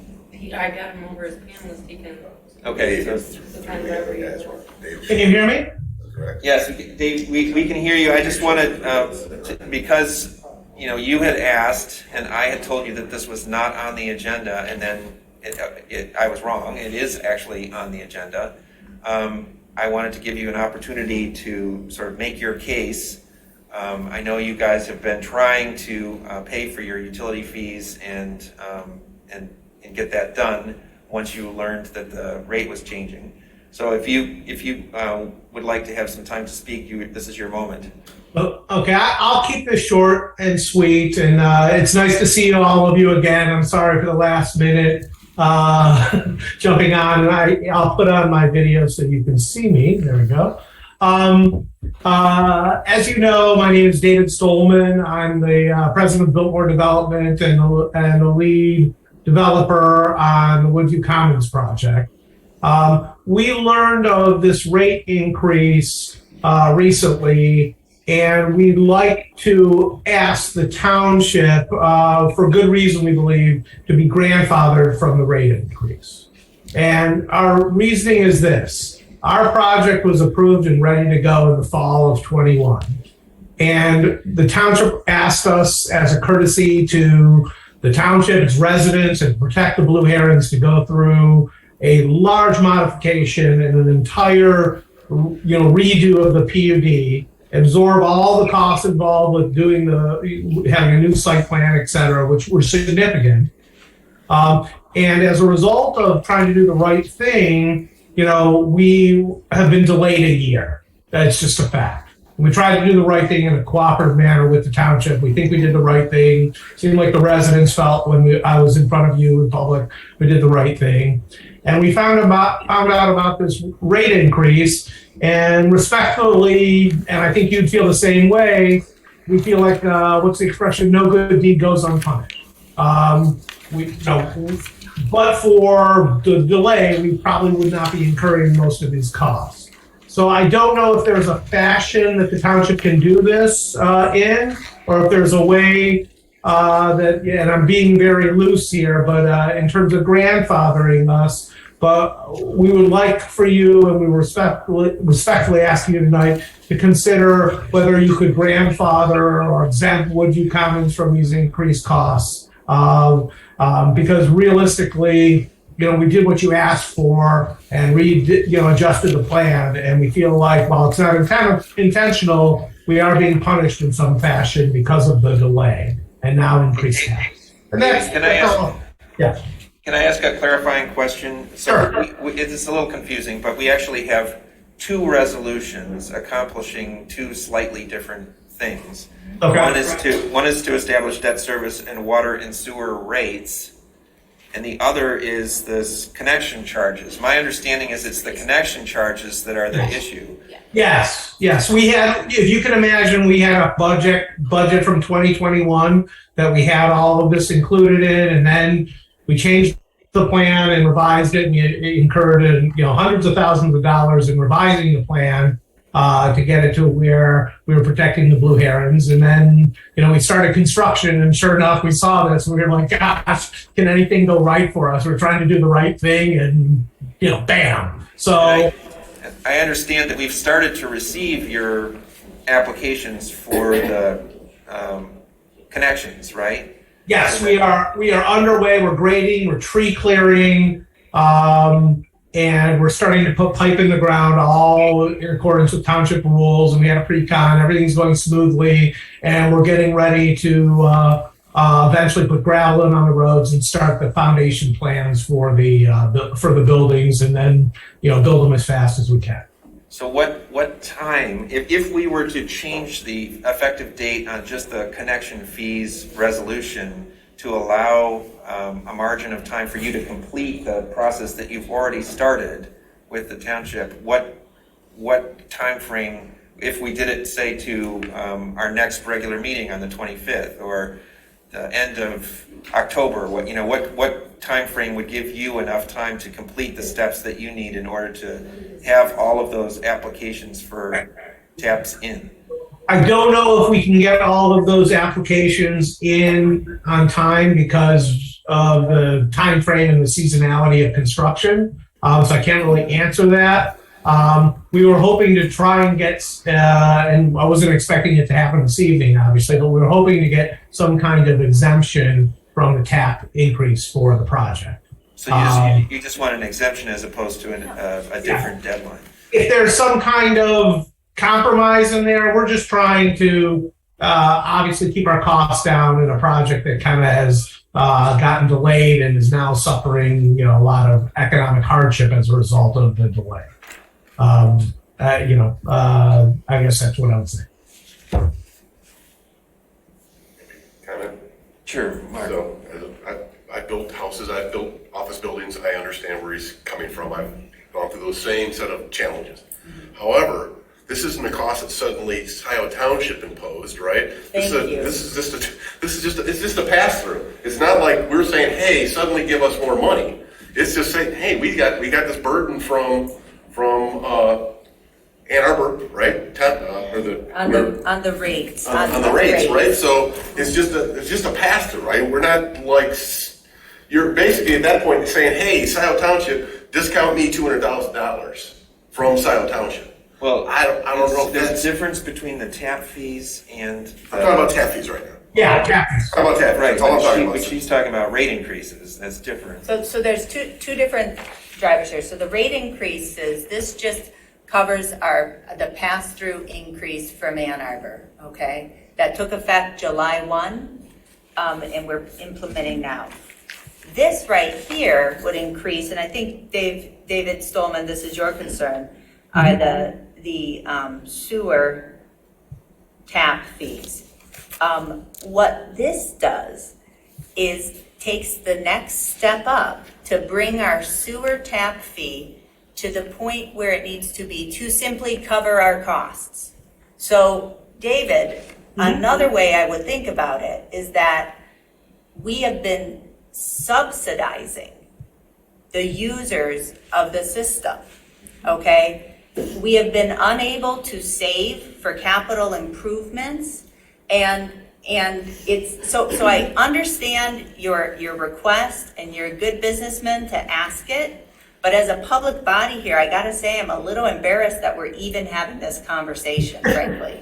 And with all due respect, David, I like you a lot, but I understand what you're saying. I'm not appealing to you here. No, I'm not. No, you shouldn't be embarrassed. I'm saying we should be embarrassed because, frankly, I mean, what we've done, what this connection fee is to actually start covering our costs so that we can have a solvent public utility.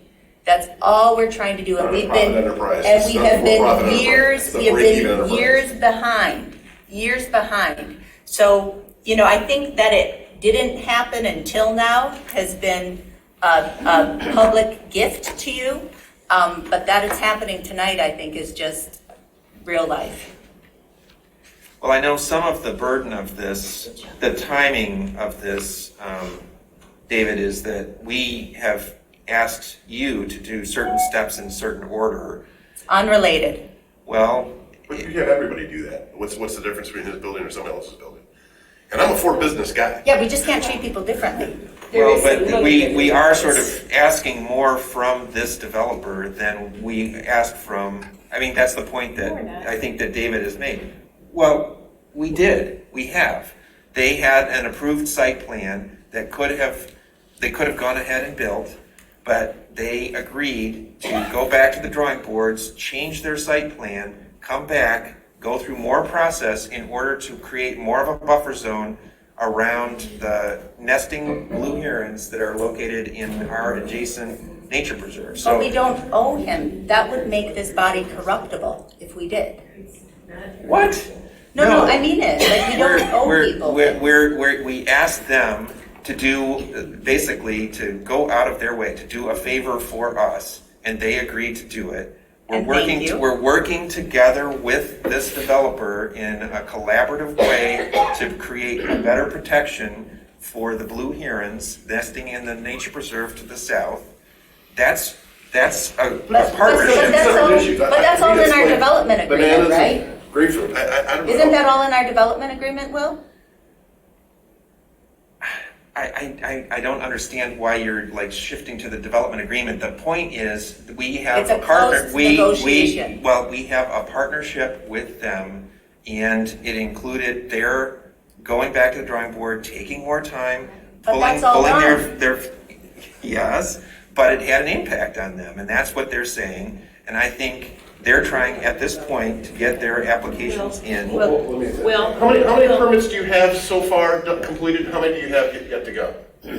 I don't know right now, because when I reached out to Will and asked him when this was going to be on an agenda, I think yesterday, it wasn't supposed to be dealt with until the end of the month. I literally found out about this at 10 o'clock at night. Percentage, roughly, 50%, 50%, 50-50? I think it's less than that. If I had to guess, we'd probably put up 40%. 40, somewhere in the 40s would be. So if you applied for 40, there's 60% left to go. Right. So are we saying that we're going to apply that to this increase to the 40 and the 60, or just the 60 remaining? Steve manages this. Steve Wagowski, what's your answer to that? My answer to that is we already have the checks on hand for, I think, 11 to 13 connections. So I would honor those. They're in our books. I just have to finish processing the paperwork. We'll keep holding what's there, right? Okay. We're not backtracking. No. Well, but we have the ability to set the date of this. I would just offer a suggestion that we amend it to allow, because we, basically, as a result of our own, embarrassing miscommunication about the agenda, gave false information to them. I think we should, make the effective date the 26th, the day after our next meeting, and that way we're honoring the information that we gave to them, that I gave to them based on my understanding of the approved agenda. But it's not, this is a public utility system that's been operating in deficit for years. We've done a lot of good work to take it up. We don't make deals, no matter how much we love herons and the people who save them. We don't make deals. We already made a deal with you, David, is my understanding. Yeah. And we all came to agreement, and we thank you, and we look forward to being a good partner. This is entirely separate. This is not something, we don't treat people differently, particularly with a public utility. I have to say, Will, this whole entree is completely inappropriate. I agree, man. It's totally inappropriate. We're not making any money on this. We are public servants. If this was a profitable thing, I'd say, okay, maybe we just do it at our cost. But we're right now doing it at a cost. And this is a public utility. I think it's wholly inappropriate, and that's why I will say again, I am embarrassed that this is even a conversation at this table. How many total drops would there be? There's 13 that you've done so far. How many are left? Trustee Noel. Go ahead, Mark. How many drops do you have left to do? Well, there's 558 units, and I think if we're around 40%, 30%, somewhere in that range. So we probably roughly pay tap fees for 150 units, maybe 200 units. And what's the increased delta? What does that cost? In total, Steve could tell us what it is, but it's complicated. You have to run it through an Excel spreadsheet to figure it out. $500,000. Yep. So all I'm saying, and I totally respect what Clerk Flintoff is saying, and I understand her perspective. I'm only here because I thought it would be wrong of me not to at least plead my case to say, hey. No, and I totally get it, man. But right now you're saying, hey, the township has to absorb $500,000, right? Because that's what I'm assuming that's the cost delta, right? Mm-hmm. Ultimately, we absorb that, and the budget's already running a deficit. Yes. That's 50% of our deficit. That's the challenge that we've got. I mean, I understand where you're coming from, man. I totally get it. Been there, done that. Own that T-shirt. Okay. I want to make it clear, I'm not here like relying on anything other than your goodwill to say we try to do the right thing and help us. If you can't, you can't. I understand it. There's, there are rules in place for lots of things. And it's just, we're not making, it's not like a for-profit thing for us. We're not making any money here. We're just trying to avoid a loss. And that's really what it's coming down to. Yeah. And that would just be fiscally irresponsible of us. Yeah. To be blunt, I mean, I would fire me. Yeah. If we did that. That's not what we were hired to do. We're supposed to protect the financial interest right. of Scio, and I don't think that's protecting And keep the financial system Scio. solvent. So Trustee Noel, you wanted to say something? Yeah. I wanted to say that this is a PUD. There was a lot of give and take in the negotiation process for the site plan approval. So there was give and take. There was back and forth. And the developer has gotten some benefit in terms of higher density and other things there. So there have been some trade-offs, but there was negotiation and give and take. Got it. Are there other comments or questions?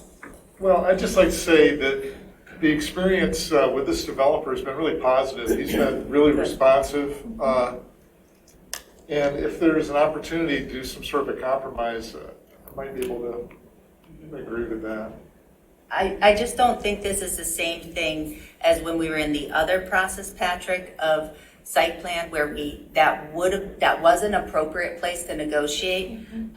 Keeping a public utility solvent and the users, treating the users fairly, it's just not the place to try to negotiate. And I hear what you're saying, because I agree. If there was something else you If could do, there- with a little more land, give them a little easements out Yeah, there. but Let's do unless that. that's still Sure. open, I would support that too, but I don't think that, I oppose, doing it through this mechanism, but would be open to other appropriate ideas. Agreed. David, any final word? I appreciate your consideration. We'll see if we can brainstorm. Maybe we can come up with something that will be a quid pro quo, and we'll get back to you. But I very much appreciate you guys letting me speak and interrupting your agenda. I'm going to sign off and let you guys get back to the good work that you do. He's going to bed. Thanks, David. He knows. I am not going to bed. Oh, all right. Still working. We're past our 11 p.m. cutoff. That is true. I'd like to make a motion to continue the meeting and finish our business. Yeah, we can do that. Good night. So, thank you, David. So, Mentioning that. so I guess we don't even have a motion on the table at this point. So, we now have a motion on the table to continue our agenda. Flintoff, support by Noel, or was it the other way around? I can't remember. Flintoff, Noel. Flintoff, Noel. Okay. So let's. I guess we can do a voice vote. All those in favor say aye. Aye. Those opposed? Nay. I'm not a believer in long meetings. All right. Well, it passed. Okay. Yes. So the motion passed. So we're continuing our agenda, and that brings us back to the need for someone to make a motion for this particular agenda item. And maybe do we need two separate? motions? Yeah, I Yeah. think so. So would someone like to make a motion with regard to the first resolution to update water and sewer connection charge and methodology? So moved. Moved by Flintoff, support by Brazeau. All right. If there's no further discussion or questions, please call a roll. Palmer? Yes. Flintoff? Yes. Brazeau? Yes. Noel? Yes. McLaughlin? Yes. Hathaway? Yes. Motion passes, resolution adopted. All right, so now we need a motion for the second resolution. This is to establish debt service and water and sewer rates. Is there a motion by McLaughlin, Yes. support by Noel? Unless there's further questions or conversation, then let's go ahead and call a roll. Palmer? Yes. Flintoff? Yes. Brazeau? Yes. Noel? Yes. McLaughlin? Yes. Hathaway? Yes. Resolution adopted. Thank you, Steve. Thank you and good night. That brings us to item J3, which is the Morrison Hills Private Road, PRP number 2200. Please, come on up. the moment you've been waiting He's for. been patiently waiting. Thank you for the motion to extend the meeting. Much appreciated. Good evening, Tom Colbert. I'm with Midwestern Consulting. I'm here tonight in front of you right now about the Morrison Hills Court, Class B paved private road. So we have a small project off of Morrison Road where we're building, or would like to build, about a 900 linear foot Class B paved private road. We worked through the project with your consultants and your planning commission. We've created a private road that, with some of the things we've worked on through design, narrowed it up where we're going through the woodlands and the steep slopes and the wetland crossing by using curb and gutter, and then gone to a more traditional Class B private road with curb, or with a ditch section and a stormwater management system that runs along the side of it through the ditches and so on. And that was all in an effort to preserve as many trees and those natural features that exist at the site. The goal for the development is ultimately to realize 6 land divisions off of that Class B paved private road. We do have, obviously, the recommendation of approval from your planning commission. We're permit ready with the road commission. The water resource commissions approved our stormwater management system. The health departments worked with us to dig test pits for the lots that will eventually come in for a land division before the township. And we are currently in process with our wetland permit in the state with Eagle for our crossing. Are there questions for Tom? I love it paved, sounds good. I love paved. This looked good to me, and Will, Donna and I checked in with Jim Sink this morning. He just wanted to make sure he had reviewed and approved the current one. He wasn't sure of that, so just after the meeting, if you can double check. Yes. I can speak to that. Oh, So great. there are some comments with the road maintenance agreement from OHM. Yes. They want us to define some specific, like, durations of time for maintenance and those kinds of Yes. things. And they are working with your attorney, Fink, and the project attorney to make some final revisions to that.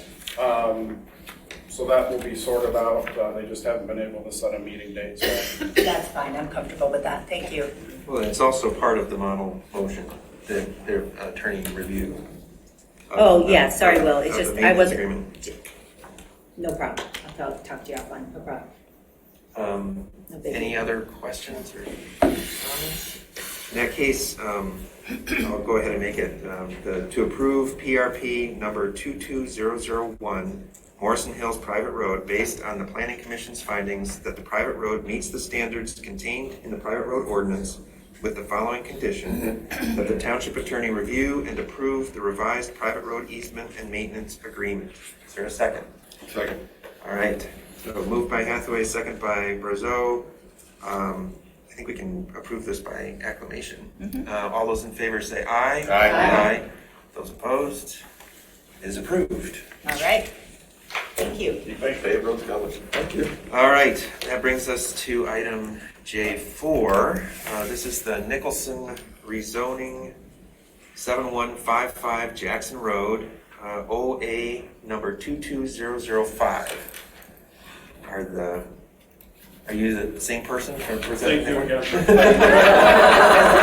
Long Let's say, wait, you look familiar. I am here tonight with Nick Donofrio from Grant Sockwa and Scott Menzel, their counsel. What's before you tonight is the request for rezoning, which was recommended by the Planning Commission. We are a property that's located along 3 L's Drive, at the intersection of 3 L's Drive, which is a private road coming south off of Jackson Ave. It's about little over 3 acre site that we're looking to basically change the zoning from C4 to industrial. It had been industrial previously. That's consistent with the master plan.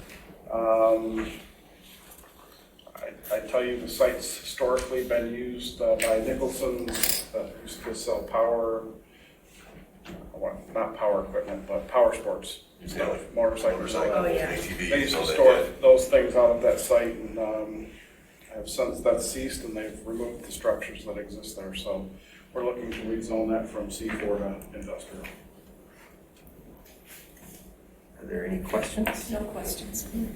It's all clear. All right. Well, I benefited from the presentation when Grant Zakwa came to sort of explain how this all was going to work, and I think this seems like a good addition to the township, this business. So I will go ahead and make the model motion to move this along to approve OA number 22004 Nicholson rezoning. That's parcel H0820200010, located at 7155 Jackson Road, from C4 composite commercial to I1 limited industrial, based on the recommendation of the Planning Commission provided in the minutes of their regular meeting held on September 12, 2022. Is there a second? Second. All right, Hathaway and Brazeau. All those, well, we can just do this by acclamation. All those in favor say aye. Aye. Those opposed? All right. Thank you very much. Thank you. Thank you. This brings us to the additional agenda item added. I bring this forward, I brought this forward with sadness. I talked with Alec at some length over actually quite a period of time about the different things that he's wrestling with. He typically communicates very succinctly, so his letter doesn't go into detail, and I won't presume to do so for him. But I would like to sort of move us towards filling this vacancy. So I'm going to make the following motion: to accept the resignation of Alec Jerome, effective 10/11/22, and accept applications of cover letter and resume from electors of Scio Township for the resulting vacancy with a deadline of August 18th at 4 p.m. with the intent to have qualified applicants answer questions prepared. Did I say August 18th? Yeah, Sorry. August 18th. Threw me off there. Goodness gracious. Sorry, October 18th. Okay. I think I was thinking That's- trustee. That's no, 1 week away, Will. Yes, I know. It's not enough At time. 4 p.m. with the intent to have qualified applicants answer questions prepared by the township administrator at the October 25th regular meeting. Why wouldn't we give them until the 20? Why don't we just give them the 20? Why don't we just make it the full 2 weeks? Why don't we just give them to the Monday, the 24th, the day before? And I gotta say, Will, too, I'm sorry, did you want to finish your motion before Sorry, I move to sorry, amend? go ahead. I didn't mean to My motion was finished, so if people want to amend it and say we give them until No, October 24th, that would be the I- Monday before. Yeah, I mean, that was one of the issues last time, and I gotta say, we're at the point where out of a 7-member body, where we have 6 people and 2 of them are appointed, with all due respect. So I'm just saying, we're only 2/3 democratically elected right now. So I want to say, we need to wait to appoint this position until, I think, we can have the applications, we can do the interviews, but I would really recommend that we wait until after November 20th, when whoever's elected on November 8th comes in. Wait until after November 20th at noon to actually make the appointment if we want to. So I'm going to say again, my motion now is a changed date to reflect the input, but to accept the resignation of Alec. I heard you, and then I will explain why. To accept the resignation of Alec Jerome, effective 10/11/22, so today, and accept applications of a cover letter and resume from electors of Scio Township for the resulting vacancy with a deadline of October 24th at 4 p.m. with the intent to have qualified applicants answer questions prepared by the township administrator at the October 25th regular meeting. Is there a second? I want to amend. So we have a motion and we have a second, so now would you like to speak? Yeah, we know that Jim Murdy has no HR experience. Yeah. And we discussed this before with preparation of questions for potential trustee Yeah, applicants. it was a mess before. Yeah, it was a disaster. Let's not do this exact same thing. So this time, we need to have board input into the questions. Yeah, that's probably a good idea. Yeah. So there's We have nothing in to. here that precludes board input? It said prepared by Jim Murdy. And Will, Yes. we have learned that if we don't explicitly Yeah, you put it gotta in the say it. motion, it doesn't happen. Yeah. Yeah, I think that's reasonable. Yeah. So let's just say that there's. With submission of questions Yeah, from so board members. we'll collectively agree on the questions. Yeah, collectively agree on the questions, I like Township that. Administrator. And we can't make this a whole, of no more than, I don't know, 15 questions or something. We can't make this into an hour or something, right? Well, wait a second. Let's back up a second here. So there's a couple things that were thrown out that I think need to be challenged because they're not true. Or they misrepresent the situation. So back in the beginning of this year, that we had a vacancy. Trustee Vogel resigned, and at that time we had Township Administrator David Rowley. We entrusted him with overseeing the process. He did a very good job. We all had input into the questions. I'm still speaking. So yes, he solicited input from members of the board, and then he synthesized it and came up with a succinct list of questions. Okay, cool. So I would like to do that same process here because, be honest, David Rowley, no more HR experience than Jim Murray. So, this is not really not a real argument. Well, So like I say, we're all, as a board, we're all going to collectively agree on the questions to ask. Well, I think we should entrust No. the township administrator to do it because to come back to agree. Interim administrator, please. He's Please, unqualified. It's not your time to speak. So, excuse me, let me gather my thoughts again. There was an outburst. So we need to have a process that can move swiftly towards a resolution. The idea that has been suggested by the clerk actually is unworkable. If we were to wait until the election is over and whoever is in that position. Let's do the 28th. I'm all for that. The 24th. Or 27th, or 20, whatever, the October date. All I'm saying is let's have these questions aggregated, that we all kind of mutually agree on what the set of questions should be. The next time that we would be able to sit down and look together at questions. He's telling you no. No, I'm explaining why that's problematic. Can't we do that? We can submit questions. Email or something? We can't deliberate that way. It would have to be at a meeting, and that means you're extending the process. So what I'm saying is entrust the township administrator to receive the questions, as we did with David Rowley. Who was qualified. And have him synthesize, Jim Murray, our township administrator, synthesize the questions that we give him and put it together, and then that is the output. That there's not a second step in the process where we micromanage the questions.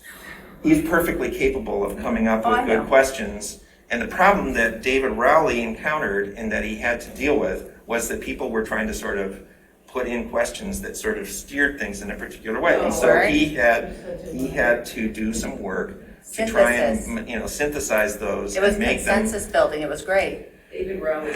Well, in any case, we did not have a process where there was a vote on the questions. That's too much micromanagement. But let me just say one thing. My concern is, Will, look, you're saying you're gonna call a special meeting on November 1st, but you haven't yet, because you'd have to say what the purpose is. You're planning, I think, without saying so, to put this forward on a special meeting on November 1st when you know that one of the 4 remaining elected people will not be there. And we can't appoint on November 1st. I mean, that's just not right to appoint somebody on November 1st, and it's not right to rush it. There's also, look, we have been correctly criticized for how these processes have gone. The best one was the one that David ran. And that's because there was enough time. We weren't rushing it. We weren't trying to just win. We weren't just trying to look at the politics of it. We were trying to have a good process where people had time. So look, I mean, at least a couple weeks, but also, again, all 7 of us are supposed to be elected, okay? So you gotta look at the value of this. It's like, we need to have as many elected people as possible on this board. And I think that it's not cool to have, you know, a board where 1/3 are now appointed, then deciding who the next appointee will be. So. I mean, and no disrespect to you two, but you know, Patrick, but I'm one keep it real. one thing I will throw at you. Please. A couple, two thoughts. I'm just being Please. totally. And as a recent appointee. Yeah, it's a recent appointment. And I told you, you asked me if I wanted this, and I told you no, remember? Yeah. So, 2 things. One, I think the bigger embarrassment is we had 3 people leave to begin with. Agreed. Right? So that is the worst thing. It's way worse than getting some appointees. Number 2, the reason I think we should get started away is I hate having 6, because then you can have 3 and 3, you're not going to be a decision maker. I like having 7 or 5, whatever odd number we pick, I'm okay with that. You don't have a choice. It's governed by a population, but it is supposed to be uneven. Right, I'm saying for uneven, right, that's all I'm suggesting. So I don't like the idea that we have 6 folks, right? Because then we're gonna get stalemated, right? 3 might go 3, right? And it's okay if I'm even losing person, I just like to move forward, whatever we're moving forward with. But just for like a month is what it would be. I mean, until the new person takes office on November 20th, and then we would at least have 1, 2, 3, 4, 5 elected people. You know, I guess I'd say if we hadn't had 3 people leave, we had 4 people that didn't even want the job, I would probably agree with you. But to me, it's just such a smaller problem. The other problems we need to go focus on are so much bigger. And I just want to get to those as quickly as we can. I mean, literally next meeting, or hopefully we could I'd like to set some, I don't know how I kick off. Work sessions. Make work sessions, or how do we get that going? Jessica, help me, right? To get started with the stuff like we talked about. Yeah, People hired, those kinds of things. Right. Yeah. And this to me is We need just. to move that forward, that's a separate conversation, but you're right, some of that is how effective the board is, and having a full complement of board members makes us more effective. Right now, that's a bigger issue. So by the law, we are responsible for 45 days after the effective date of the resignation. So from today, we have 45 days in which to fill the vacancy ourselves, which is the way that the legislature set it up for it to work. So if we fail to do that in the 45 days, then it goes into that other process that we don't want to go there. I understand people are arguing. I'm okay with the 24th, right? I guess 2 weeks, you should get plenty of folks to. Hopefully, we get plenty of folks, hopefully, to apply. That'd be the ideal. You can even reuse the Rowley questions. I mean, why not? That'd be fine. Hey, there's an idea. There you go. Let's reuse the Rowley questions. I don't even know what they even are. Yeah. But you guys all said they're good, so I'm a team player. Sounds good. That would be fine. Let's do that. All right, let's do that. I just remember they were fair. That's all I There you like go. about them. There we go. So let's reuse the Rowley questions. There were some of them that I thought were kind of like to David Rowley, like, please define the difference between a general law and a charter township. Get it going. Whatever. Yep, we need people to know stuff. All right, get the motion going. Well, we had a variety of people apply, and some of them knew and some of them didn't. It's So, true. I would say, I would just want to modify, suggest an amendment. I'm good with that. We'll use David's questions. We can, have interviews, and I would just add to the resolution then that or the proposed motion, that we would make and plan to make an appointment at the board's regular meeting on Tuesday, November 15th. No. And the reason for that, that's our next, we've got 2 more meetings, right? We could do it in 2 weeks, or that's our next meeting, because it skips a week because of the election.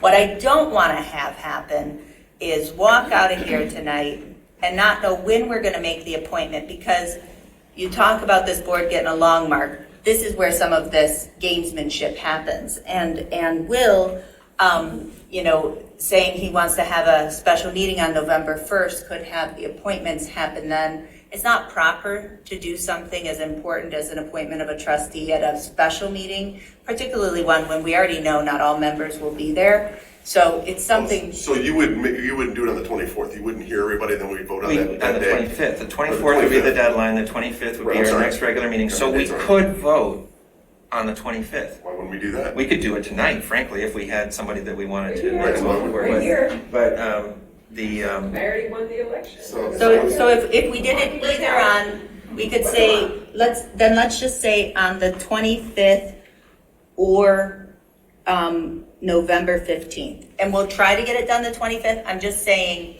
I just want to state that it shall be at a regular meeting. Yeah, Well, that makes sense. I think what's going on here is actually a trying to win thing, right? Because No. you have heard from Trustee Nolan, I didn't know until you announced it tonight, that you cannot attend because you have a No, she just told you conflict. tonight. Right, that's what I'm saying. So I didn't know that until tonight. Okay. So I was just, I was saying we want to have the flexibility to use a meeting if we need to, right? So we'll aim to have the vote at one of our regular meetings. No. But if We shall have a vote at our regular meeting. It should be at a regular meeting. Not we will aim. We shall I have. would like to be able to say my own sentences without having them interrupted and completed by somebody else. Interrupt her, Will. Well, there's a lot of interrupting going on at this point. The same thing you guys complain that Will's doing, we're kind of doing back to Will, so that's not fair. So we'll go ahead. So I think we should give ourselves maximum flexibility because the primary mission here is for this group, this team, to come up with a replacement for Alec. And that we have to fill that vacancy, we have to make that appointment, and to tie our hands behind our back because you're worried about not having all of the votes lined up that you want. No, I'm worried about not having all the members here. It's actually about representation. Yeah, but see, the problem with that is if we say, oh, it's gonna happen on the 15th, which is what you were proposing. No, we could say the and for 20th. some reason, someone's absent, oh, we don't have all our members here. No, Will, it could be as I said, we could have it on the 25th or the 15th, but let's just state it shall be at a regular board meeting, period. It could be either, but it needs to be a regular meeting when we know all of us are gonna be here. Why is that? Because what if we run into some snag and we need to schedule a special meeting? Then we've tied our We're hands. not going to. All right, We're well gonna then get it done. we're gonna aim to do it at a regular meeting. No, but not if- aim, but we're if- going to do it at a regular Well, I meeting. don't accept that as a friendly See? amendment. I don't accept that as a friendly amendment because it's, in a sense, it's tying our hands in a way that we don't need to do. We have 45 days. The primary mission here is to fill the vacancy. If you start making sort of controls on us, There's standards of behavior that I'm asking us to abide by. And the reason is because we have a tremendous amount of power that we're not supposed to have in these situations. Oh, absolutely All we 7 are. of us We are are. supposed to be Why don't we elected. settle this? Is there any reason why we won't settle this on the 25th? Is there some reason? I would love to settle it on the Then what's the 25th, problem? but I That's a don't regular want to meeting. take off the table the option of using special meetings.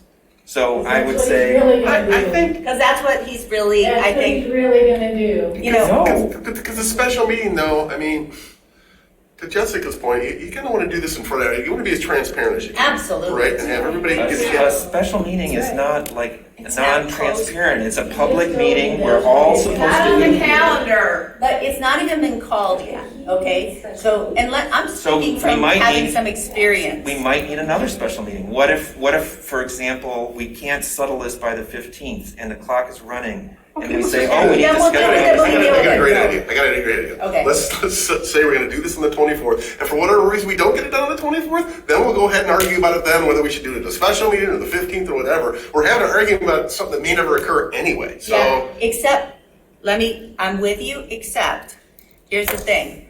As supervisor, one of his few statutory powers is that he can call a special meeting unilaterally for any purpose. And so that won't be our decision, it would be his decision alone. And what I'm trying to say here is, let's make a decision together that we can all live with. right, so let's call it. Let's say we will make this decision on the 24th. If we can't make it on the 24th, 25th. Sorry, it's getting late. I'm way past my Mark's bedtime. I get up at 5 a.m. That's my wake up time. So Wife already said nighty-night, honey. And what do we put in the motion after, keep going for your suggested motion amendment? If we don't do it on the 25th then? We will agree to another date. We will unilaterally agree and vote to another date. Whether that's a special meeting, whether that's a public meeting, whatever that is, we will know because. We will vote. We will vote for that. Vote on when we will next deliberate. Okay, perfect. There we go.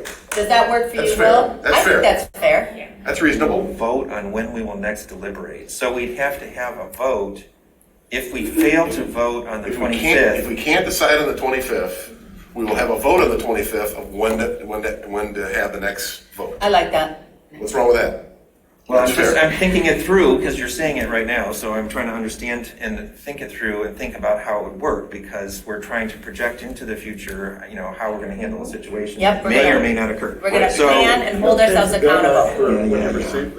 So the township so the language would change to the following, I think, to accept the resignation of Alec Jerome effective 10/11/22 and accept applications of cover letter and resume from electors of Scio Township for the resulting vacancy with a deadline of October 24th at 4 p.m.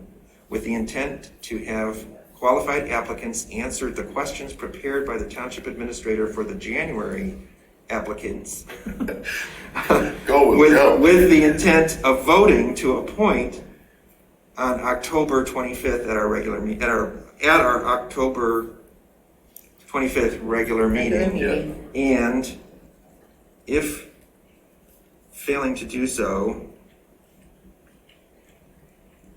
voting to set to reset the date for when we will vote. I'm good with that. See, we can all get together as a team. See, look at that. That was Good job. teamwork. Good job, See, Mark. we can do that. I would not want to diagram that sentence. Yeah. I remember those days. It was We can fun, work but together. that was a So, long way. all right, so instead of saying we, I think we should say the board will Yeah. vote Well, you're right, those to guys.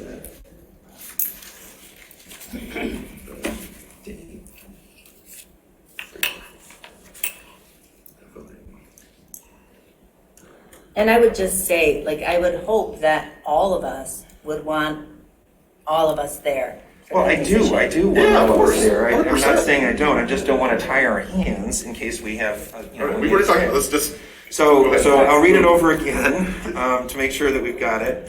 To accept the resignation of Alec Jerome effective 10/11/22 and accept applications of cover letter and resume from electors of the township for the resulting vacancy with a deadline of October 24 at 4 p.m. with the intent to have qualified applicants answer the questions prepared by the township administrator for the January applicants with the intent of voting to appoint at the October 25th regular meeting, and if failing to do so, the board will vote to set the date for voting on the appointment. Sounds good. Footnote the questions will be rowdies. Yes. You said Well, that's what I did. I You said said from the January meeting or something. from the perfect. January applicants. right? Okay, gotcha, great. Okay. All I right. just didn't name him, so. Get that motion going. So, did I have a second before? Yeah. Let's get a third, a fourth. So are you accepting all of that? Yeah. Yes. I'm Okay, accepting all right. that. So, Just doesn't want to You can do it by diagram the voice sentence. vote. all right, let's vote by voice. All those in favor say aye. Aye. Those opposed, all right. That motion passes. That brings us, I believe, Public comment. to public comment. Did you formally accept the resignation? Yeah, that We was did. part of the same motion. Okay, so, public comment. This is a time for members of the public to speak for up to 3 minutes on any matter under the purview of the Board of Trustees. I would like to wait until the new trustee is back. I think we can accommodate that. You want to ask if somebody else wants to go while we wait? And I don't mean any disrespect to you. I didn't hear you. No. Can't be disrespected. Mhm. All right.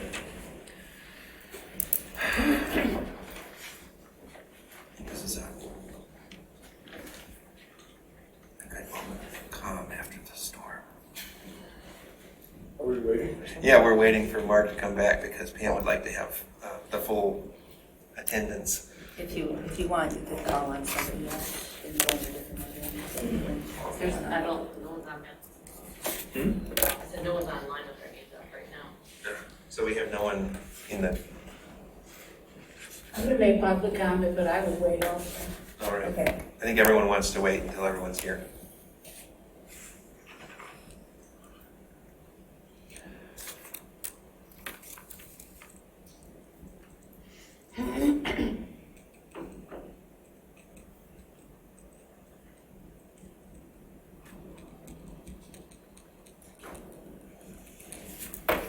You know,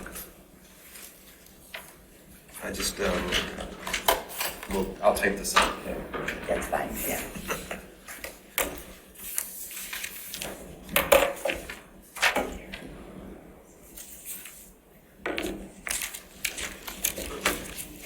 Okay.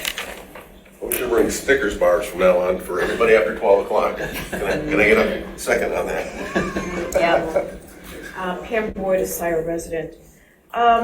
In the packet, I didn't see Bob Hyde's report on the Planning Commission. These meetings are informational for residents, and I don't see his report under K1. I would like to request that when you ask Bob to join, that if you are not having him read his statement, that you put it in the packet. Yeah. Because this information is important to residents, and it should be in there. One of the things on this new trustee is I didn't hear anybody talk about how are you going to announce this? And are you giving enough time for residents to be made aware? You're jumping down the gun again. And this is a problem. And you had all these people back out last time.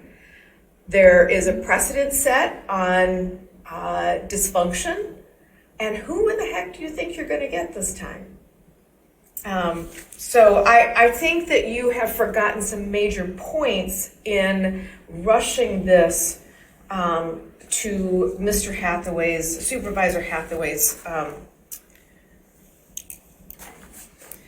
and that Mr. Rowley was not qualified. Oh my gosh. Supervisor Hathaway, you don't know how to manage a township. And I'll remind you that when Courteau was absent for 6 months, nobody complained about her not being here for a vote.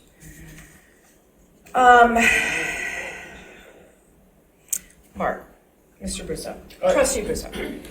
I've been impressed with you tonight.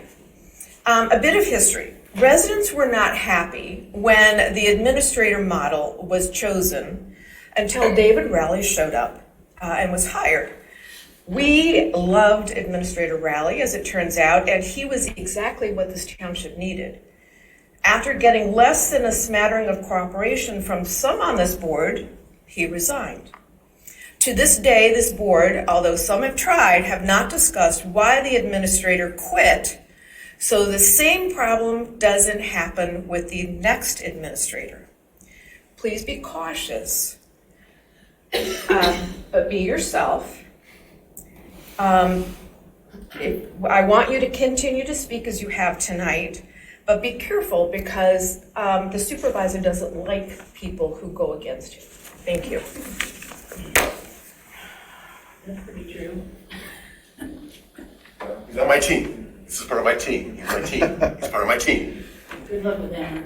We're a team. You're our fan base. We gotta improve the fan base. Can I go? Yes, please. Of course.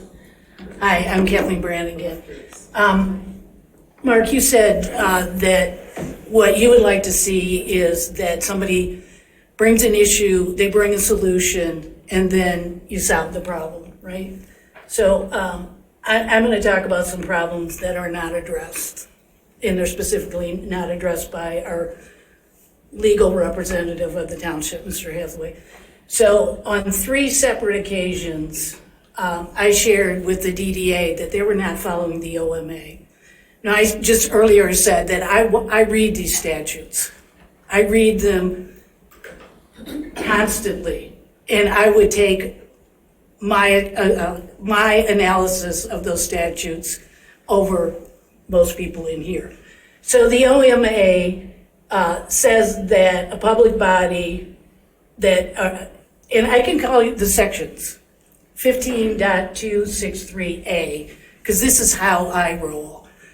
So I have asked them to put materials in the packet 3 different times. They have refused each time. Okay, so based on the OMA, they are obliged to do that. And we just saw it again here tonight where Ms. Egler likes to present something, but it's not transparent to the public. So when I mentioned 3 different times that they're not following the law, and Mr. Hathaway sits on that board, and he doesn't try to make correction, then he is willfully breaking the law. Willfully breaking the law. And so my only recourse, because they don't listen to residents, because I told him that he couldn't double his salary, and he did, my only recourse is to file a lawsuit. Now that's pretty crappy, right? Because I'm spending my children's inheritance. I'm kidding, I don't have kids. But it's expensive, but that's the only way I get some of their attention. So I can file a lawsuit right now on this violation for what the DDA is doing, what Sandy Egler just did. I don't want to have to do that. I don't want to spend all my money stopping this guy. When Clerk Flintoff talks about the illegality of the budgeting, that's in the Uniform Budgeting and Finance Act. She calls out the statute. I've read it extensively. I have these documents on my laptop. I highlight things. She's absolutely correct. They cannot take funds. They cannot allocate funds. They cannot spend money that they haven't budgeted. And they can't take it out of a fund that has no balance. So I'm up on this stuff. We have said this repeatedly, and we have been ignored repeatedly. I like you, Mark. I think you're doing the right thing. And I'm thinking about applying for trustee, but I can tell you what, he will never pick me. Next public comment?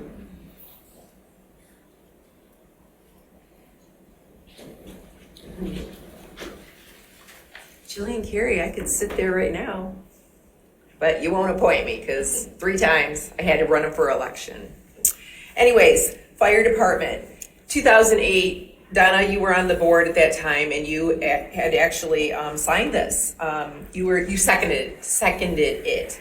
But in 2008, there was Public Act 33 regarding the fire funds, and this was under a SAD, right? And it states here, whereas the purpose, this is just an excerpt, whereas the purpose of the assessment role is to provide partial funding for fire protection and for the township's cost to create and administer a fire protection special assessment district. Partial. So that means the money, the rest of it has to come from somewhere else. Then in 2019, there was a special assessment millage. It went in front of the voters, and they from 0.9 up to 1.35. So that language, that's all it said. So this 2008 is still valid. So you were correct about taking that from the general fund. And we really need to get our act together. You cannot go against what a millage or SAD language states, which brings me to another point. 10% of the township-wide SAD in 2020 by resolution was taken from the township-wide road SAD and given to the TAP committee for whatever. You cannot do that. You cannot take money from a special assessment and give it to something that is totally different. We need to get that $520,000 back into the township-wide road SAD. I've said this a few times. Others have said it. We've talked to Roy Townsend about it. It kind of just like, oh, little lady, be quiet. So anyways, there's that. The township-wide road SAD, in and out of itself, the way it was handled back in 2013 is improper. The reason why is a special assessment by law provides a special benefit to the parcel that is being improved. Okay, I am paying, and others, we're all paying $85 a year for only certain roads to be improved. My road is not on that list. I am paying into something that does not provide a special benefit, which means it raises the value of my property. That does not raise the value of my property. I want my $850 back. I've already paid it off. But the point is that that is illegal. Yes, we can have a township-wide road SAD. They've done that in other places. But every single parcel and every single road is maintained, constructed, or improved. Thank you.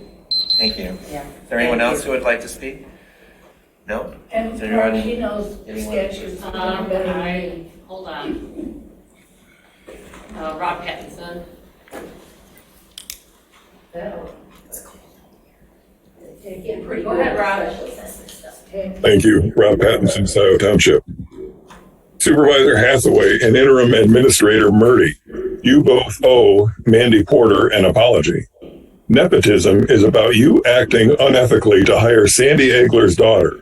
It is not about Mandy. She is an innocent bystander, and your behavior put her under so much stress, she felt she had to defend herself. Also, Supervisor Hathaway, you owe Fire Chief Hood and Utilities Director Wykowski yet another apology for making them wait over 4 hours to finish their business in front of this board. This is a constant abuse you inflict on them. Please show the people who work for Scio Township more respect. This Board of Trustees announced a month ago the testing program for dioxane is now closed. We have several dozen new homeowners who have found dioxane in their wells from Scio's testing program. We have heard nothing from this Board of Trustees about what those families are to do with this new information. When will there be a public meeting to help those residents and everyone else interested learn what they are to do with this new finding? The map you published on Nextdoor is too small to read. Where have you published a readable map? Treasurer Palmer, 1 month ago, you were too busy with tax checks to give a report.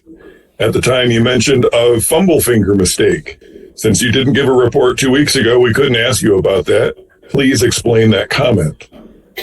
Supervisor Hathaway, for you to compare David Rowley to Jim Murdy shows just how misguided you really are. That statement reveals how manipulative you are trying to be. To try and repeat the disaster of appointing the next trustee the same way you mishandled the last one is a disgrace. It is clear you want to get this done before you lose Patrick McLaughlin's vote. You are frighteningly anti-democratic. Watching you try to think of a way to manipulate Trustee Brazeau's suggestion to your advantage was laughable. Sadly, your transparency is not funny. Mark, thank you for your vote tonight on the Rules of Order motion. Welcome to Scio. You got a quick education tonight on the disaster Supervisor Hathaway has been piloting for the last 2 years. Throughout the meeting tonight, you have been a breath of fresh air. Trustees Jerome, Courteau, Vogel, McLaughlin, and Treasurer Palmer often voted blindly as the supervisor told them to. Thank you for your courage to vote independently tonight. That is a trait desperately needed in Scio Township right now. Thanks for being here. Well done. Anyone else? Jonathan Greenberg. Hey folks, I don't have a comment. I just wanted to let you know that I've made it up north in the time that it took you to finish this meeting. That's not really true. I'm just at home, but yeah, I just wanted to say Oh, he's at home. thanks everyone. It's actually south of here. Any other comments? No, I see no other hands. Motion to adjourn? Yeah, just one last comment. I don't want everybody to know, I'm a big believer in following rules, big believer in squeaky clean. I run all my books that way. It's always about integrity and building trust. And you start doing those things, that's how we build back trust. Yep. So we gotta just stick by the rules. If there's a mandate out there, we may not like it, may not work for us, but we gotta follow it. And I also wanna say that, hey, I hear there's challenges with Will, I hear there's challenges with Jeff, but these are my team, these are my partners, and we're gonna make this work together. They will be mine on November 20th, so. What's that? They will be mine on November 20th. Right, so we're gonna work together as a team, all of us, right, to make this happen. We can do that. We've been waiting for 2 years. Right, so we can fix this pretty quickly. I'm totally confident. They're all smart people here, so. Would you like to make a motion to adjourn? Yes. Moved by Rizzo, second by McLaughlin. Yes. All those in favor say aye. Aye. Those opposed, we are adjourned. At 12:30. So what are you going? Recording stopped.